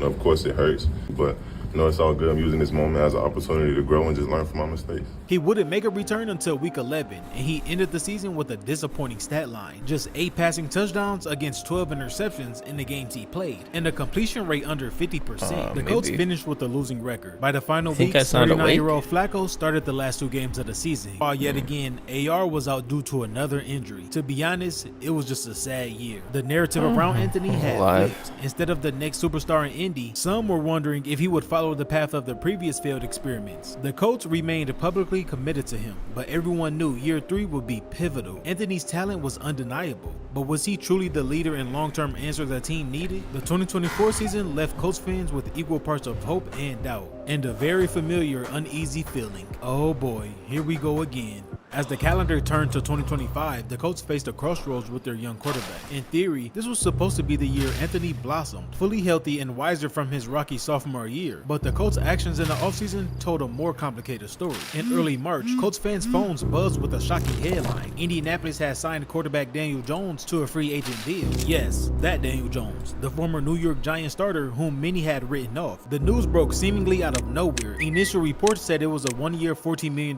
contract with incentives up to $17 million for Jones to join Indy. This wasn't a minor signing. The salary made Jones one of the highest paid backup quarterbacks in the NFL. Suddenly, the Colts' Anthony Richardson gamble looked less like an all-in bet and more like a risky wager. Inside the Colts organization, the messaging was clear. This move was about competition and insurance. GM Chris Ballard emphasized that they still believed in Anthony, but adding Jones will bring out the best in both quarterbacks. But competition is a good thing. That's a good thing, Mike, at any position. They both had their struggles and they've both had some success, but now to watch them compete, I think that's going to be a pretty cool thing to watch. Ballard even pointed out in terms of skill set that there's a lot of similarities between Richardson and Jones. Indeed, both are big-body, athletic QBs who can run, and the idea was that the offensive system wouldn't need dynamic changes depending on who played. The coach insisted that this was about making the quarterback room stronger as a whole. However, some saw the signing as a panic move or even a mistake. Daniel Jones had become a major headline in the NFL after his time with the Giants. The Giants had gave him a massive $160 million extension only to watch him play poorly. By mid-season last year, he was injured then benched, and the Giants cut their losses, literally eating a huge dead cap hit to get rid of him. Then he signed up as a backup for the Vikings and didn't play a snap there. To critics, the coach bringing in Jones looks like a sign of desperation. One CBS writer blatantly called this move incredibly dumb, arguing that nothing Daniel had done on the field is worth the $13 million guaranteed the coach gave him. If Anthony was truly the guy, why would they give so much cap to his backup? The move, skeptics said, portrayed the lack of full faith in AR. Some fans on social media were even more unfiltered, joking that Daniel must have blackmail on the coach, or calling him a professional bank robber for managing to secure a $40 million bag after his lackluster performances. Since 2019, the franchise have been trapped in a cruel cycle. Find a new quarterback, dare to dream again, then watch as injuries and disappointment bring those dreams crashing down. It has happened again and again. So what do you think, as a Colts fan or not? Will they finally get it right this upcoming season? Or is this something that is going to continue to last until something else is done?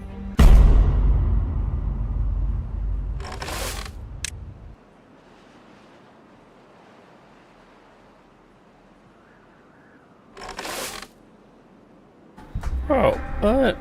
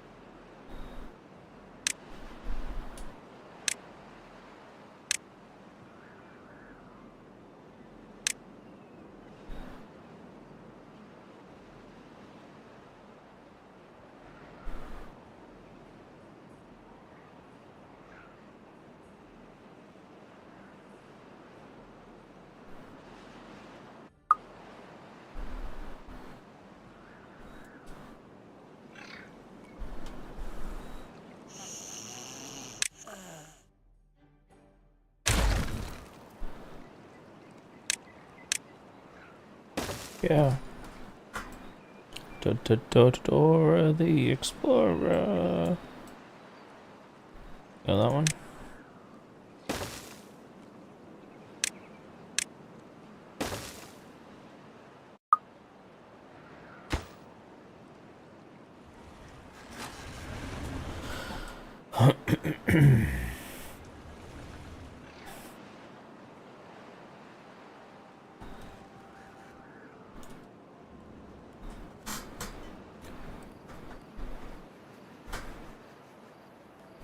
Did you guys? Did you guys win?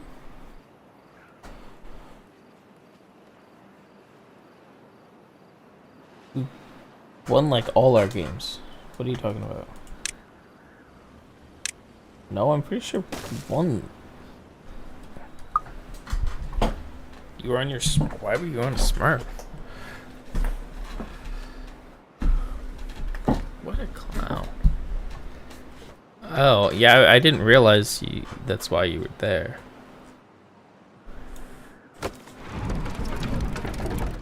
No, I didn't. Running it down is not the same as performing poorly.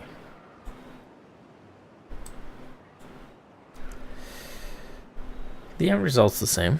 Yeah, that's true. Oh, okay, that's fair, I guess.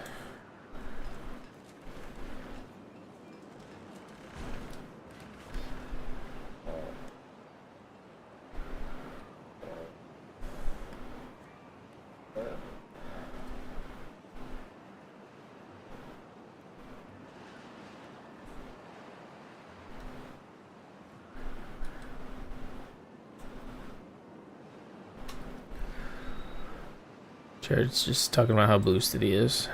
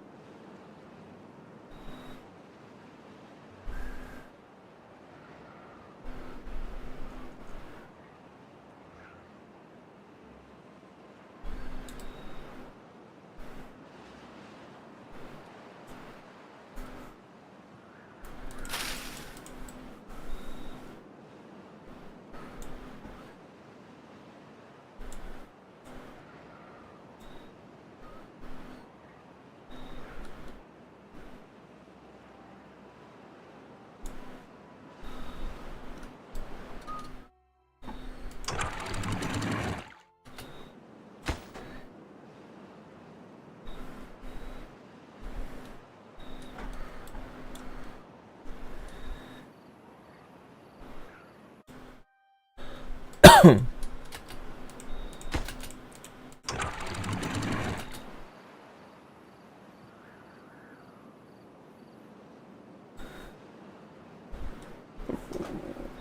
being smart. We're playing smart.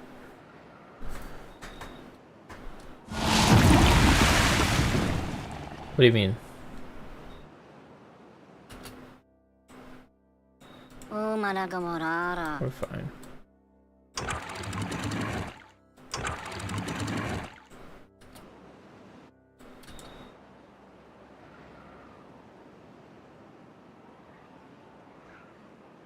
Oh God.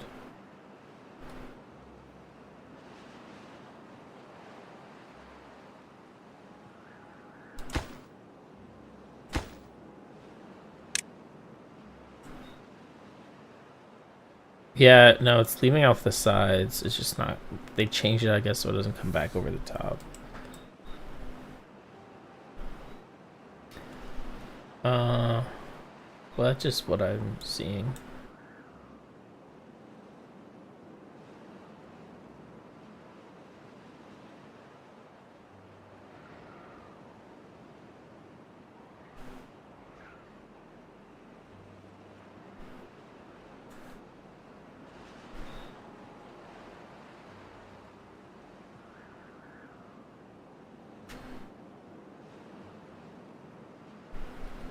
Building.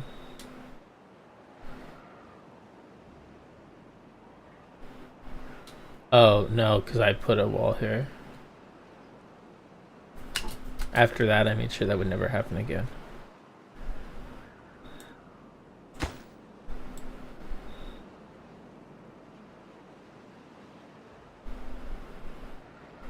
Oh, it's the bridge.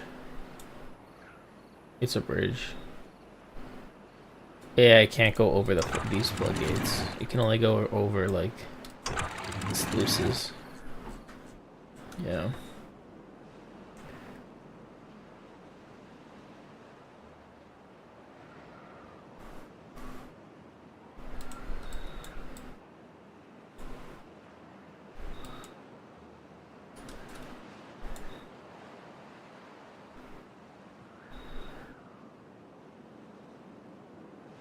Yeah.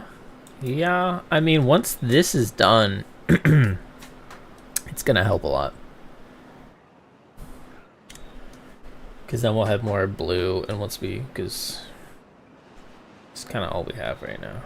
It's a little rough.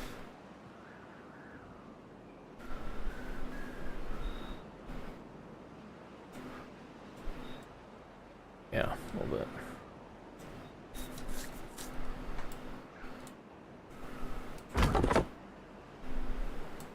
Hope not.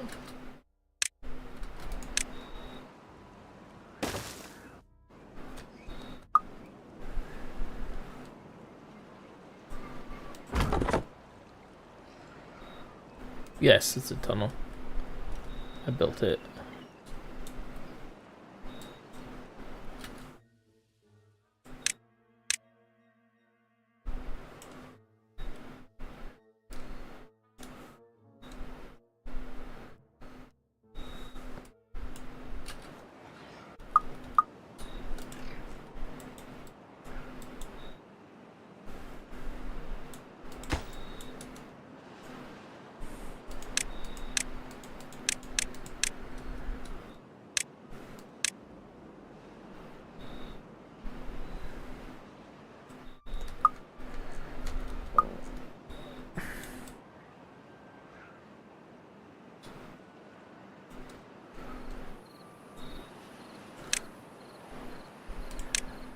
All things considered, pretty good.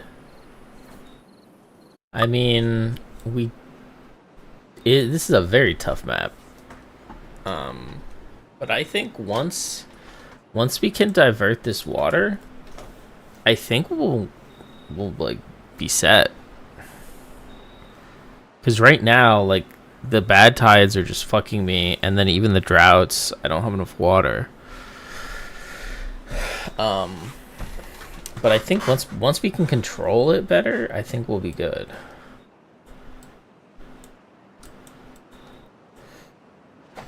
Because I think eventually what I want to do is, like, totally redo the... I think, like, this I'm going to leave the same.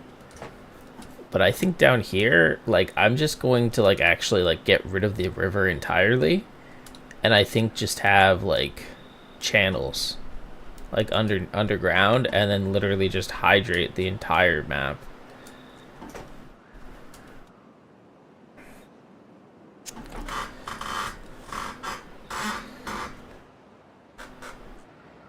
They're too expensive to divert, and then the problem is some of them are doubled up, so it's like, yeah, it's a pain. But where, here? I have different, so I think what I'm going to do is, like, I'm going to seal off this side and then this side, and then let it just come out down here. It just flows down here. See, okay, I could, but it's going to be just as expensive to cap them versus doing the bridge aqueduct. The bridge aqueduct is so expensive. If anything, it's cheaper to just cap them. Because to do that, I have to build these, which is 90 metal for one. Okay, fine. We'll do the 3x3. 30 metal. 30 metal, and I'm going to need what? 1, 2, 3, 4, 5, 6, 7, 8, like 10. So 30 by 3, I need 300 metal, or I could just put a cap for 100 on.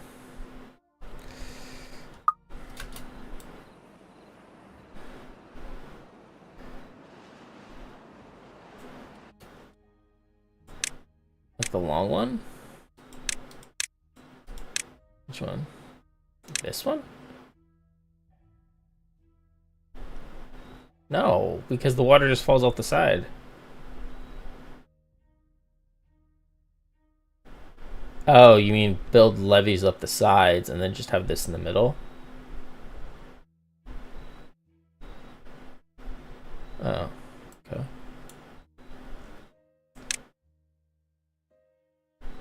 Oh, like 1, 2, 3.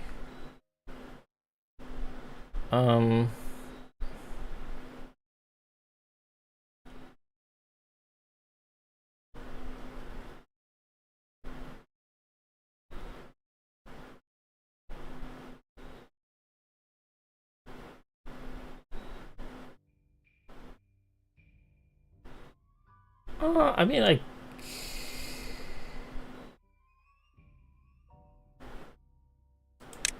I think it's more, it's slightly cheaper metal-wise.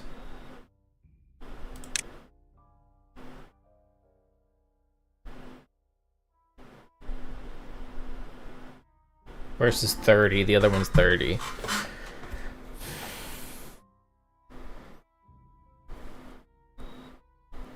Yeah, 3x3 is 30, and this is what? What? No, 3x6. What's 3x6? 36. 18. Because I need 3 of these to do a 3x3.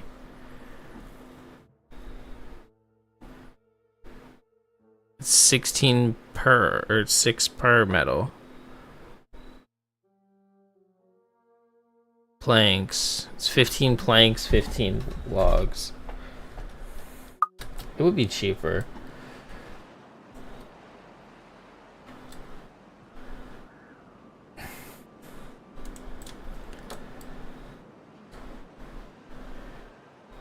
Okay, that's fair. Yeah, that's the only reason why it's cheaper. But I don't think that's happening.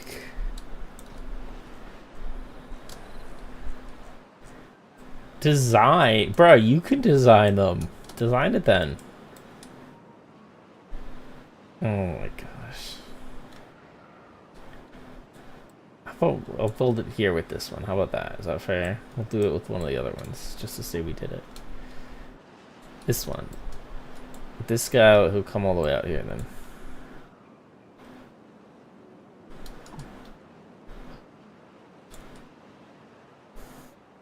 Yeah.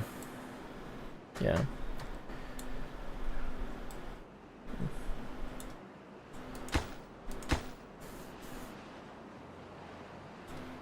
Yeah.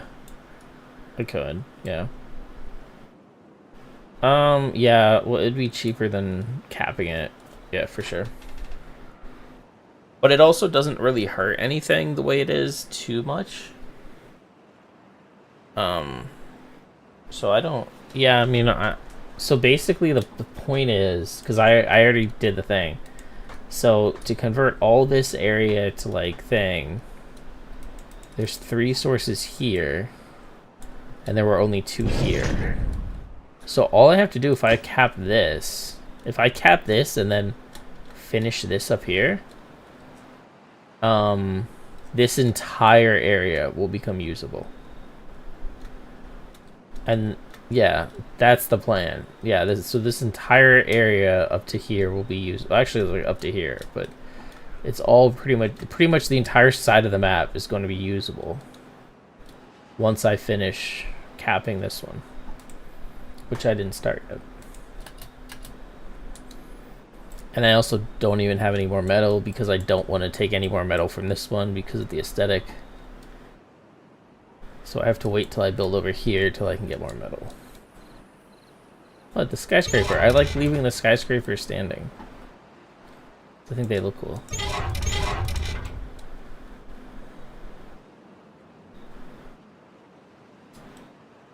W.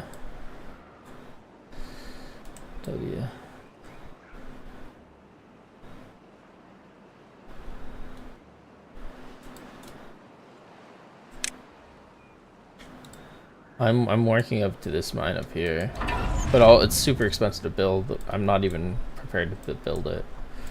It's gonna be too expensive right now.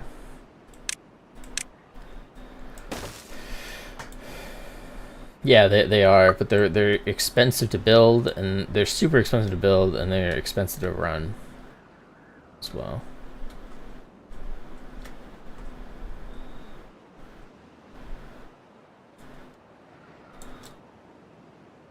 Which one? Where? Yeah, it's still not done. Well, I have it paused because of the bad tide.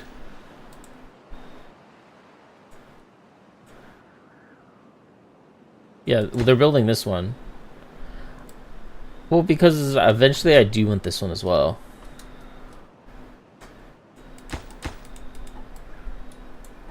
No, I know exactly what I want. This is part of the plan. Trust the process.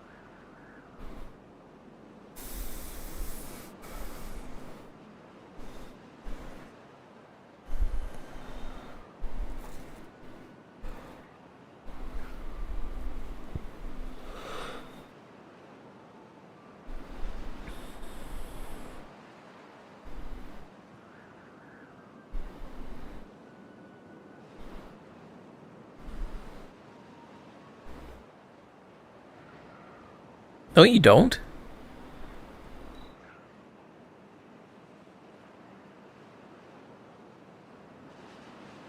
But the whole point is like discovering what it actually means.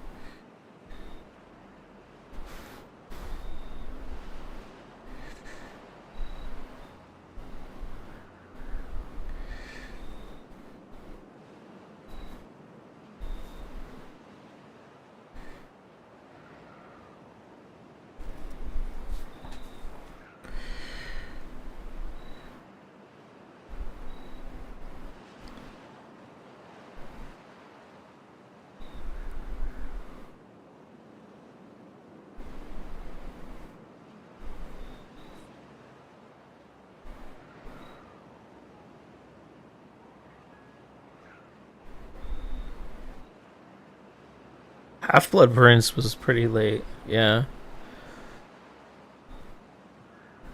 What do you mean even Justin? Justin's...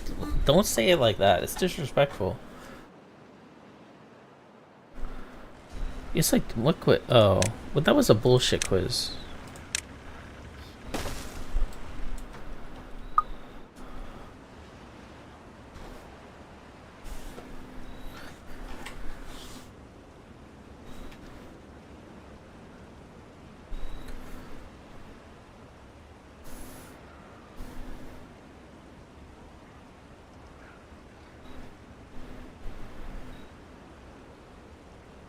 Normal Harry Potter questions. Doesn't matter, I've read them all.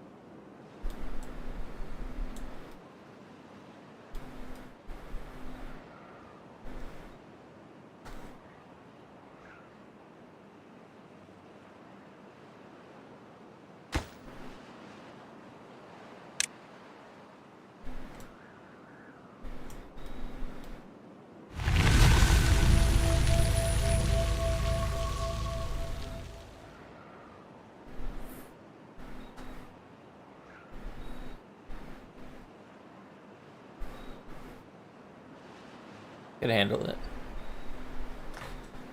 Yeah. Yeah.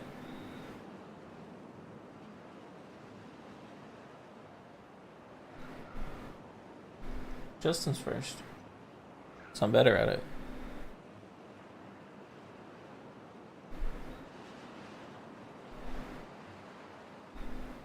Yeah.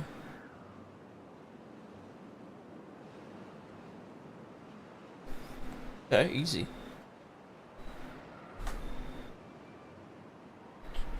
Well, let's try one and we'll see. Okay. Ravenclaw. No, that counts. Yes, that counts as 1 point for Justin. Yeah, and I got it, so it counts.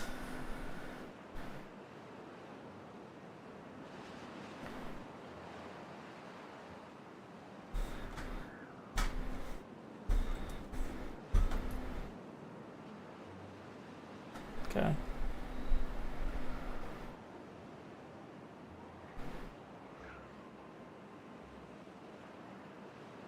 Okay. No, I know this one.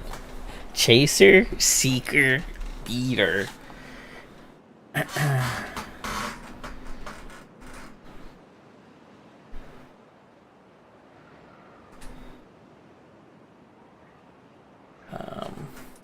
Well, I'm thinking.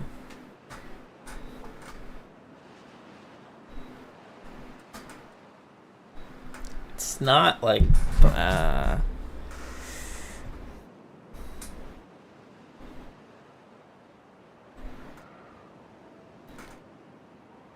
okay, I'm thinking.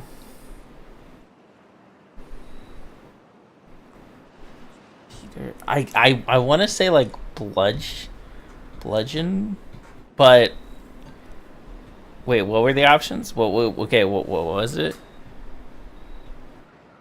Keeper.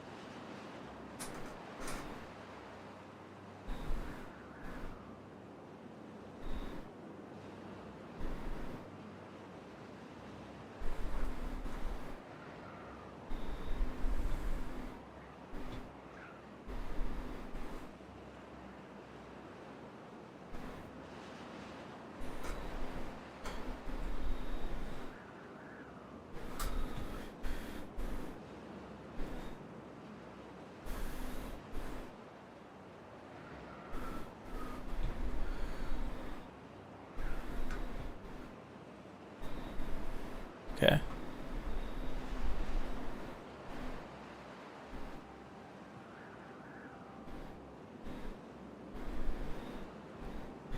Okay, so these are the professors against the dark arts. Okay, we gotta go slow. Which ones did you say? Okay.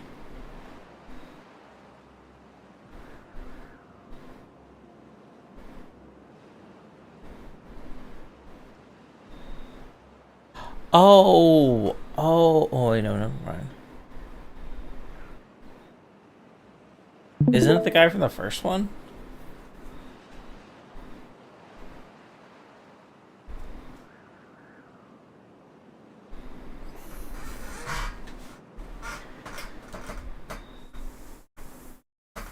Let me see him coming.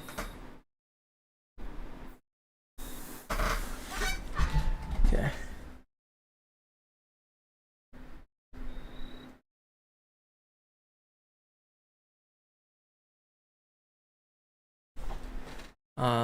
Jeez.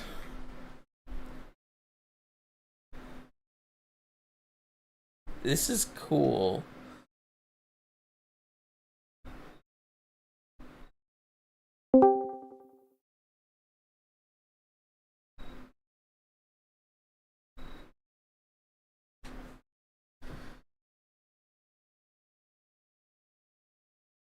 Oh! Oh, I know which one. I know which one. It's the one... This is like my favorite one. Like the cool one, right?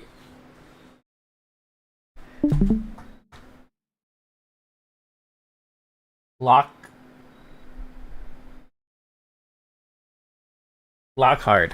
Lockhart.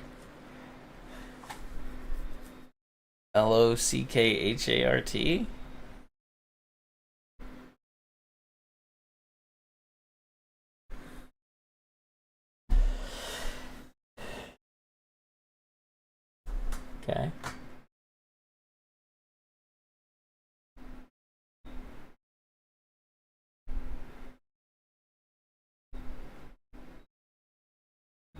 Oh, I know this one. Can I guess? I want to guess this one.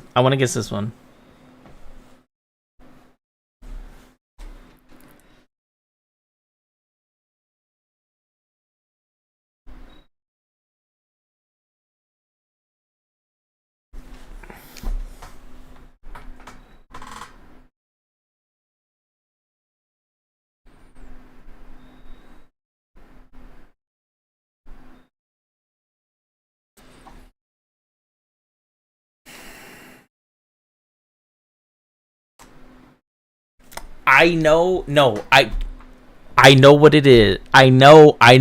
So it's the. Yes, I had to think about it. So it's the entrances to the houses.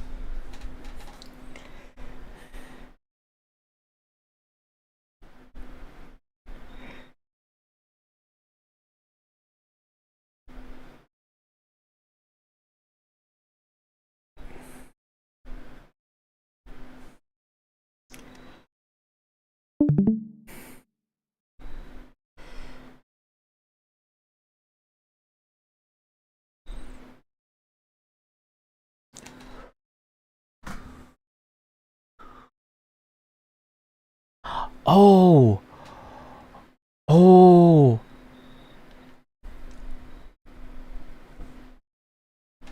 No. Okay, so this is the Gryffindor guy. Who's the Gryffindor? Headless. Oh, it's the headless guy. The guy with no head. What I'm thinking.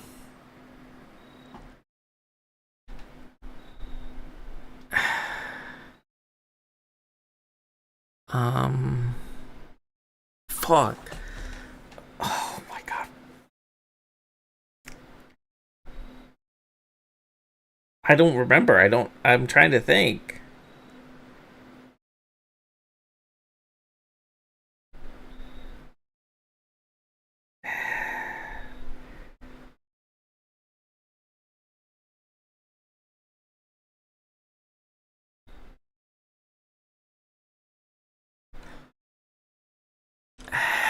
It's headless something. Headless. No.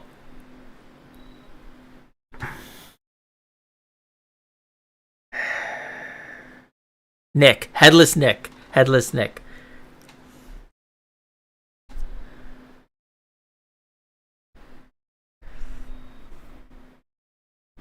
Okay, I've gotten them all so far.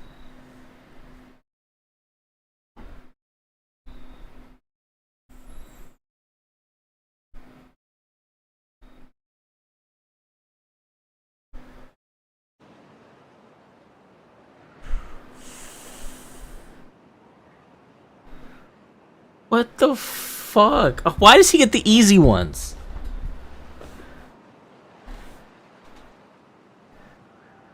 Yes. This is Horcruxes.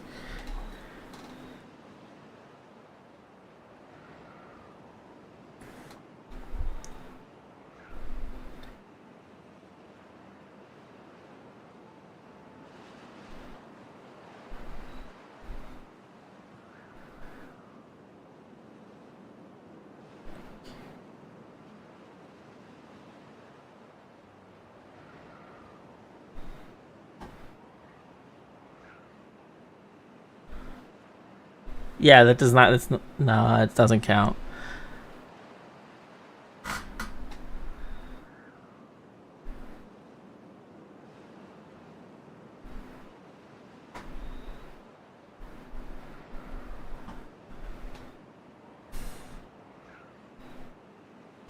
I think this is like the president of the wizard world. I think that's what it is.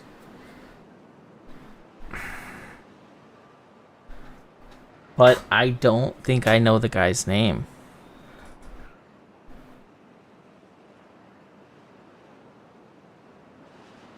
Isn't it like Nicholas or Nick or something?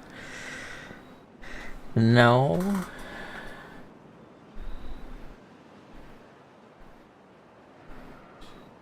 But that's what it is though, right? It's like the people, like the presidents.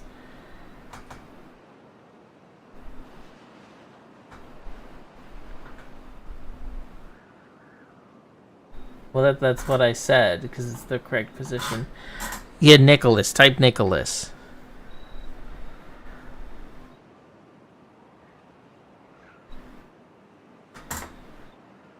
Well, I told him what it is. He probably just Googled it.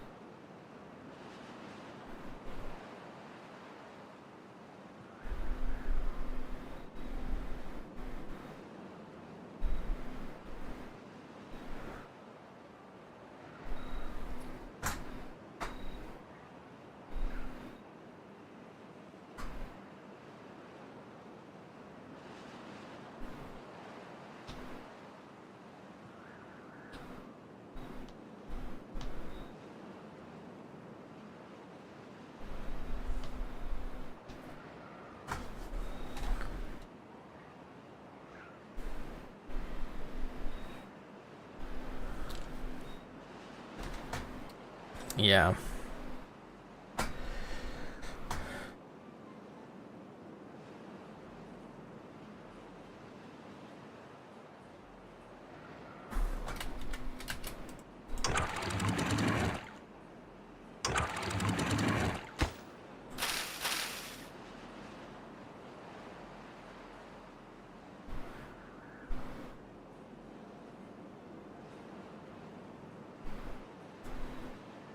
Thanos.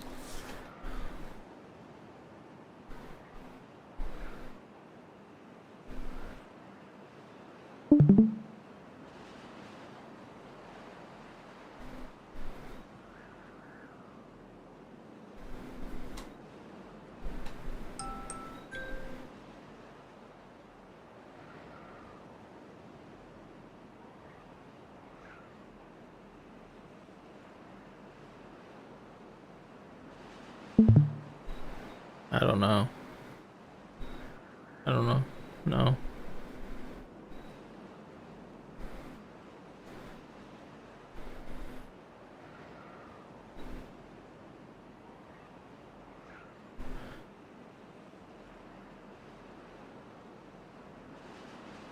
Yeah.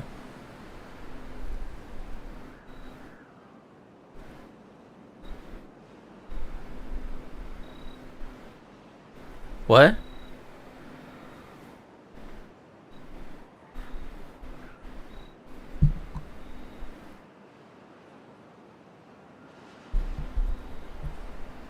Huh? No, I know. Because it's the house elves. And the grouchy one. He's the grouchy one, right?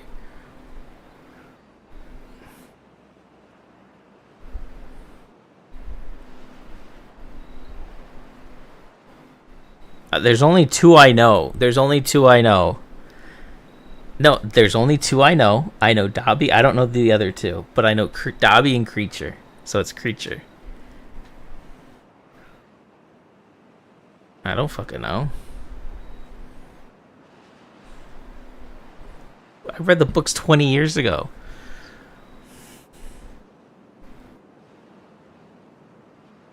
It's black. It's the Black House.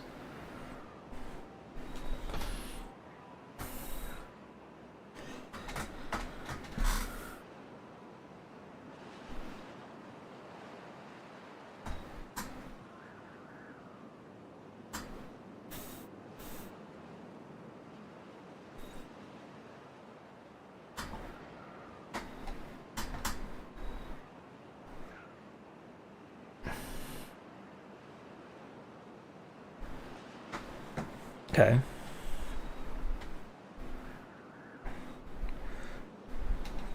Fletcher.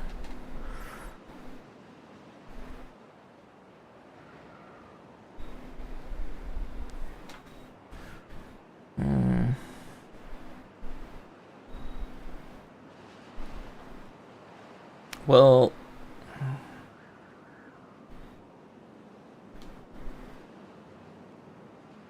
Quidditch equipment.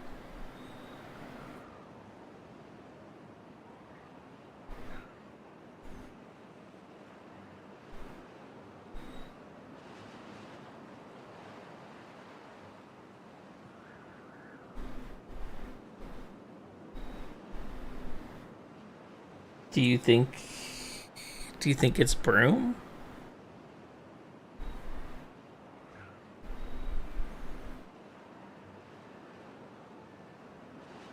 Balls. They're balls, right?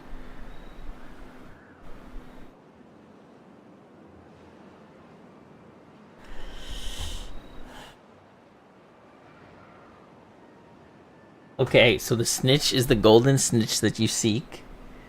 The bludgers are the ones where, like, the people with the bats, like the beating bats, they smash the balls at Harry Potter.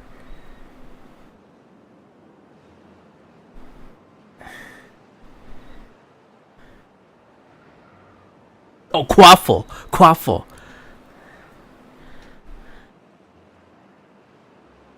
Q. I don't fucking know. Q. Oh my. QA.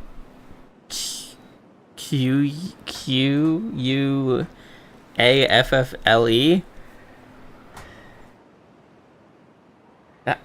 Q waffle. That's how I would spell it. Yeah, Q waffle.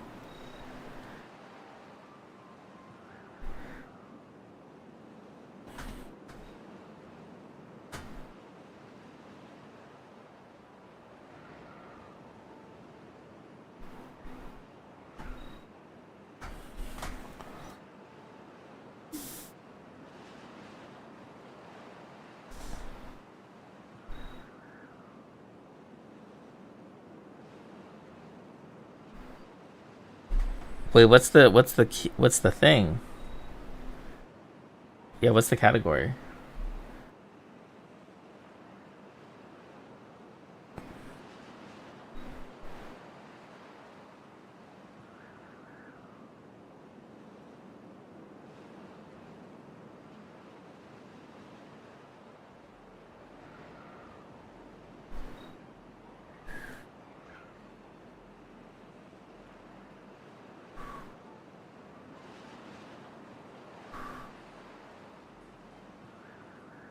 Oh, I know.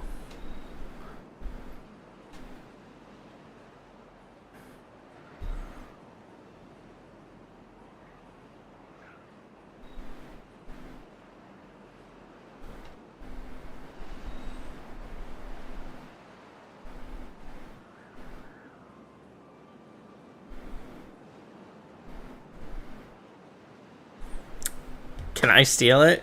I know who it is. The 2 seconds. You have 2 seconds.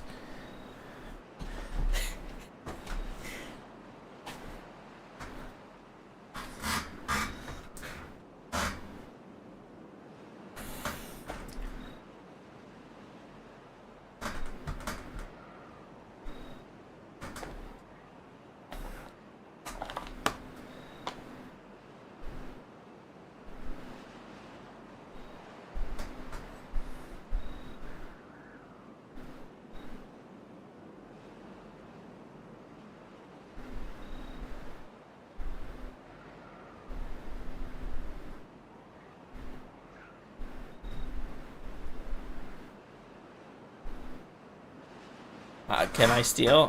What's the timer now? I gave you a timer.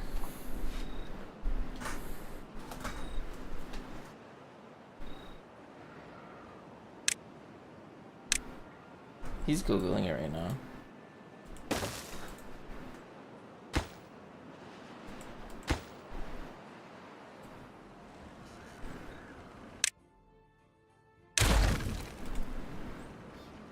No, I thought it was a divination teacher. Okay.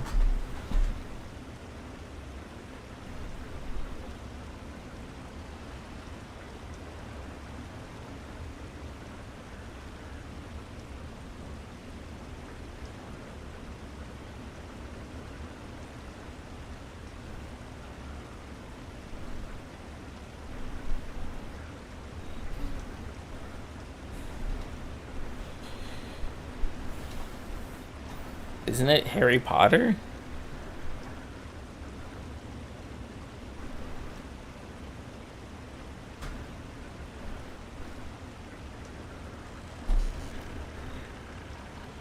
Oh, Lockhart.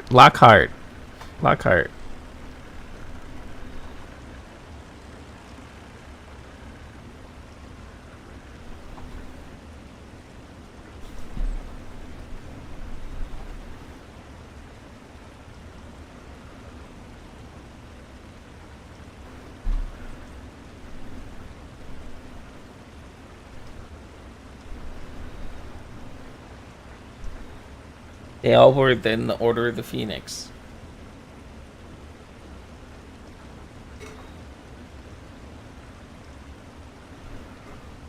Oh, that's what I thought.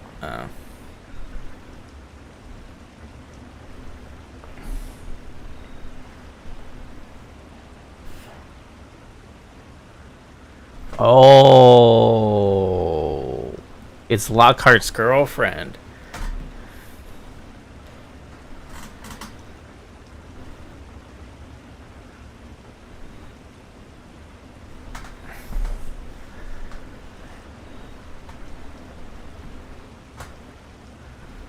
No, we don't need a timer. I'm thinking. You gave Jared 5 minutes.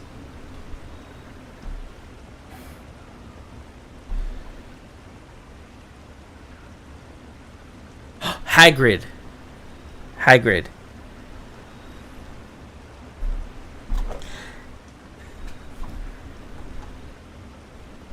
No, he got 5 minutes before he got 30 seconds. Isn't that Lockhart? Oh, okay. I know who it is. I'm picturing him. Because he's... Yeah.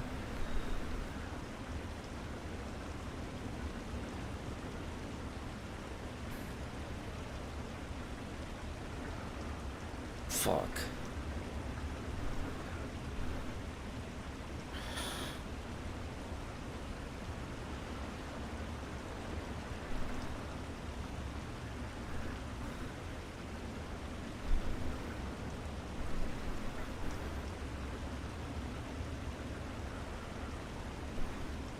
Wait.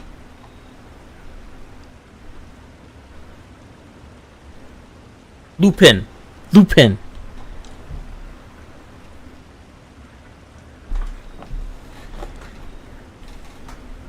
Remus.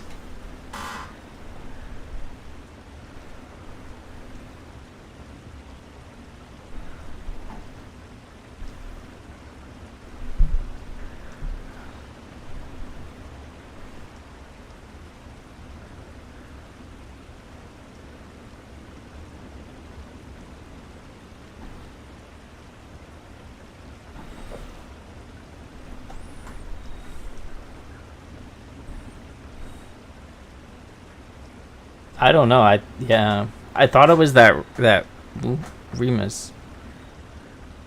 The girl, his girlfriend. Remus's girlfriend. Starts with an F, like Floraline or something. Tonks.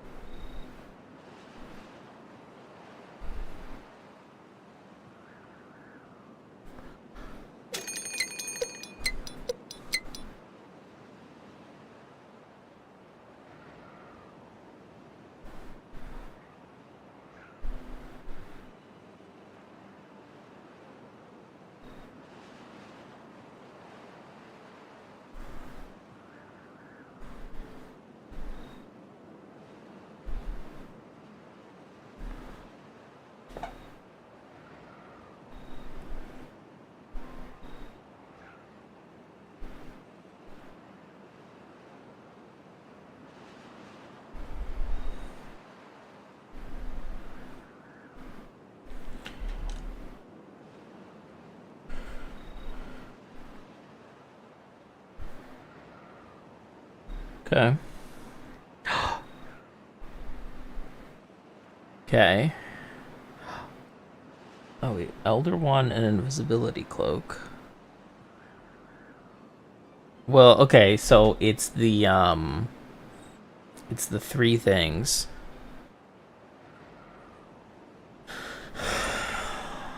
The Elder Wand, the Invisibility Cloak. Oh, and then it's like the Stone of Power or something. And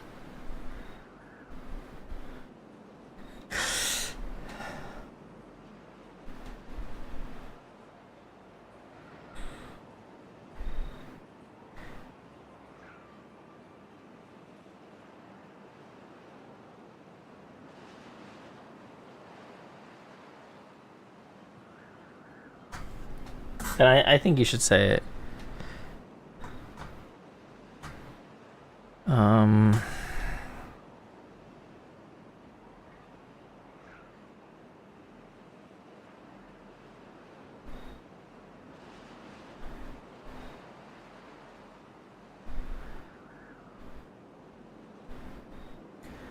What? It's like the Stone of Power or some shit. What the fuck is it? It's one of the Deathly Hollows. Okay, yeah, just try stone. Try stone.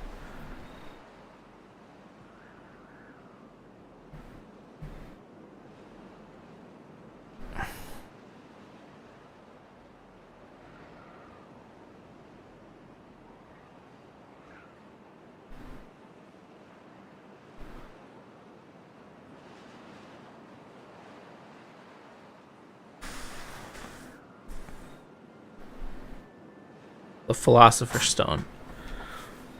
Which...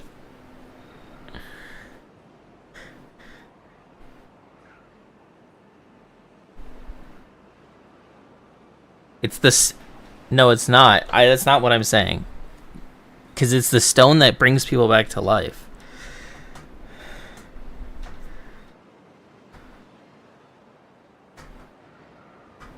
What is it called, though?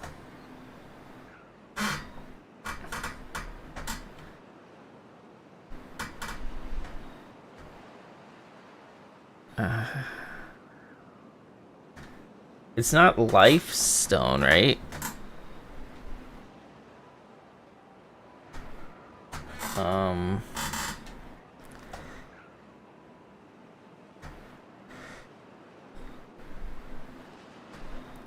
Resurrection Stone.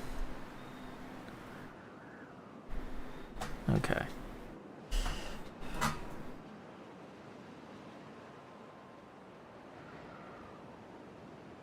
You're not up to. No.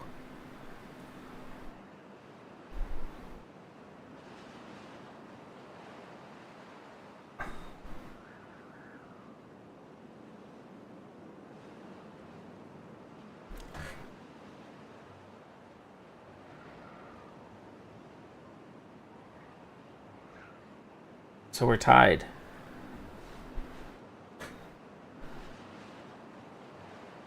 No, I did not get that one. That's the one that I missed. That's the one that I missed.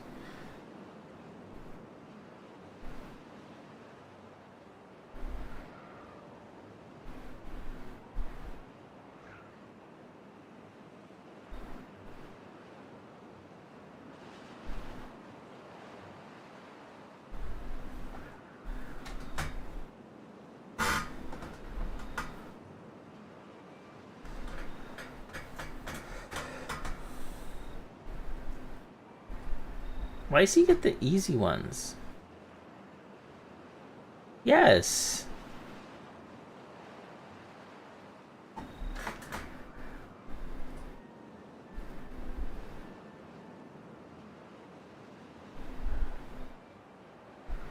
So these are Weasleys. What's the mom's name?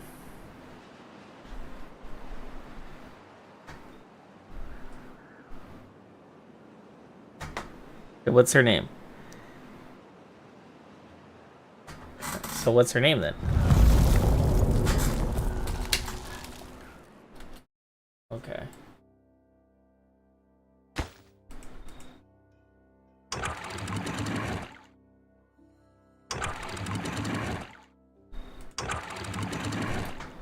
I'm thinking.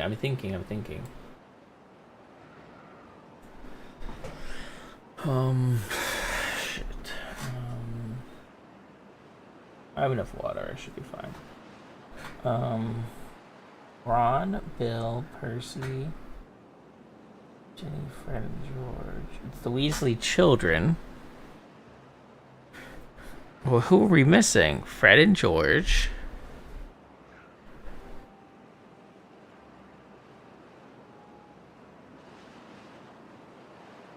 What's a man?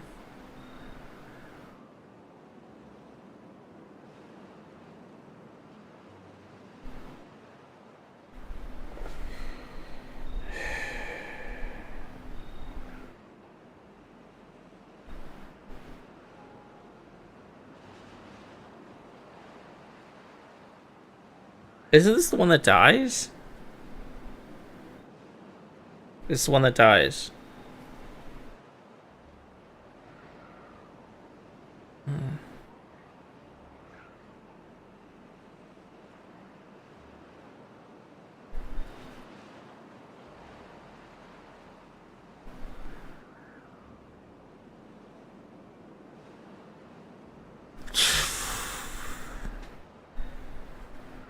Okay, Ron, Bill, Percy, Ginny, Fred, George. Ron, Bill, Percy, Fred, George, Ginny, Fred.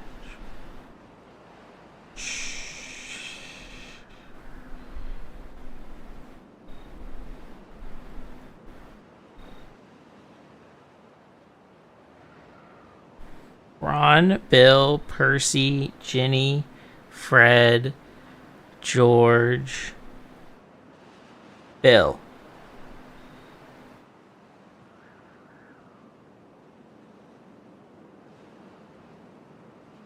It's this guy.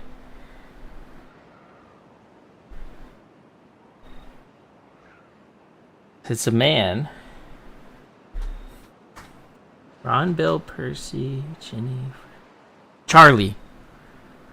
Charlie.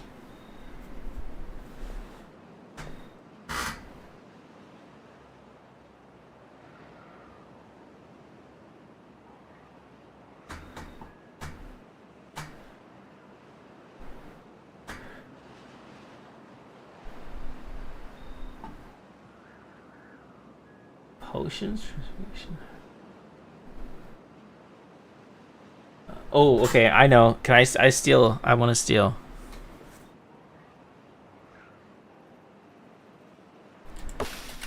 Yep. 30 seconds. You're supposed to be better. You're supposed to be better. It's 101. When it turns to 102, it's my turn. I'm correct. Yeah, I mean, I'm either wrong or this is easy. Yeah, it could be one of two. It could be one of two. But I think it's the one.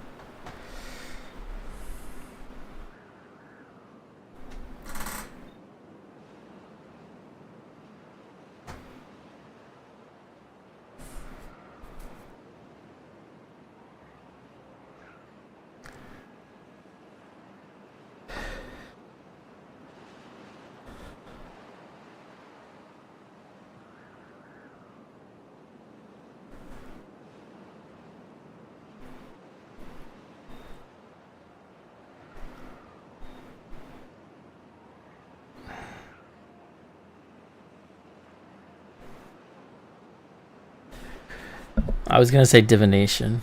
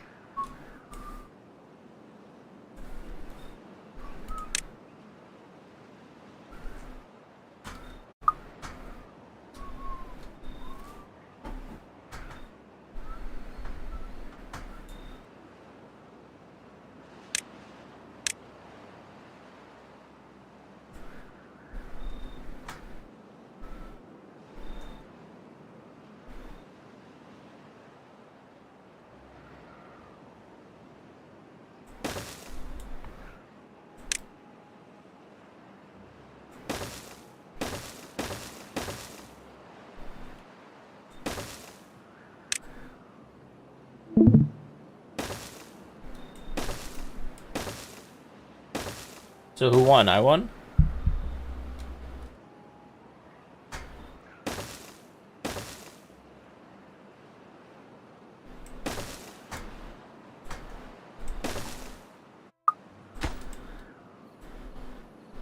It's 15 years ago. When they came out.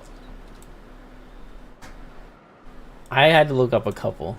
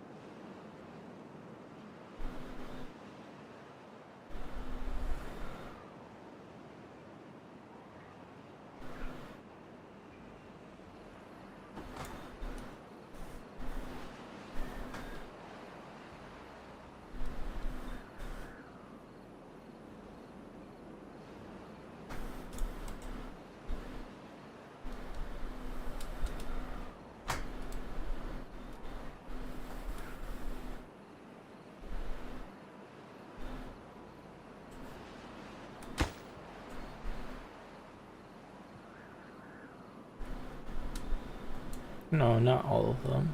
I knew most of them. I didn't know the Charlie one. No. No.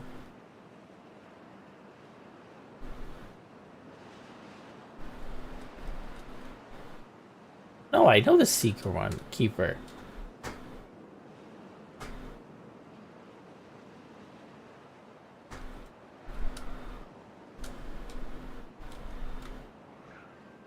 Yes. The Charlie. That's, yeah, I didn't know that one. Just that one. Yes, I've told you that one. Call it like the fucking Power Stone. Guess I know Creature.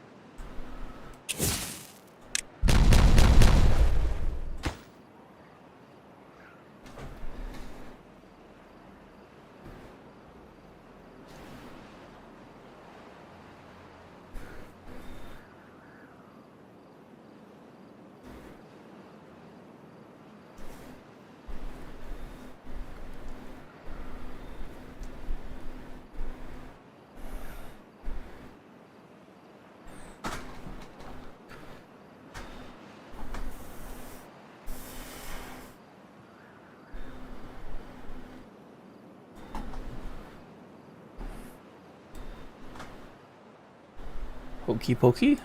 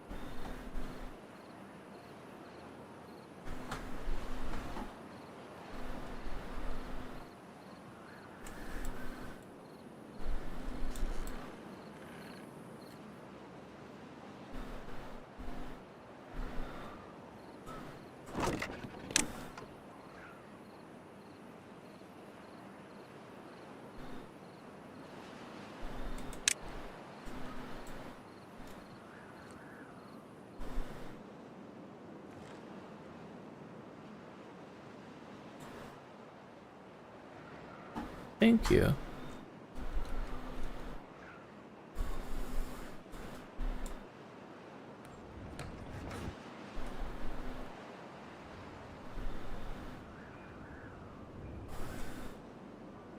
I did good in the last one too.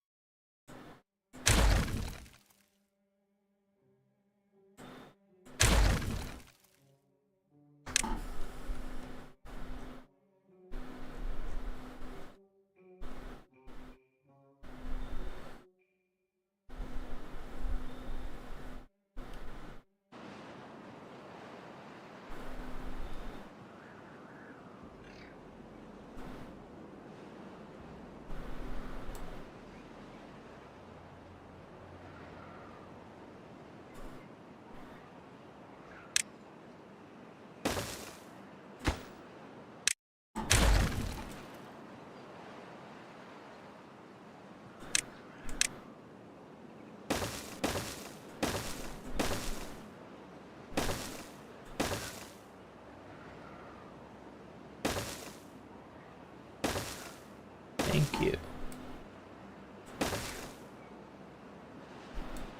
Yeah, it's good. It's good brain.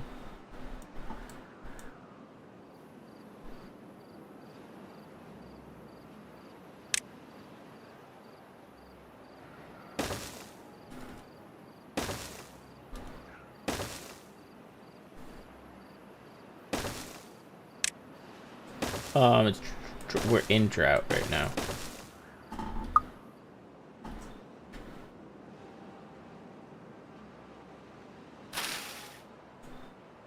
It's almost done.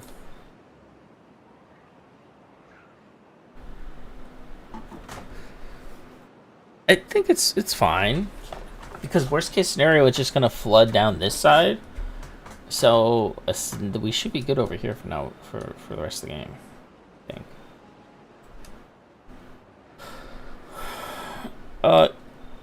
Yeah, but it'll be fine.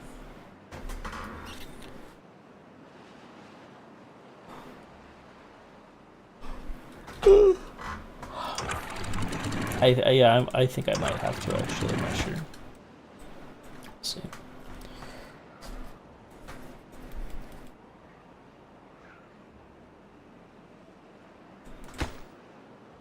Yeah. I'm not I want to see how I want to just see it go once and see what it looks like.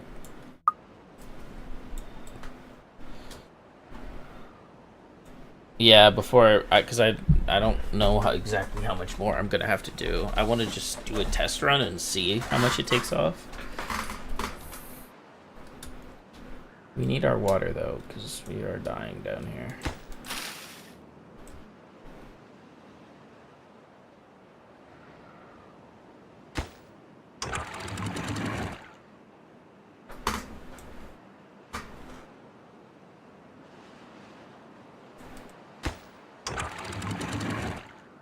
He knows who's the boss.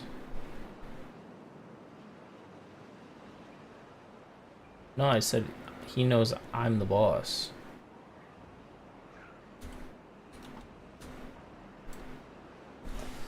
I get compliments all the time. When they're deserved.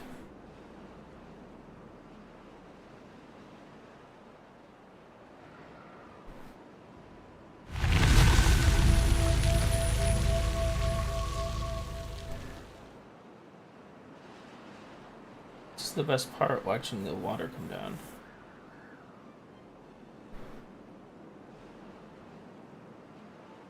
Why does it go down quicker on the one side? It's open.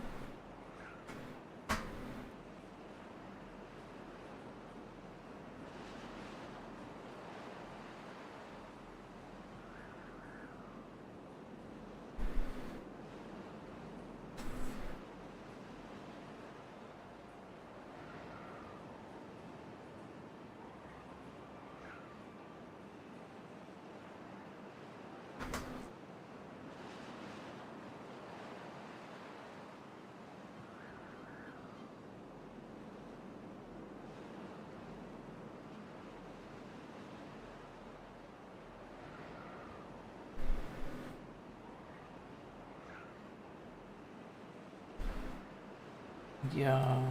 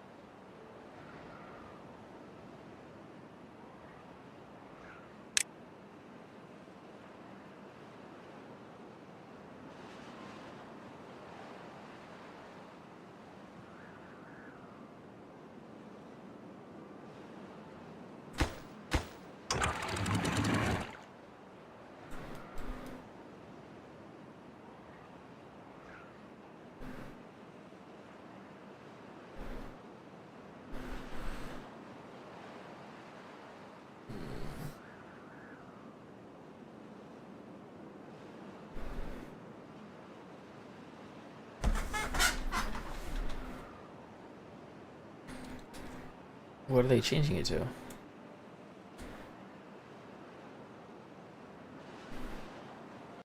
The short answer is because he has that star on the side of his helmet. Come on now, we all know that. That's the end of the video. Nah, but if you have a little bit more time on your hands and want to actually do more research with me, the vid starts now. Every year he puts up elite numbers, but every year he's blamed for the downfall of America's team. He led his franchise to multiple playoff berths, survived brutal injuries, and outperformed quarterbacks with bigger names, and still, no respect. The media calls him overrated, fans call him overpaid, analysts laugh at his name in MVP conversations. Dak Prescott is not better than Tony Romo. Dak Prescott is not that talented.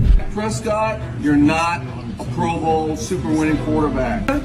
Done. I just don't think Pittsburgh's going to be able to keep it. We need another quarterback, another coach. No more Dak Prescott. ASAP, new quarterback. Dak is ass. Right? Can I say on TV? Because he is ass. This isn't just about a quarterback, it's about expectations, pressure, and the one franchise where winning in the regular season still isn't enough. This is the real reason why the NFL doesn't respect Dak Prescott. You want to know what's crazy? Dak Prescott was never supposed to be that guy. When the Cowboys drafted him in the 4th round in 2016, 135th overall, it wasn't a master plan. Nah, he wasn't brought in to be the next hero. He was insurance, a project, a just in case. All right, and I will say it, I've said it before, I thought maybe he might not be a quarterback in the NFL 2 years ago. Dallas had Tony Romo, the vet, the guy they would ride or die with. Dak, he was supposed to sit, learn, maybe play some preseason snaps and fade into the shadows. A development quarterback meant to carry a clipboard, that's it. But then life happened and did what it always does in football. It flipped the script. Preseason, Romo gets hit awkwardly against Seattle, back injury, and out just like that. Overnight, Dak was thrown into the starting role. Now America's team was riding on the arm of a 23-year-old rookie most America had barely heard of a month earlier. The stage was set for an unlikely underdog story. And what does Dak do? He doesn't flinch, doesn't fold, doesn't fake it. He balls out. That first month, man, he looked like he had been there before. Calm, poised, very structured, like he had been silently studying the game his whole life and was just waiting for his number to get called. And when it was, he made it mean something. After a narrow loss in his Week 1 debut, he proceeded to reel off win after win. Prescott led the Cowboys to an astonishing 11-game winning streak, a franchise record. I knew then it was like there's no way we can go back to 9. There's no way we can go back to Roma with the momentum as it is. The Cowboys finished 13-3, first in the NFC. Dak, he was more than just along for the ride. He was driving a damn bus. And the numbers, stupid clean. 3,600 passing yards, 23 touchdowns to only 4 picks, with a 104.9 passer rating. Oh, and 6 rushing touchdowns, which earned him Rookie of the Year, a Pro Bowl, and just like that, a whole legacy started before the league even knew his name for real. The number one thing that Dak does so good, he makes great decisions with the football. 0 interceptions. But here's where the story shifts. See, in Dallas, they don't just cheer, they judge hard. Very hard. And the minute Dak started shining, people started squinting. Is it really him though? Maybe it's the O-line. Zeke is carrying the offense. Anybody could do that behind that offensive line. Is that America's team is succeeding because they built a wall called an offensive line. Bottom line is, Dak Prescott is not better than Tony Romo. You heard it everywhere. ESPN, Twitter, barbershops, analysts couldn't wait to call him a game manager. You know, that backhanded compliment basically saying he's not messing it up, but he's not winning it either. The implication that Dak was more passenger than pilot, just a calm guy along for the ride, while the real stars, the line, the run game, the coaching, did the heavy lifting. It didn't matter that he was protecting the ball better than half the league. It didn't matter that he played with a veteran poise as a 23-year-old thrown into the fire. People wanted it to be a fluke, a flash, a Cinderella story that midnight would expose. Then came the playoffs, the ultimate test. The storybook regular season gave the Cowboys a first week bye, in sky-high hopes that maybe they could do something. But then came the divisional round, Cowboys versus the Packers. Aaron Rodgers on the other sideline, and for the first time of the season, the bright lights fell hotter than ever. Dallas fell behind big, but Dak didn't panic. He rallied, 302 yards, 3 touchdowns, no fear. He matched Rodgers punch for punch and rallied Dallas from an 18-point deficit in the second half. The rookie had ice in his veins, delivering clutch throws to Dez Bryant and Jason Witten to tie the game late, giving Dallas a chance. But Rodgers did what Rodgers does, made an insane sideline throw to set up a field goal and sent Dallas home. Season over, just like that. And you would think people would give the rookie his flowers for the performance, but nah, the takeaway wasn't Dak showed heart. It was Cowboys still can't win in January. I told you a month ago, the Dallas Cowboys will be like Kentucky basketball freshmen they will be one and done. And because he wore that star on his helmet, he inherited every disappointment that came before him, as if he was the reason for it. That one playoff loss planted a seed that never stopped growing. To some fans, he was a hero, to others, a placeholder, but to the NFL media machine, he was still unproven. So yeah, Dak had a fairy tale rookie season. He shocked the league, won over the locker room, and made Jerry Jones tear up on national TV, but respect, that came slow. Like real slow, because the moment he succeeded, people started asking how long would it last, and the moment he lost, they treated it like it was proof it never mattered in the first place. The rise was real, but the doubt even realer. Dak has done almost everything a franchise quarterback is supposed to do. In the regular season, he's been a model of success, leading the Cowgirls to multiple double-digit win seasons and 4 NFC East titles. And that's the part they don't like to talk about. Over 3,000 yards in the air 6 different times, and 3 of those over 4,000 yards, 3 Pro Bowl nods, and just recently he delivered arguably his finest season, 4,500 passing yards and the NFL best 36 passing touchdowns and a career high 105.9 passer rating in 2023, finishing as the runner-up for the MVP. His overall regular season record stands at 76-46, a testament to consistent excellence. By any standard, Dak has proven he can win in this league. And yet, somehow the goalpost continues to move. Because when you're Dak Prescott, the quarterback of the Dallas Cowboys, winning in a regular season doesn't mean you're truly winning. Let's go back to 2022. Bro put up 36 touchdowns, a career high, and finished second in the MVP voting behind Patrick Mahomes. That right there is validation that he should get love, or at least it should have been. But instead, here comes the hot takes. Is Dak even a top 10 quarterback? Sure, he puts up stats, but can he win when it matters? Is Dak already an all-time great Cowboys QB? What? Dak Prescott is not one of the top 10 quarterbacks in the NFL right now. I don't think Dak Prescott's a top 10 quarterback in my opinion. The same media that drooled over numbers for quarterbacks in other markets suddenly acted like Dak's numbers were inflated, like his success had an asterisk. He could throw for 400 yards and 4 touchdowns, and the headlines the next morning would be, Cowboys survive scare. Not Prescott shines, not Dak delivers. Even his wins don't sound like wins. In a playoff narrative, oh, they cooked that early on. Joy Taylor from FS1 flat out stated that Prescott isn't talented enough to get to an NFC championship game, doubling down on the notion that Dak can elevate his team when it matters most. But Joy, what do you need to see from Dak Prescott this season? A miracle. Dak Prescott is not that talented.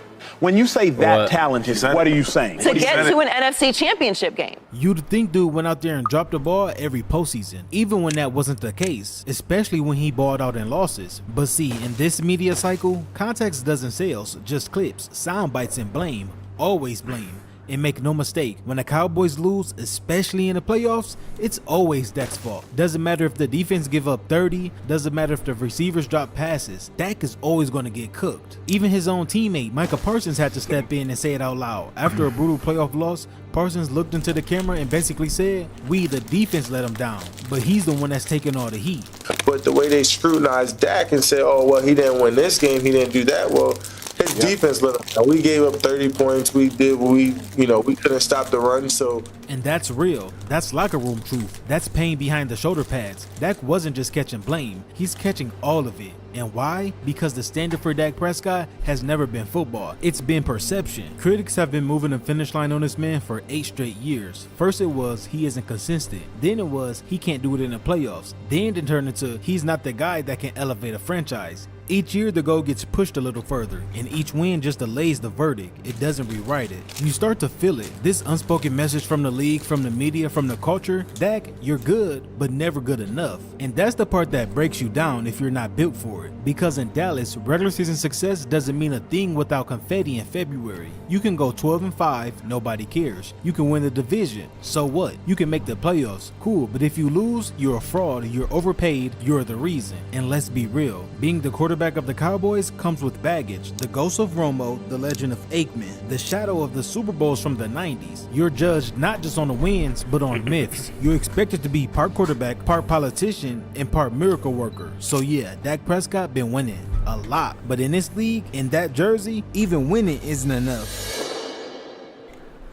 Every year when the calendar flips to January, a familiar weight settles on Dak Prescott's shoulders. It's the weight of expectations, of history, and of a fan base starved for postseason glory. As the late season skies darken over AT&T Stadium, there's a mix of hope and dread because Cowboy fans have seen this movie before. 5 playoff berths, 7 games, just 2 wins, both in the wildcard round, 0-3 in the divisional round, the exact same playoff wall Tony Romo ran into, and Cowboy fans know how that script ended. To some, Dak is becoming Romo 2.0, heavy stats, early exits, too much heartbreak. But let's rewind, because context matters. 2016, his rookie year, Dak goes toe-to-toe with Aaron Rodgers in a divisional round. Down 21-3, he puts on the Superman cape and goes off for 302 yards, 3 touchdowns, and ties the game with 35 seconds left. Then Rodgers hit a miracle on a 3rd and 20. Cowboys lose on the last second field goal, but Dak's brilliance was overshadowed because all people remember is another L. 2018 wildcard versus Seattle, Dak seals it on a 3rd and 14 scramble, fearless, flipping through the air, the kind of play that defines a quarterback. Then a week later, the Rams ran through Dallas, nearly 300 rushing yards. Dak plays well, but the Cowboys defense looks like tissue paper. Another divisional exit, another almost. 2021, back at home versus the 49ers, ugly first half with the late rally. Down 6 with seconds to go, Dak takes off for a QB draw. No timeout, clock runs out before the spike. Game over. Forget the 14 penalties, forget the coaching screw-ups. The world only remembers Dak running with no time left, and the internet, they ate it up. Dak should know, got to find a ref immediately, hand him the football. You want to execute the play? Give the official the football. You can't hand the ball to your center and say, let's go, ball in.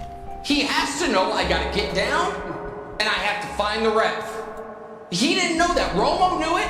2022 wild card game on the road versus Tom Brady, and Dak goes nuclear. 305 yards, 5 total touchdowns, not a single turnover, and that was the best playoff game of his career. He silenced everyone for a week because the next round was a revenge game against the 49ers again. Different script, same ending. 2 picks with 1 coming in the red zone. Cowboys lose 19-12 and Dak's ratings drops to 63.6. Dallas fans cried. The 49ers moved on and the narrative was cemented. Dak Prescott is primarily responsible for losing that game yesterday. We need a quarterback that wins playoff games. We don't have one. Very, very disappointed. We weren't able to come out this one. Disappointed in my play.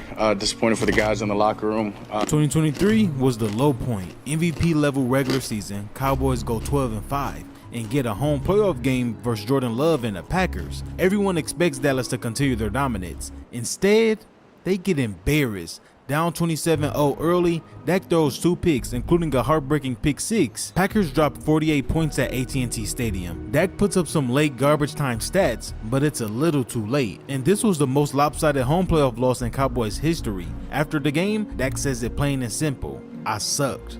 I sucked tonight. No, that was it. As I said, got it going a little bit late, but none of that mattered at that point. And that's the problem. Hell, maybe it's the Cowboy star, maybe it's the price tag, or maybe, just maybe, it's the impossible standard of being the quarterback of America's team. In Dallas, you're not measured on stats, you're measured by rings. Since 1995, no Cowboys quarterback has made the NFC Championship. Dak has 4 divisional titles, but no Final Four appearances. And in a city that wants Super Bowls more than they want to breathe, everything else feels empty. The media doesn't wait. The fans don't forget. Every playoff loss stacks on the last. And each one feeds on the belief that Dak just doesn't have it. No more Dak Prescott! ASAP, new quarterback. Dak, get him out of here.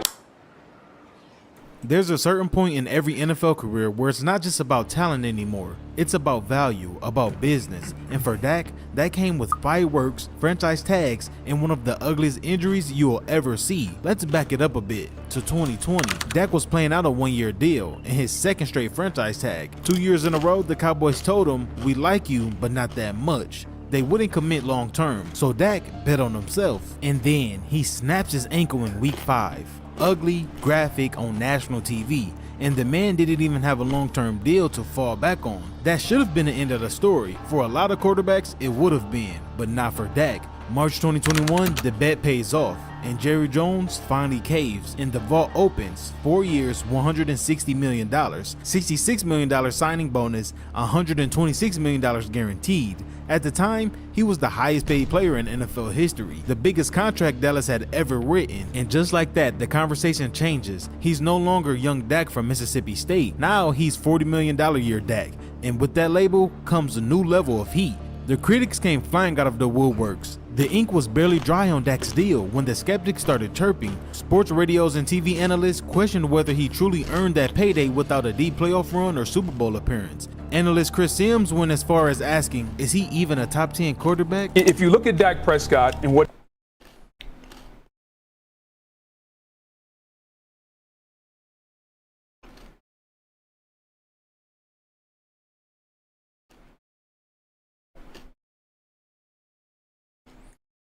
We are in week 3 of the preseason, and the Browns have just finished up their final drive against the Rams with Tyler Huntley traversing 46 yards in 2 minutes to set up a short chip shot field goal. And while for 31 teams the end of the preseason is pretty negligible, what was about to happen for the Browns may be some of the biggest, most dramatic overreactions the internet has seen. But to explain how a 5th round quarterback picking up reps with the 3rd string offensive line and wide receivers is even a story, we are going to have to go back because there are a lot of factors to this. And speaking of factor, like, are you tired of all the factors that go into having a healthy lifestyle? Like, after you get done working and taking care of the kids and being an awesome dad, you still have to go and cook yourself a meal? Well, do I have the solution for you? Factor. They give you the flexibility to stay active without having to settle for a cheat meal out when time gets a little bit tight. And now they have an expanded menu. So they're not just making accomplishing your goals easy, they're making it delicious. They're adding some awesome flavors to the menu so you can enjoy some fresh, never frozen meals without compromising on them being just so splendid. I know one that I had was their chicken and grits, and oh my god, it actually blew me. It blew me away. It was delicious.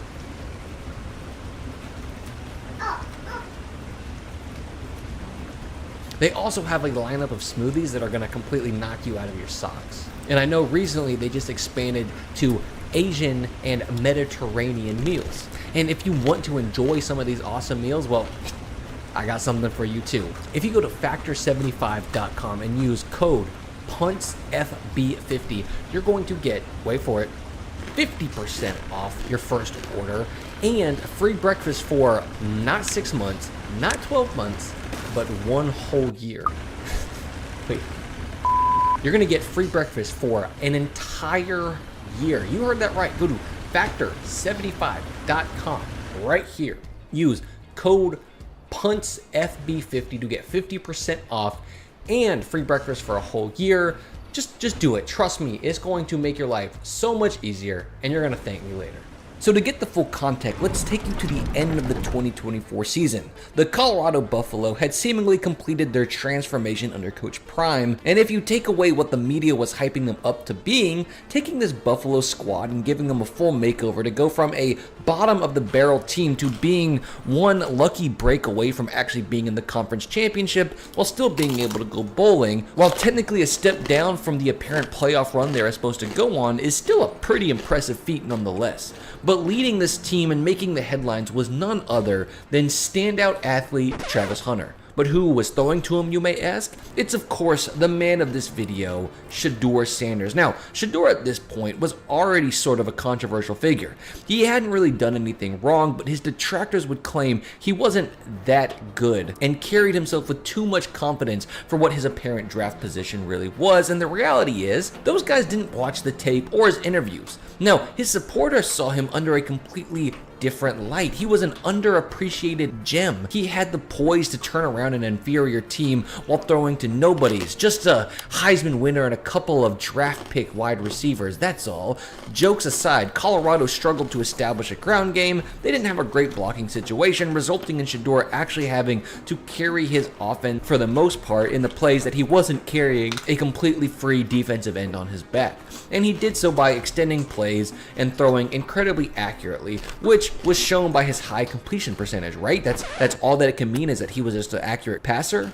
So you may be saying, oh, so the fans are the ones that actually watch the film. Also no, That was the frustrating part about this whole debate, is that his college film fell somewhere very much so in the middle of what both sides believed. When Colorado was in the driving seat and he was getting the ball off on time, he was pretty accurate, even though I think having 3 draftable wide receivers and one of them being a Heisman does make his job a lot easier as a quarterback. But all in all, he didn't always come up in big games, because when things got tough, you could catch him trying to play Superman, where he would hold on to the ball too long looking to extend plays that he probably should have given up on and just thrown it away. But he had enough talent that he should have probably gone in the 2nd to 3rd round, and that was before apparently bombing his interviews and not throwing at the combine, which dropped him. So while we'll truly never know what happened in those interviews, we got to see it unfold, as in the draft, 5 quarterbacks over the course of 5 rounds went before him, with some head scratchers like Tyler Shough, Jason Milroe, and most importantly, Dylan Gabriel, who was only a head scratcher because he was drafted in the 3rd round to the same team that would eventually draft Sanders in the 5th. The Cleveland Browns. Now, I know the Browns are known for creating stability at the quarterbacking position and being great place for young shot callers to get their bearing, and you can understand why fans of Shedeur would be mad that there might be somebody above him in the depth chart, as that would seem to break their typical mold of developing young talent into future NFL stars. But believe it or not, they were upset. And from the jump out of training camp, narratives were already starting to form. Pretty much a piece of news wouldn't come out of camp unless it was hyping up Shedeur or bringing down Dylan, which only continued to fuel Shedeur's fans and haters the same way, as they both would try to twist the numbers coming out to fit whatever narrative they wanted reality to be. But the truth is, with raw numbers, we have no concept of what drills or plays were being worked. Like, Dylan could have had a bad day while Shedeur was balling, that's true, but maybe they were trying to encourage both quarterbacks to make riskier throws, as seen in the videos where Shedeur was just checking it down and throwing his shorter concepts. Even more importantly, we don't know how many passes were dropped, and it's just raw stats or kind of garbage numbers that will only mean anything to the coaches who know the context behind them. But online, it was just continuing to build the tension. People were going back and forth, narratives were being constructed until the preseason came around and all eyes were turned to week 1 to see how Shedeur would fare against the Panthers. And it looked at first as if his detractors were right. His first 3 drives left a lot to be desired against the Panthers starters. Passes were dropped, yes, Shedeur looked okay but couldn't quite get a drive going, as his first 3 drives go punt, turnover on downs, and punt again. But we did see some flashes, like, look at this, he took off on 3rd and 9 to get the first down, and man, you could hear the stadium erupt like he just did something in a game that actually mattered. But luckily, when his last drive ended with a punt, it was muffed, and he was able to get a nice gimme touchdown pass, which was just beautifully placed, and from here on out, he started to click. Yeah, he still had some issues, like putting himself in bad position on a 3rd and 13, but we already knew that when things were do or die, he was going to hold on to the ball a little bit too long, like kids hold on to teddy bears, and ultimately it led to what appeared to be a solid, but in my opinion, slightly overhyped first game, as he still showed many of the tendencies that people were worried about with him coming into the league. But maybe the most damning part, the most overlooked litmus test in all of this, was at the end of the game, Tyler Huntley came in and led a decisive touchdown drive, where when you watch this game, Huntley's accuracy, poise, ability to move the ball really showed a stark contrast of where Shedeur was and where he would need to be if he wanted to be a career backup. Regardless of this fact, the narratives went wild. Nike posted an ad with Shedeur after he put up 138 yards on some of the Panthers' first-string defense in a preseason game, and it may sound like I'm picking fun at him, but I'm not. I've watched a lot of his interviews while covering him, and honestly, he's an easy guy to root for. He's pretty likable from what I've seen. But when we watched the following game against the Eagles, Gabriel was now at the helm, and it became clear to anybody with 2 brain cells that at the very least, this battle was going to be pretty tight, with it slightly favoring Dylan.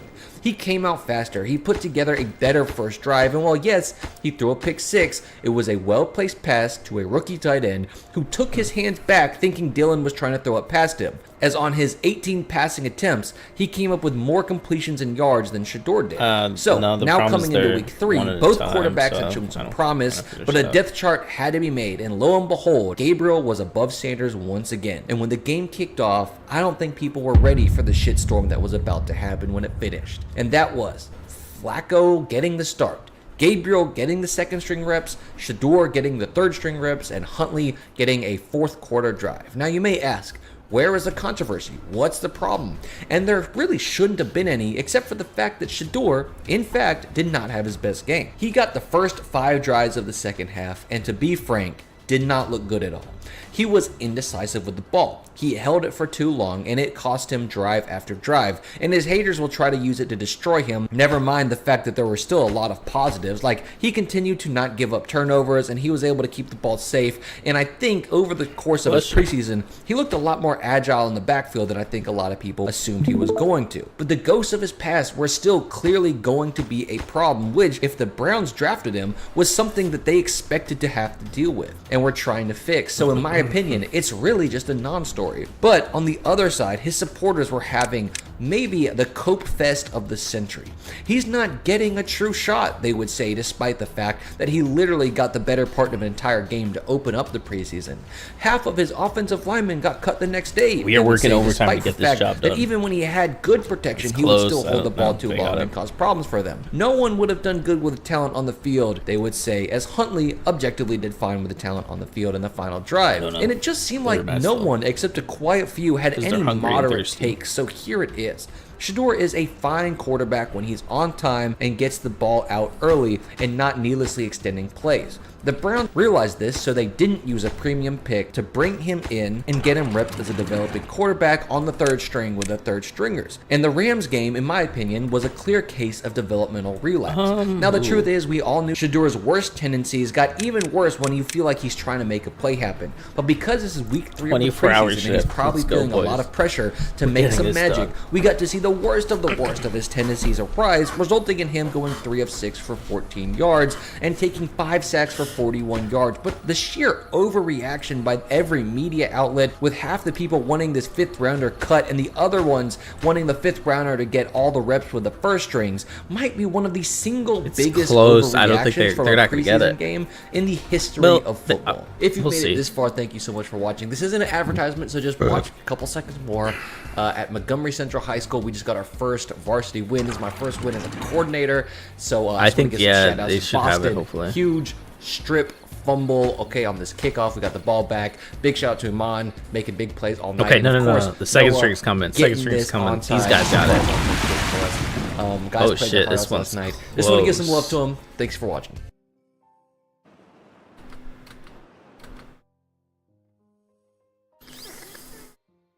I don't know.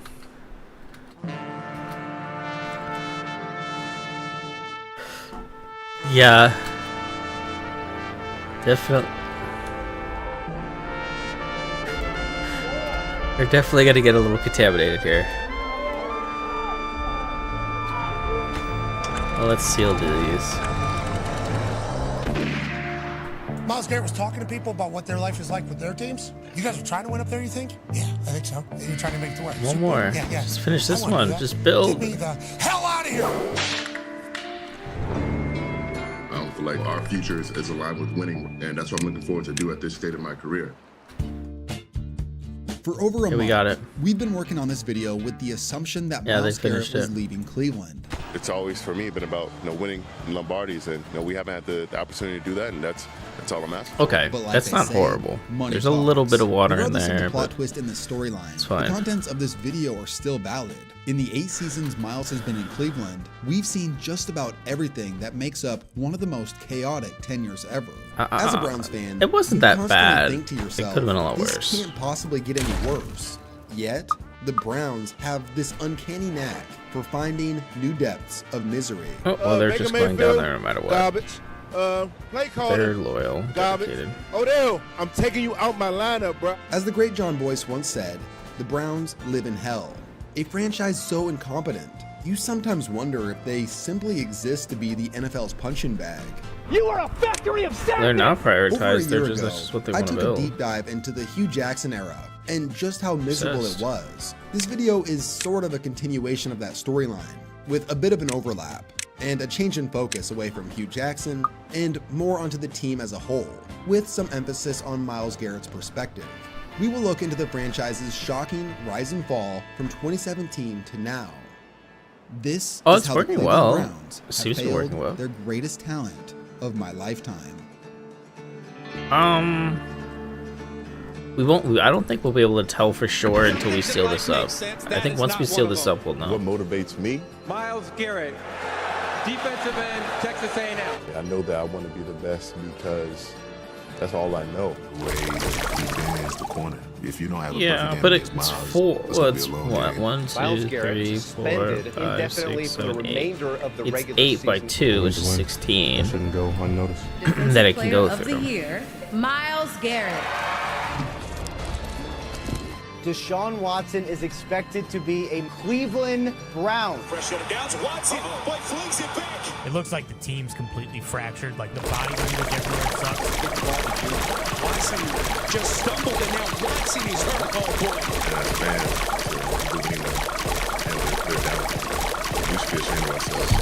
27.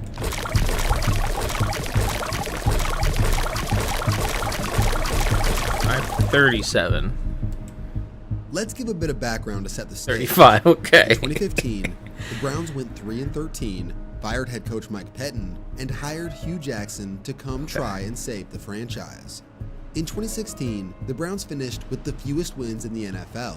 A single measly victory kept them from going 0-16. No. Although once you look Each at their one roster produces breakdown, things like begin to make sense. The team's front office had instituted an aggressive analytics produces approach maybe that like a focused on tenth acquiring or like future a draft picks quarter. over current victories, otherwise unofficially known as tanking. Hugh Jackson had suffered through the rough season at the forefront of the negative attention, which I previously argued was largely out of his control due to the roster he was given. In theory, and the fact that he had to coach with a staggering 6 different players I think at quarterback. I think it'll be enough. 2016, Hugh made a promise that I think it'll be people would enough. Just No, this. I'm I think not. it'll be I'm fine. not going 1-15. No. If not, we'll just blast I'll more. be swimming in the lake over there somewhere. So that's not happening. With a roster full of holes, the 2017 NFL Draft Oh provided God, the they're first real swimming in chance the for water. Cleveland to establish a new era. Why? They held the Why rights is to the this number one psycho in the overall pick. water? No one really knows what was said within the confines. There's of the not Browns even a front office, path. as there is conflicting He's information just out there. crazy. But the decision of what Where to is do he with the number one going? pick really came down to 2 different choices. Either A, you draft your favorite quarterback prospect, or B, draft the best talent available. Yep, which in I'm this renaming him draft was the Jared type of talent because that this only is comes the around smart one. once in a That's the smart generation. one. But before we take a look at that, this video is sponsored by SeatGeek. But Even the though it's path the is offseason for the deleted. It's not NFL, connected now's to an exciting anything. time for the sports world. That's You got the psychotic. college The basketball path's tourney stopped and here. NBA playoffs right around the corner. So why not No, get out because to it's the not game? even a path. With over 28 million That dude downloads, literally just, SeatGeek he's is the schizophrenic. #1 He just rated walked out there for no ticketing app. reason. There are more than 70,000 There's a events path every over single day here on that he can SeatGeek, walk on. including concerts, festivals, Why would you? They sports, and literally more. walked If off. you happen to be a Cleveland sports I fan, don't know. It's now's the crazy. time to get out and see your basketball team play, considering how well their season has gone. SeatGeek puts tickets all across the web in one place to make sure you're getting a good deal. I don't know. Each ticket is rated on a scale from 1 to 10, so look for the green dots. Green means good and red means bad. And you know I came through for you guys. Use my code KTO for $20 Yeah, off tickets at SeatGeek. that's a Darwin one. Make sure you click the link in the description to download the app. Texas A&M had 9 performers at the scouting combine. They came out to work at the pro day, and of course, star of the day was Myles Garrett. Now, I expected him to rest on what he had done at the combine, but he came out and ran a 40 and did a long jump. I asked him why. But He said, no. I didn't get my best one at the combine. Yeah, I and saw in the wanted to chat show you're the like scouts Jared in lost to first ramen. I and was then like, called it a okay. day. And if he's not That's the least first pick surprising of the thing I draft, read all folks, day. I really don't know who is. At first glance, Texas A&M's Myles Garrett looked like he was built in a lab. And when people turned on the tape, they quickly realized what all the hype was about. Sean White, you got to know, look, the right defensive end is the best player in college football. Don't try to escape to your left. Garrett's terrifying speed and explosiveness resembled What a that of sicko. a quick, undersized linebacker.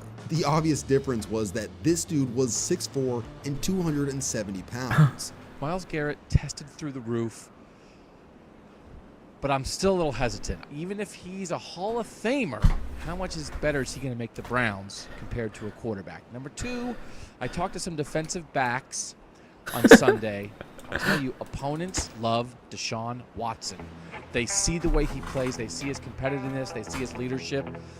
Was it All these actually hot though? guys, including guys from Alabama, There's something about Deshaun Watson. Deshaun Watson had become a hero at Clemson after leading them to a national championship victory over Alabama. They pass on Deshaun Watson, they're passing on Michael Jordan. I mean, I'm just telling you. Not only was Watson a winner, but he had been a great leader. By all accounts, he was a better person than he was a football player. And he was a damn good football player.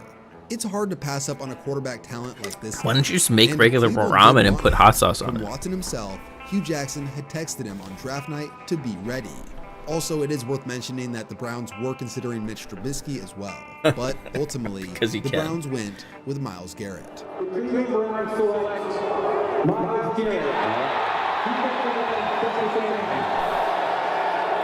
I knew he was going to be the number 1 pick. He was the best player on the board. Hats off to Myles. This pick appeared to be a solid foundational piece of their future, but this still left the quarterback question on the table. Now, even though the Browns did go with Myles Garrett number 1, they also had the 12th overall pick, which could have been used for Deshaun Watson. On what? I'm but sorry. They elected to trade the pick to Houston, and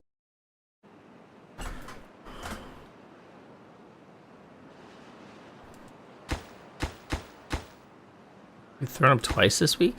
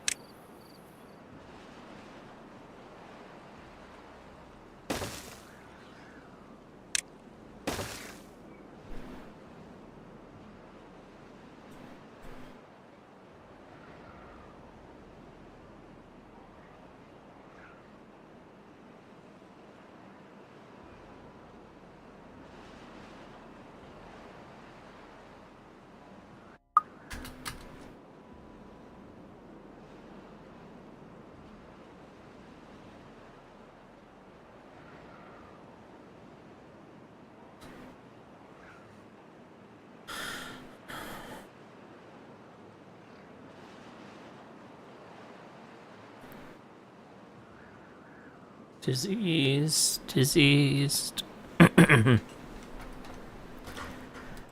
Inferior genetics.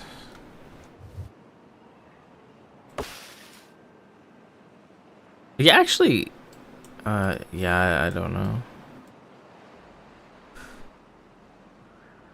Nothing.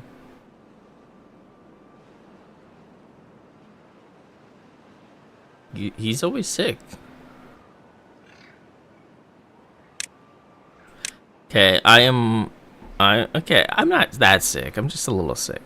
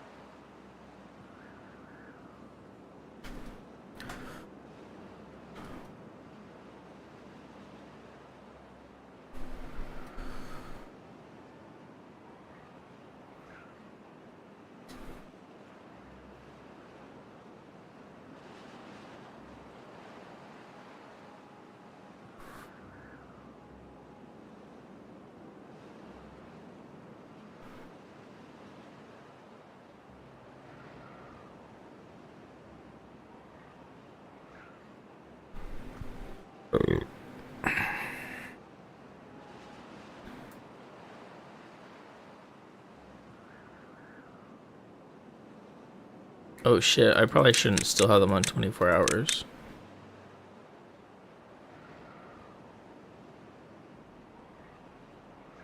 Yeah, they were doing pretty good with that.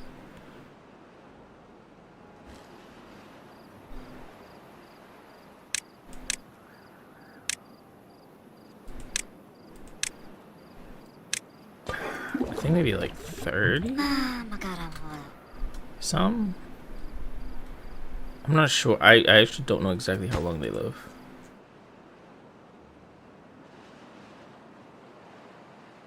Maybe? I don't know how to find him. Is there like a find? Oh, we can look through here. Jalvad.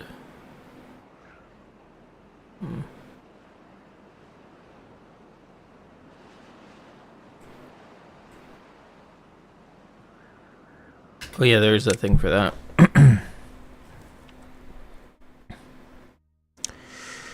Okay, where's Jared? Gonna find our guy. Uh-oh. Uh-oh. Jared, we have some bad news, man. You didn't make it.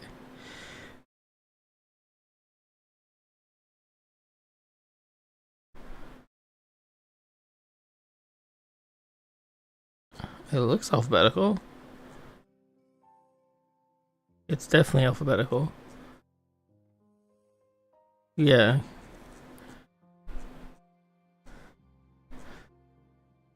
Oh, no, okay. No, Jared's alive. He's just contaminated. Just like real life. He's contaminated in real life.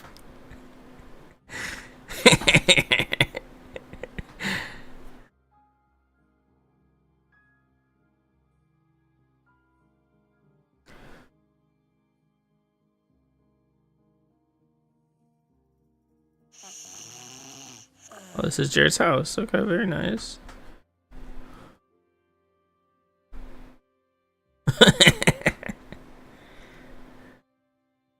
Jared's 32. Jared's 32 now.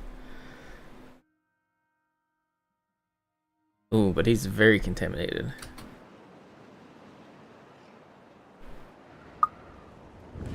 I don't know. Oh, that's our boy. Oh, wait, I want to go back in. He does look a little sick.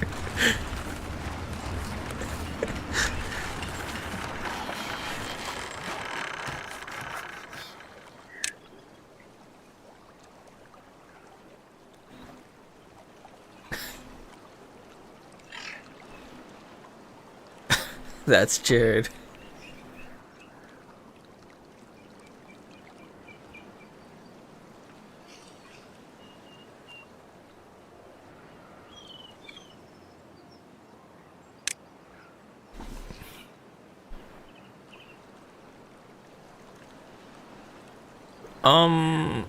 I think -10. That's as low as it gets, I think. Oh, he just got medicine from the medicine place. Okay.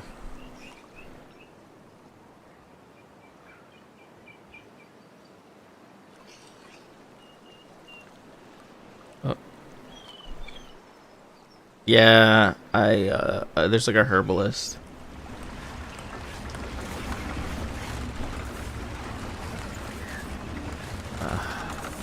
Yeah, I've been trying to get him on my mushroom pill thing. That'll save him.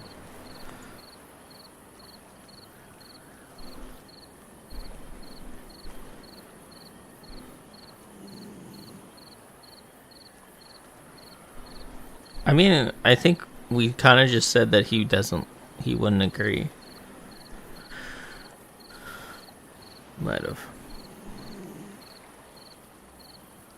No, they're just like just normal mushrooms. Lion's mane.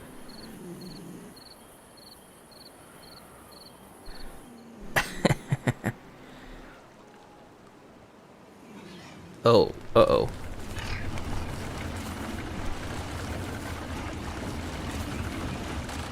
He's out of water. He needs water.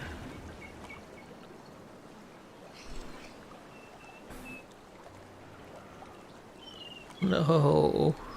Negative 17 is not good. I don't know. He's very specific about which water he wants to drink from.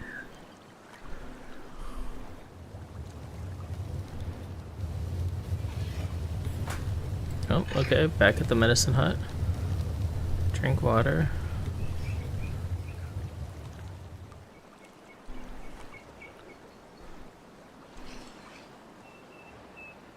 Refuses to work.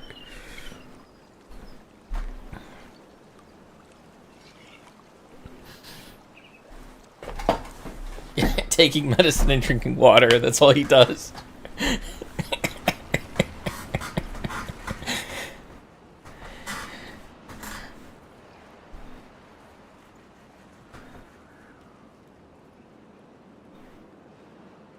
Wait, is he actually going back for more medicine? He's just walking back and forth to the doctors.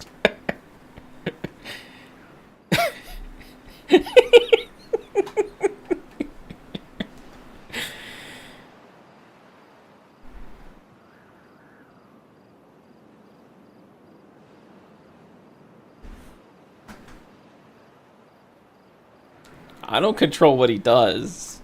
Yeah.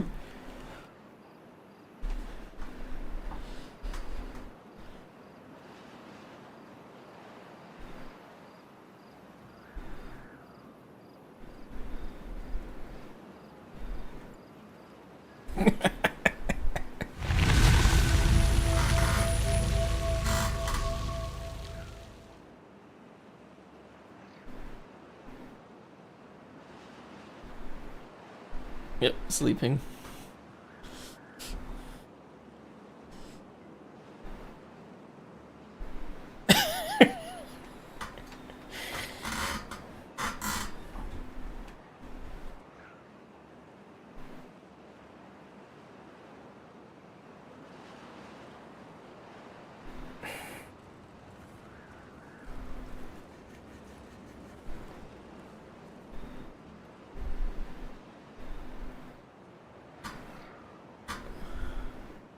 Yeah, I don't think the medicine's helping him enough. I don't know what to do for him.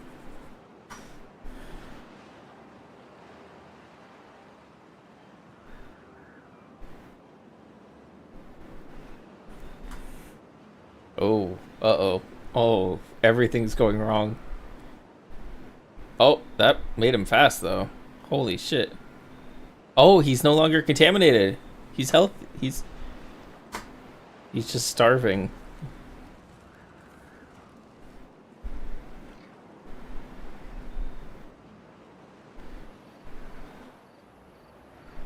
Jared's fine. Oh my gosh, look how fast he is. Yeah, bro. Good job, Jared.